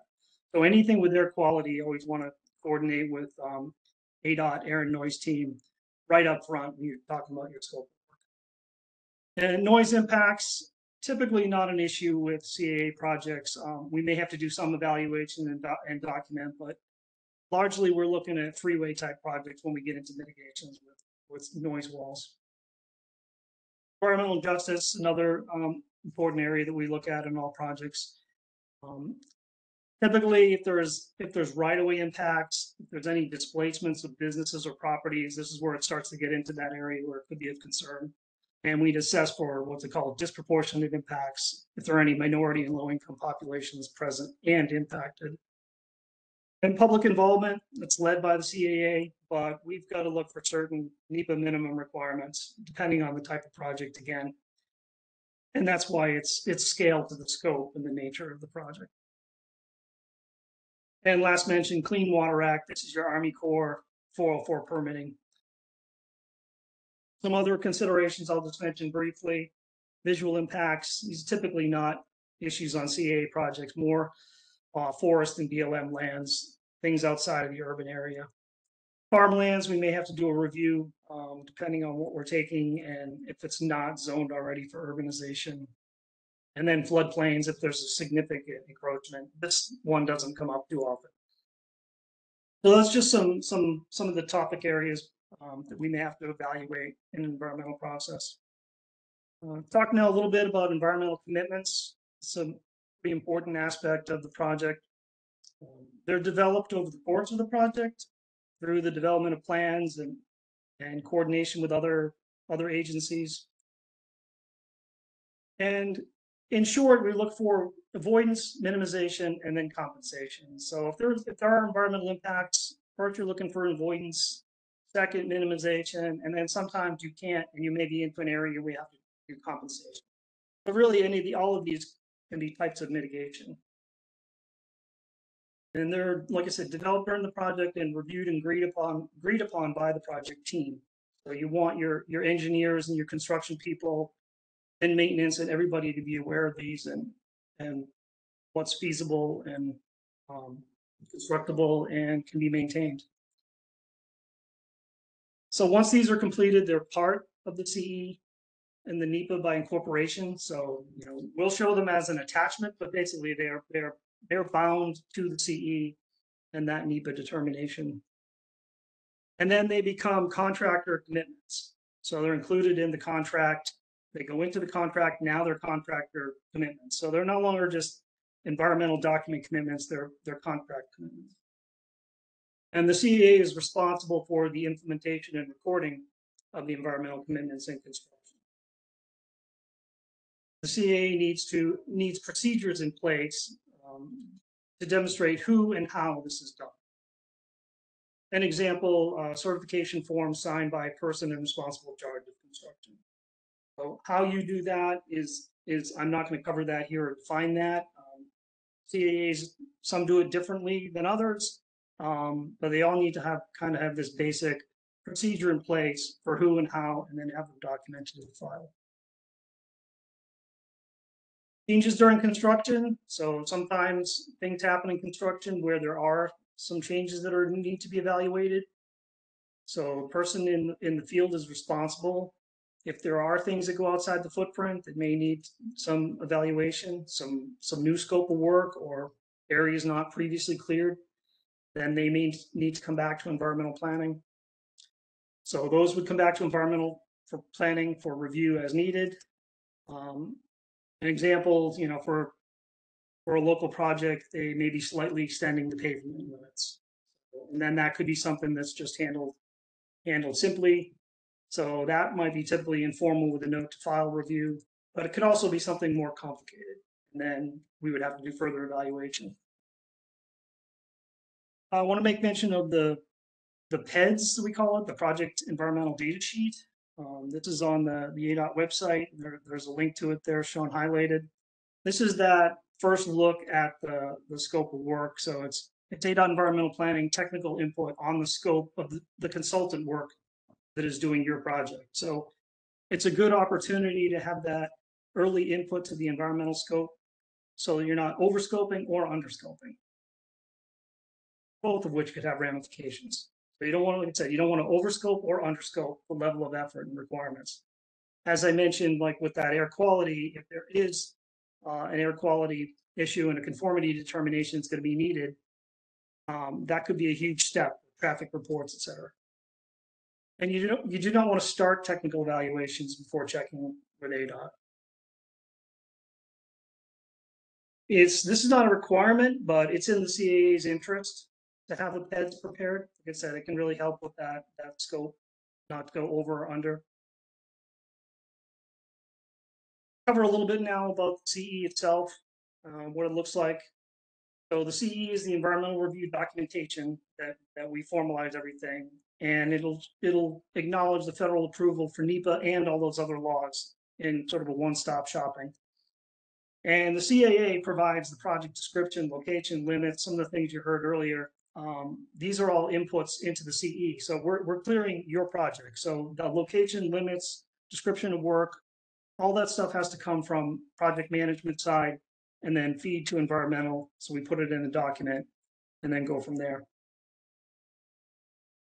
And then the environmental planner commits the rest of the checklist. I won't show the whole checklist, but we've got lots of drop-down menus for those areas that had to be considered or evaluated for the project, and sort of make those sort of negative declarations regarding 4F and environmental justice and other things. So here's just one screenshot of the next page, what the CE looks like. So we're acknowledging the Clean Air Act, noise requirements, biology, cultural resources, et cetera. So through a series of drop-down menus, and we'll make the appropriate selection depending on the analysis. So we're responsible for the technical areas are responsible for that. Again, your consultant would be driving the work being prepared, and then ADOT environmental and technical staff verify the appropriate selections on the checklist. So how long does it take to develop a project? That's really the question, not so much how long does it take to prepare a CE. Once you have all the information, CE is very streamlined. It can be done in very short order, but it's really that project development timeline. So it's really those other laws and that compliance as applicable. That's the it depends part, again, your scope and your context of your project. Individually documented approved CEs. Those are the ones where we may be adding a lane or doing capacity. Those 327 CEs could be 9 to 12 months. Could be shorter depending on the issues that are out there. So just a few notes to be mindful of the timing of technical reviews. For example, as I mentioned before, if there was a biological opinion, sometimes this happens on bridge projects where they have to do some cutting, and it can really impact the schedule. Even for a very small project, we had one that was a local government project, very small bridge footprint, but they were doing a lot of cutting in the Gila River, and it needed a biological opinion. Cultural resources, these may require surveys and mitigation, so cultural can be a significant driver. And again, those conformity determinations under the Clean Air Act that I mentioned earlier, and the planning requirements. So that's what's that MPO process, that your project is in the regional plan, that they've got regional conformity, and all those things are lined up before we start doing the individual project. And then within the individual project, the traffic data in report is of particular importance. And so the right data is needed, and there could be consultation if it's a project to see if it's a project of air quality concern. And then beyond that, if it is, then we may get into what's called modeling or hotspot modeling. And that's another whole ballgame that can really make a project complex. Typically, that's not going to happen on an LPA project. So I'm not going to go into detail on it. So to cover some final steps on the way to federal authorization, see on the left, we've got NEPA approval. So we've gone through that process. You've developed your projects. It could be that things change during design, and there may be reevaluations that are needed. So there's sort of reevaluations are it depends thing, depends on what changed during the design process. Nothing's changed, and not a lot of time has gone by. Then you're moving through your final design right away towards authorization. In that design process, we have what we call final plans review. So that's on the CA. We want to just make sure that the plans are consistent with what was approved earlier in that NEPA approval. And that's that description, the limits, et cetera, the scope of work, that those and the footprint, that those things are still consistent, that during design, there hasn't been major changes. There may be changes during design, like I said, but that would be box one there, where we would be doing those reevaluations along the way.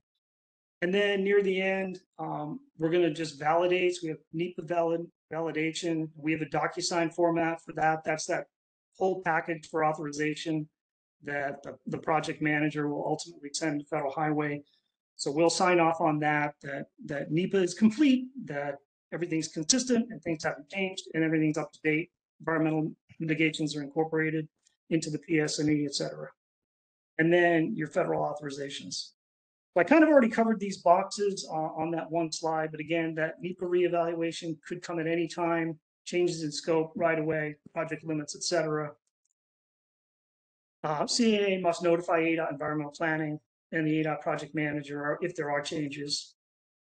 And if there's complex scope changes or substantial time has elapsed, we may have to do a formal reevaluation. Particularly for an EA, we have a template for that. Not likely on an LPA EA project, but we do quite a few of those for EAs for ADOT projects. The CE reevaluation is fairly straightforward. Basically call out what changed. And then so there could also have some really minor changes, which we just say we document with a note to file or a memo or a phone call. That could literally be that, we want to extend the paving limits 10 feet on this street, and it could be simple, just a note to file. So the plans review, here's where we want to look at things that are consistent. This is just showing a bridge with an access that they're building and a staging area that was part of the clearance. And if that was in the CE from before, you're just making sure that it's consistent with your final plans. So the CAA is responsible for that final checking of plans and that consistency with the CE. Confirm no change in project scope right away. And then confirm environmental commitments are complete, consistent with what was consulted on and developed during that CE process, and then included in the contract. And then that last step that I mentioned again, that NEPA validation. This is the project manager submitting that funding authorization request to Federal Highway. It's an entire package, which you probably heard about elsewhere in the training today, but just for environmental, our planner will sign that letter through DocuSign, just confirming that NEPA is still valid and that everything's been incorporated. And with that, I know it's a lot of information really fast, but just wanted to cover the basics. And if there's any questions, we can go from there.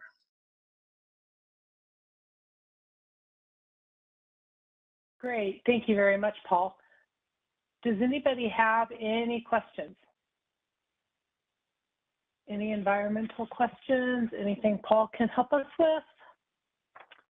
Put it in the chat or just unmute yourself and ask away.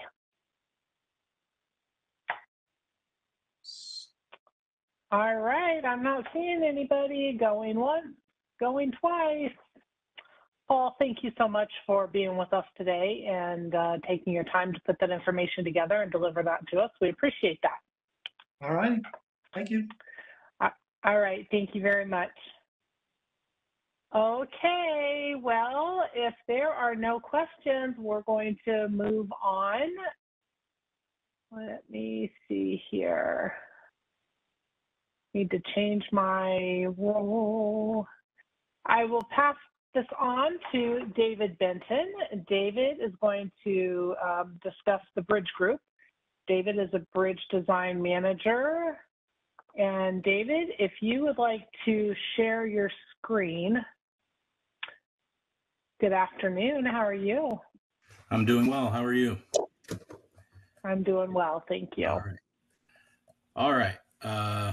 I don't have a nice blurred out vision, so you can see all of my U of A paraphernalia there and a self portrait of me playing the guitar. I'm just kidding. Not a problem.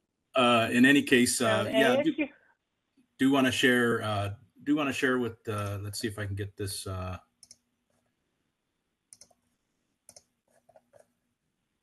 everybody see my screen? There you go. That's perfect. Thank you. Very good. Okay, just wanted to talk about briefly the bridge portion of the checklist.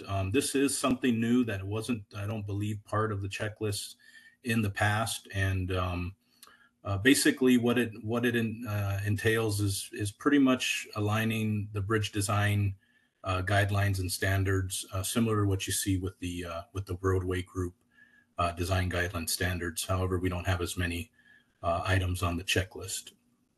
But basically, it comes down to again, what's being constructed, designed and constructed on the NHS, and what is not.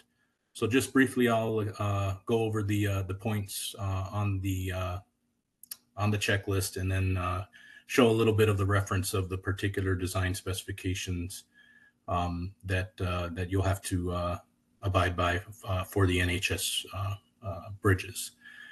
So again, the questions, please provide the agency's adopted bridge design and construction standards for the design and construction of local NHS bridges for review. And also asking the question, do the agency's adopted bridge design guidelines and construction standards incorporate and conform to the applicable AASHTO design specification and standards in CFR Title 23, Part 625. So briefly, just want to reference those particular standards that the designs will have to meet. Here's a snapshot of what Part 625 is in relation to bridges and structures. And of particular importance is basically meeting the AASHTO LRFD bridge design specifications, and the two portions of the specifications that would affect the CAs mostly would be the bridge design specifications, and also the AASHTO standard specifications for structural supports for your highway signs, luminaries, and traffic signals. And or as the option, you can also design them using the AASHTO LRFD specifications for structural supports and highway signs, luminaires, and traffic signals, otherwise known as, you don't want to say all of that, you just call it the LTS.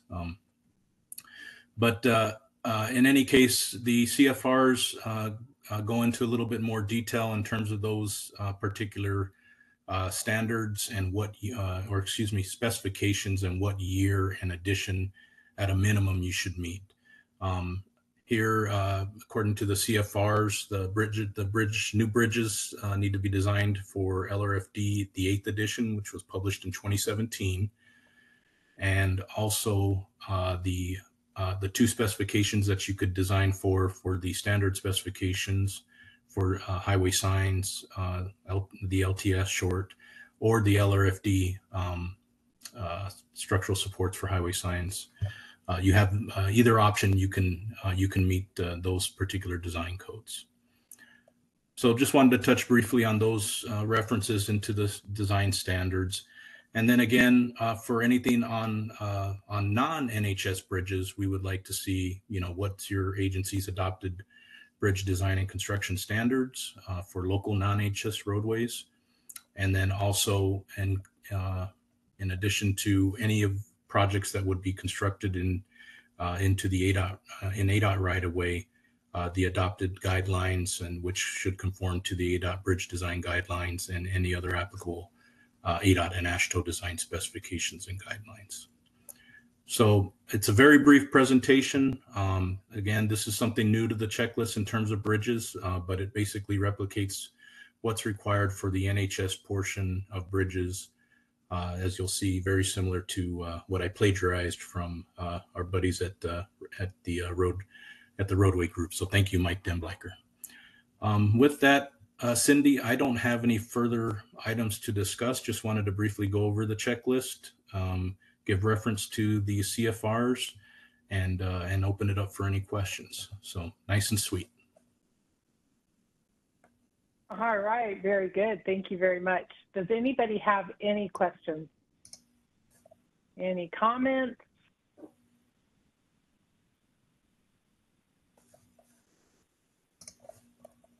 Anybody? Any questions or comments regarding bridge? Regarding U of A over ASU? We'll get some little bannering going here. All right. Well, I guess we're going to let you off easy today. I appreciate you being with us today. Thank you. And if you have any further questions, please feel free to reach out to me. Thank you very much. Yeah, not a problem. We appreciate that very much. All right. If there's no questions, we're going to just move right along here. Cedric, you are up next. If you would like to present your screen, if we will go ahead and I will turn this over to you. How are you doing today? Okay, doing great. Thanks. Good.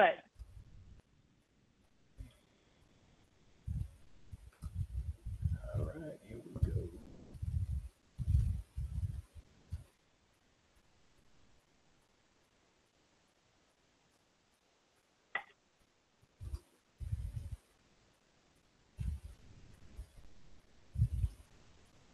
Looks like it's connecting, so. Okay, no problem.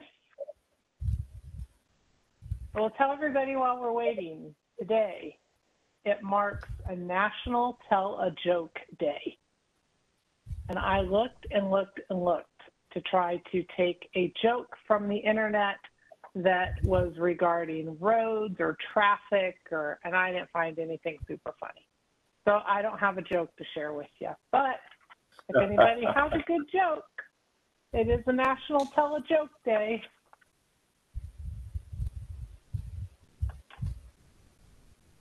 Okay.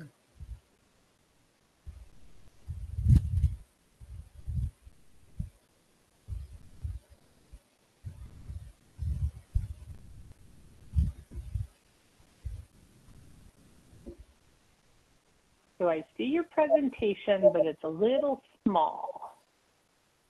I don't see it at all. Oh, no. Let's see here. Let me go to.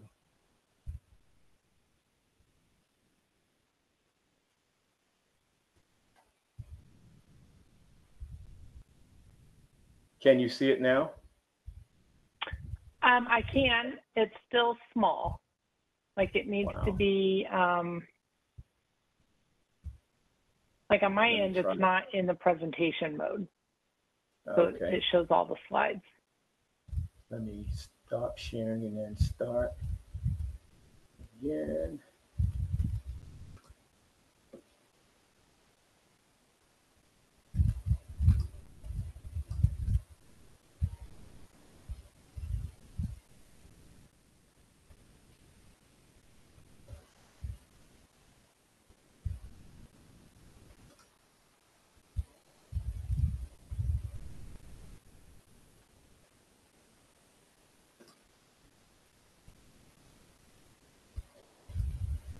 How's that? It looks the same to me. Do you see it on your Really? end? I have Yeah. a 30-inch Is it- screen and it's covering the whole screen. Is it in presentation mode on your screen? Let's see.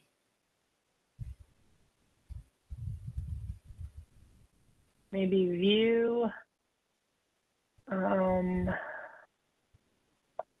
Cedric, if you click on that down at the bottom right, if you see that 100%, there's a little icon just to the left of 100%. If you click on that, you should go into presentation mode. Okay. Thank you, Susan. The icon, yeah, the icon right next to the 100%. Okay.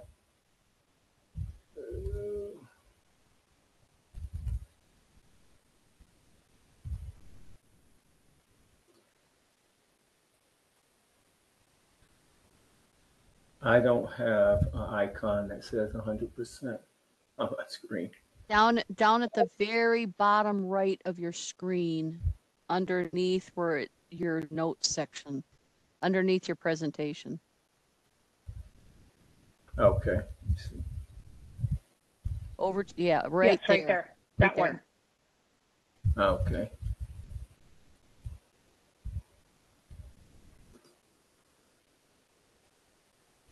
Did that do it? Not yet. It went to full screen on mine.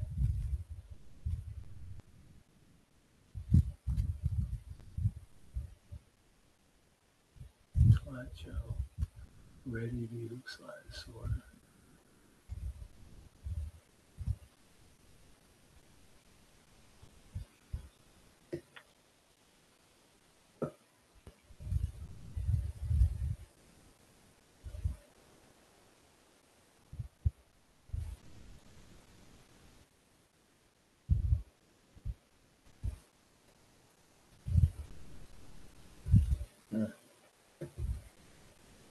You can also click from beginning at the top left. Yeah. And see, that takes me to slideshow and it takes up my whole screen. But I guess it's not coming through on the presentation.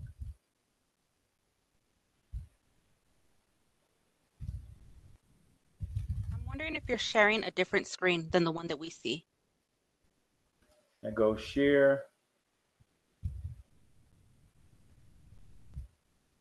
Let me try this one more time. So that's probably it, sharing the wrong screen. Yeah. Because if not, I think we can get by with what we could see. We'll just. Window.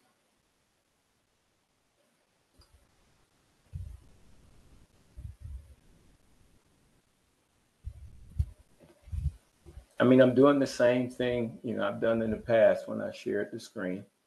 I select a window and I select the window that shows the PowerPoint presentation.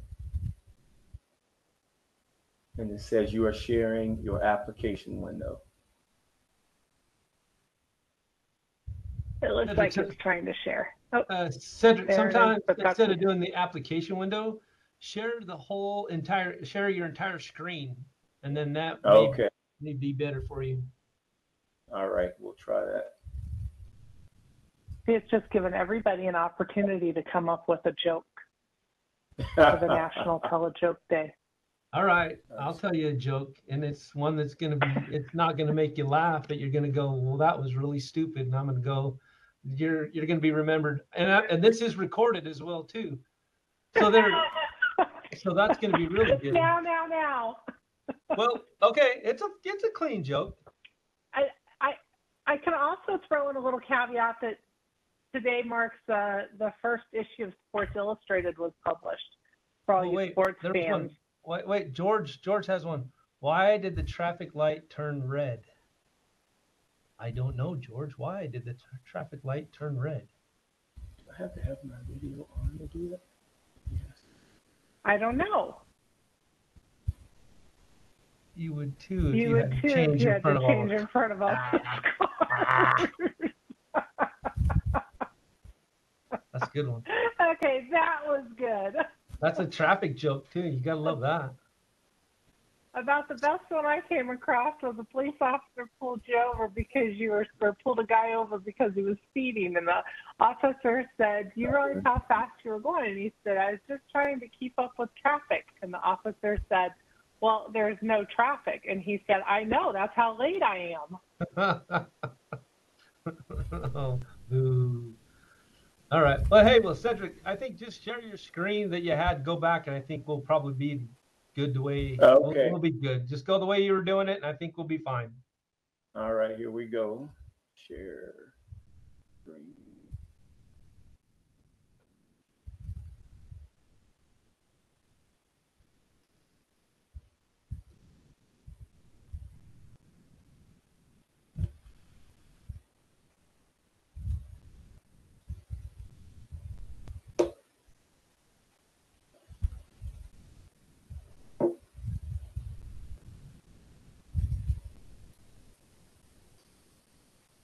I think you're just You know gonna have to what? go with that. Just go with Yeah, that. I think we can go with that.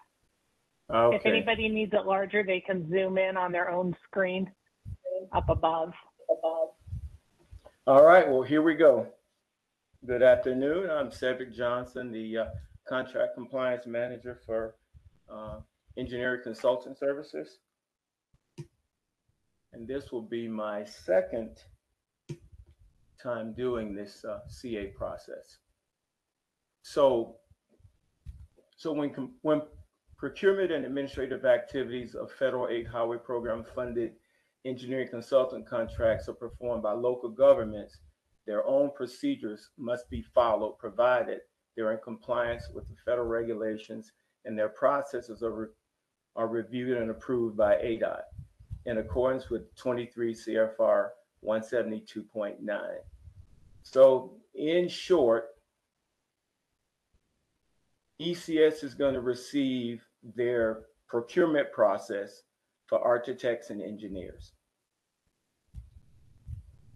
We have a 25-page questionnaire that they're going to fill out that's full of statutes, federal statutes and local statutes. And then we're going to review that and compare that to the ADOT process and then move forward, hoping to get all of the ones that we received done in 5 weeks. On this second slide, this slide just presents the statutes to show that we are exempt from standard procurement processes. And so everything we do in the selection process is based on qualifications. So you'll probably see a little acronym QBS, qualifications-based selection. There's an initial set of assessment questions at the very top, a small number. And it starts with, is the agency submitting design consultant contract and procedure? Cedric, we're still, I'm sorry, we're still seeing your cover page. It didn't move. Oh my goodness. You just need to click on the slides on your left.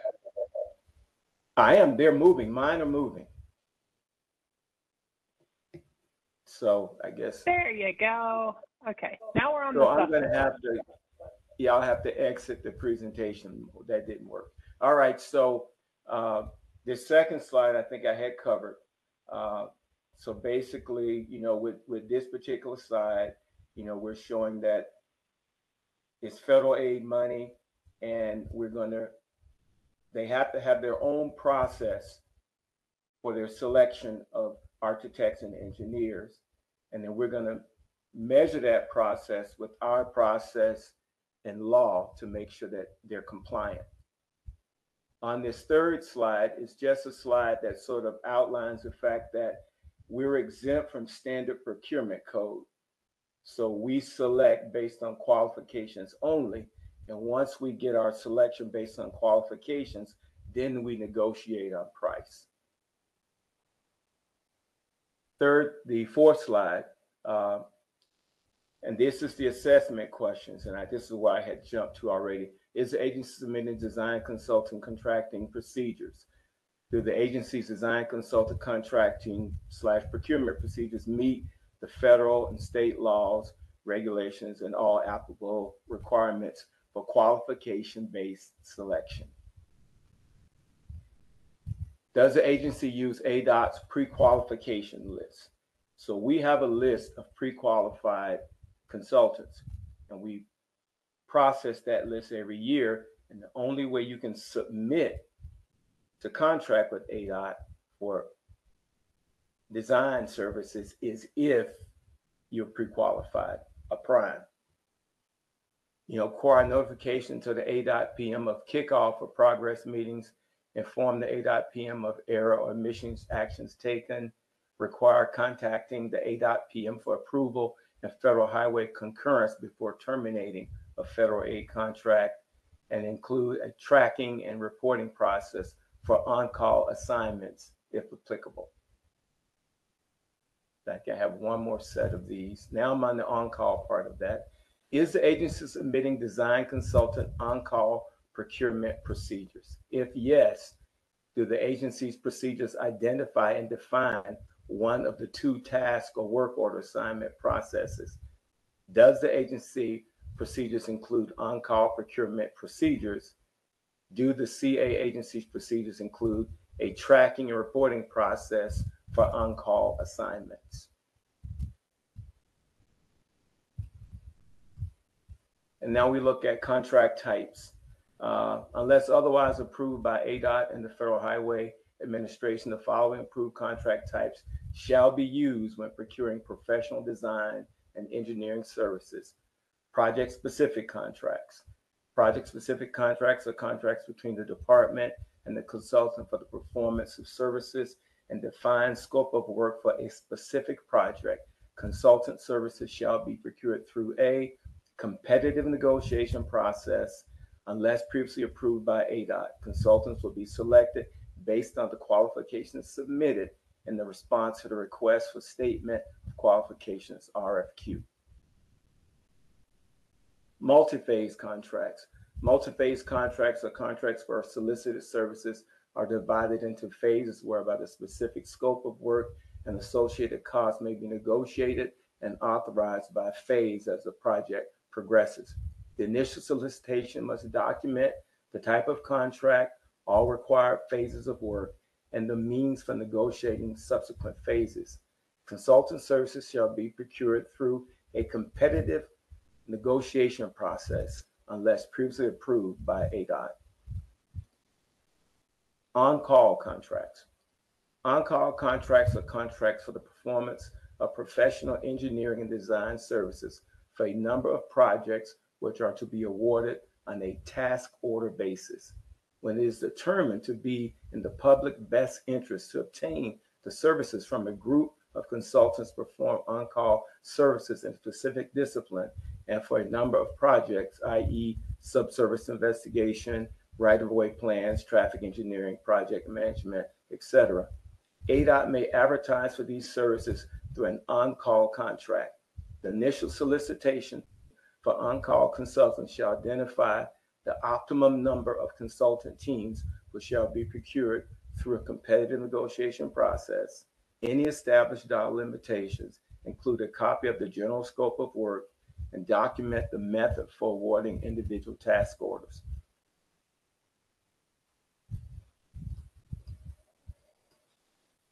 On-call contracts shall have a maximum contract period of 5 years. Individual task order amounts cannot exceed $500,000 for a state and federal aid highway program funded contract, and the total contract amount cannot exceed $2 million per contract per year, calculated from the end notice to proceed anniversary date. Exceptions to these amounts will require a signed approved waiver from the ECS manager, Federal Highway Administration prior to proceeding with negotiations and work. ADOT will compete and award tasks among the selected qualified on-call consultants through an additional qualification-based selection procedure or on a regional basis as outlined in section 4.12 of this manual. The goal is to complete the review and approval process in 5 weeks. And that concludes my presentation, and I can answer any questions.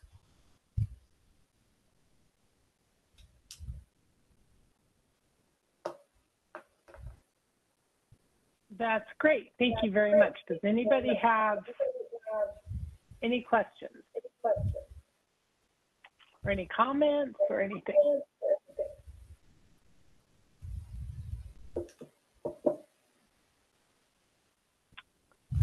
All right. Goodness, it's a quiet group this afternoon. Thank you very much, Cedric, for being with us. You're welcome. Thank you.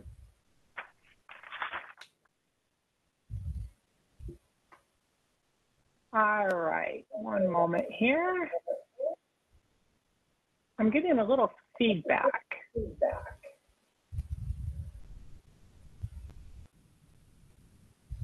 Try this. Okay, there we go. Okay, everyone. Well, are there any questions? I want to kind of open the floor up here for anybody who has any questions, any comments.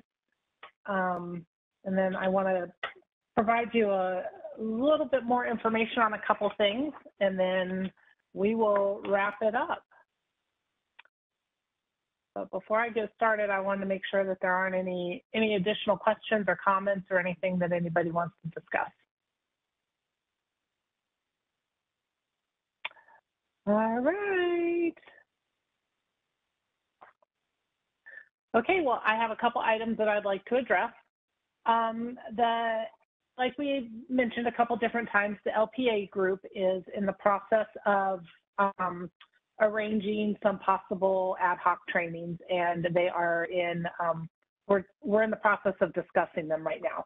So we have some potential thoughts that we've been tossing around, authorization requests, BABA, right-of-way, project initiation, a project establishment, materials only procurement, HSIP, ITS, final, additional final voucher training or invoicing. I'm not sure if you guys feel like you would like to receive some additional information on any of those, you know, please let us know, but those are some of them that we've heard about and we were going to look into a little further.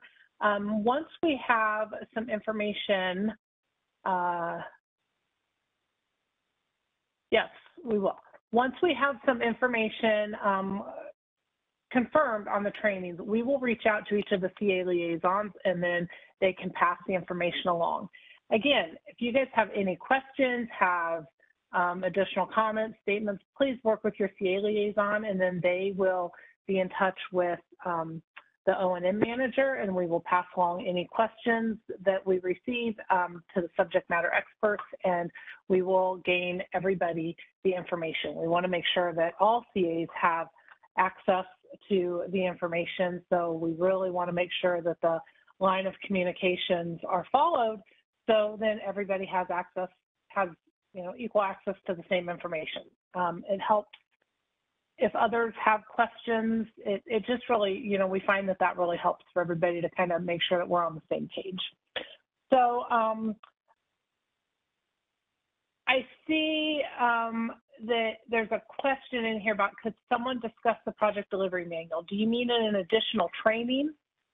Or is there a specific question that you had regarding something you heard today? Yes, this is Jorge Castillo. It's basically from one of the items where it mentions a project delivery manual. So we have project delivery procedures, but the word manual kind of throws me off. Okay, do I have somebody that can address that? Where specifically, is there a question on a checklist you were seeing something? We have Cindy, this is Rolanda. Can you hear me? Yes, we Clear can, enough thank you. Through the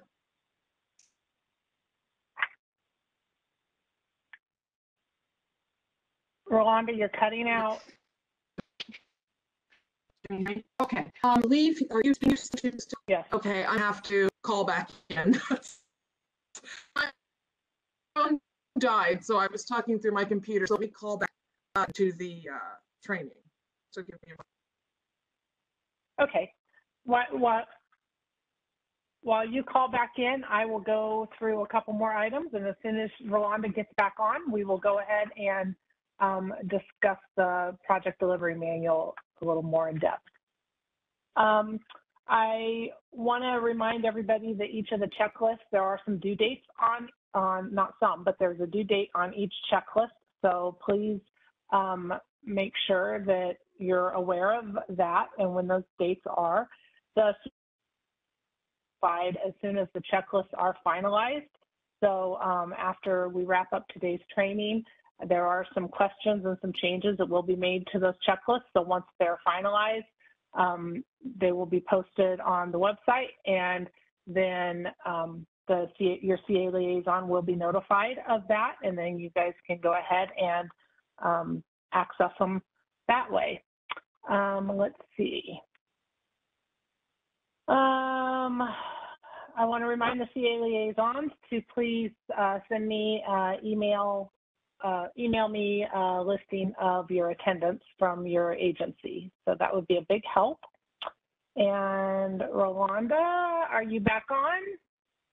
I'm back. Thank you very much. Perfect. Can you hear me? Oh, there, now we can hear you. Thank you. So All go right. ahead regarding the project delivery manual. Yes, we have actually a checklist dedicated to the project delivery manual. And in fact, Mr. Castillo, each agency is required to have their own project delivery manual. And so that is, in fact, when we refer to that, that is, in fact, what we are referring to. That will be reviewed during the course of certification, recertification.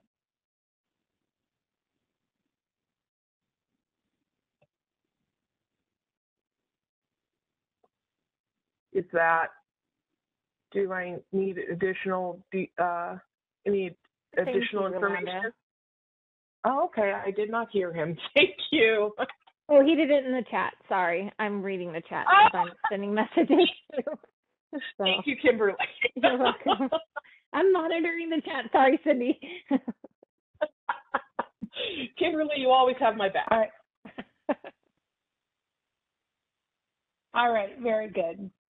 So also, I know I've received a question about how long it'll take before we post the video on the website. And, you know, I would say probably it's going to be next week at least.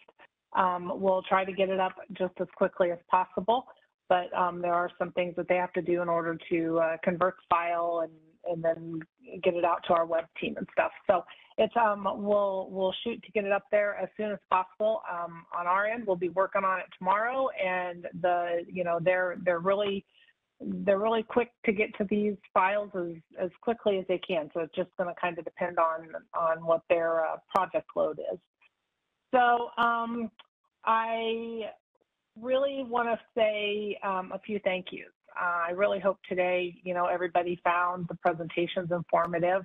I appreciate everybody, coming today and attending. My apologies to Mesa for wherever miscommunication was on the cancellation of the in-person. So I'm glad that you guys were able, to attend virtually. So we appreciate that. And I just want to say a few thank yous to all sorts of everybody. To the attendees, thank you for coming. To the CA agencies, I appreciate you guys attending today. I appreciate you guys getting your questions submitted ahead of time. To Kimberly, Kimberly, you did a great job of getting the information to us. So we thank you very much for that. I want to thank, Susan Weber, support from FHWA. It's wonderful. We appreciate that. And I personally want to thank Brett Anderson. He's our section manager, and he's just a great support. We need something, and he's, willing to jump in and help out however he can. And I really want to thank my team that I get to be part of, the process branch. You guys are great. And so we have just been working diligently to try to get as much information out as we can regarding this recertification. And I appreciate the backup that we've had today from my team of other people, even behind the scenes, of making sure that we had some videos if we needed them and kind of some different things going on. So I also want to say a special thank you to, I know I'm always reminding everybody to go out to our website, but Kirsten Houston from Project Management Group, she put together a really nice little informative video regarding completing a recap sheet. So that's going to also be posted out on our website. So, I want you guys to be able to utilize the training information from today, as well as we're going to have a resource material tab out there that we're going to start posting some additional information on.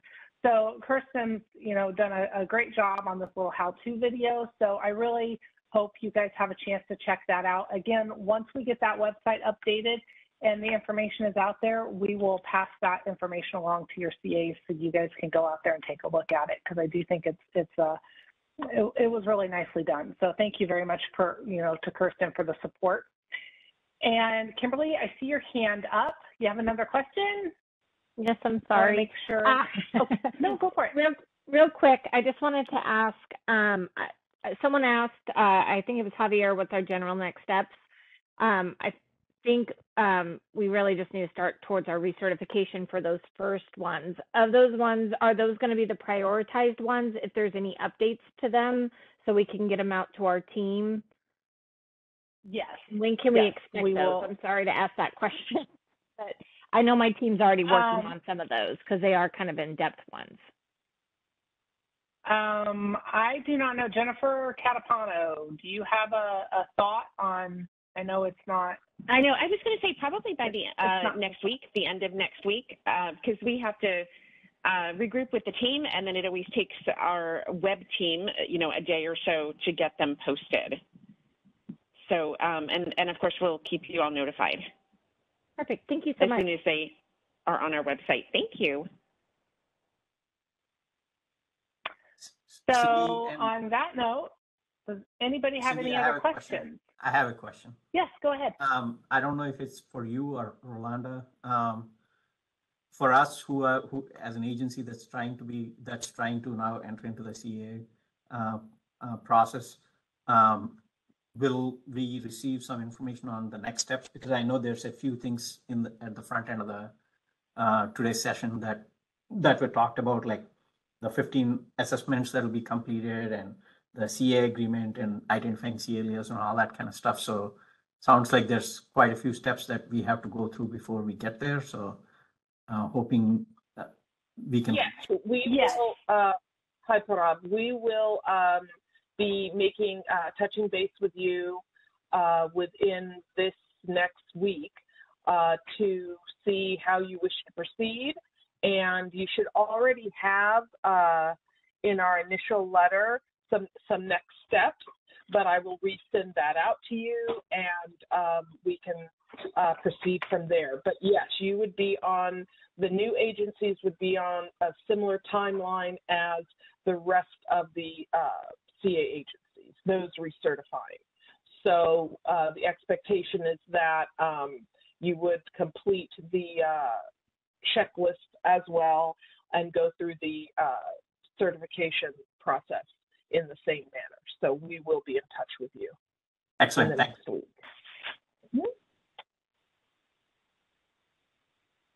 So are there any other questions? I want to make sure that we had a lot of activity going today in the chat. I want to make sure that everybody's questions were answered. If I've missed anything, please somebody unmute and read the question or let me know. I want to make sure that nobody's questions have gotten missed. I really appreciate you guys participating today and allowing me to just kind of ramble through this. I just really appreciate you guys being here. And somebody asked, did you guys hear that Apple is developing a self-driving car? I have not. I will have to ask my youngest son about that because he would be all into that. They've almost got it. Just trying to figure out how to install Windows. Oh, geez.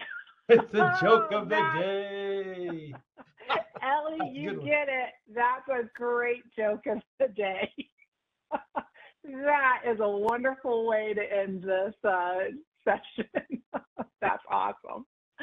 All right. Anybody, Brett, do you have anything else to say or Nope, just anything to great add? job. Great job, you and your team organizing this, getting it all put together, reaching out to the SMEs. And again, appreciate everybody attending and all the extra effort that goes on. We do a great job working together. And like I did say earlier on, it does take a village. So appreciate that help. And a great job, Cindy, for you emceeing this today. So appreciate your work and everything you got going on. Thanks a lot, guys. Thank you, guys. Thank you, everyone. Everybody have a great, safe week. Try to stay cool, stay hydrated, and stay safe. Thanks, everyone. Thank you. Thanks, Cindy. Bye, guys. Bye. Thank you.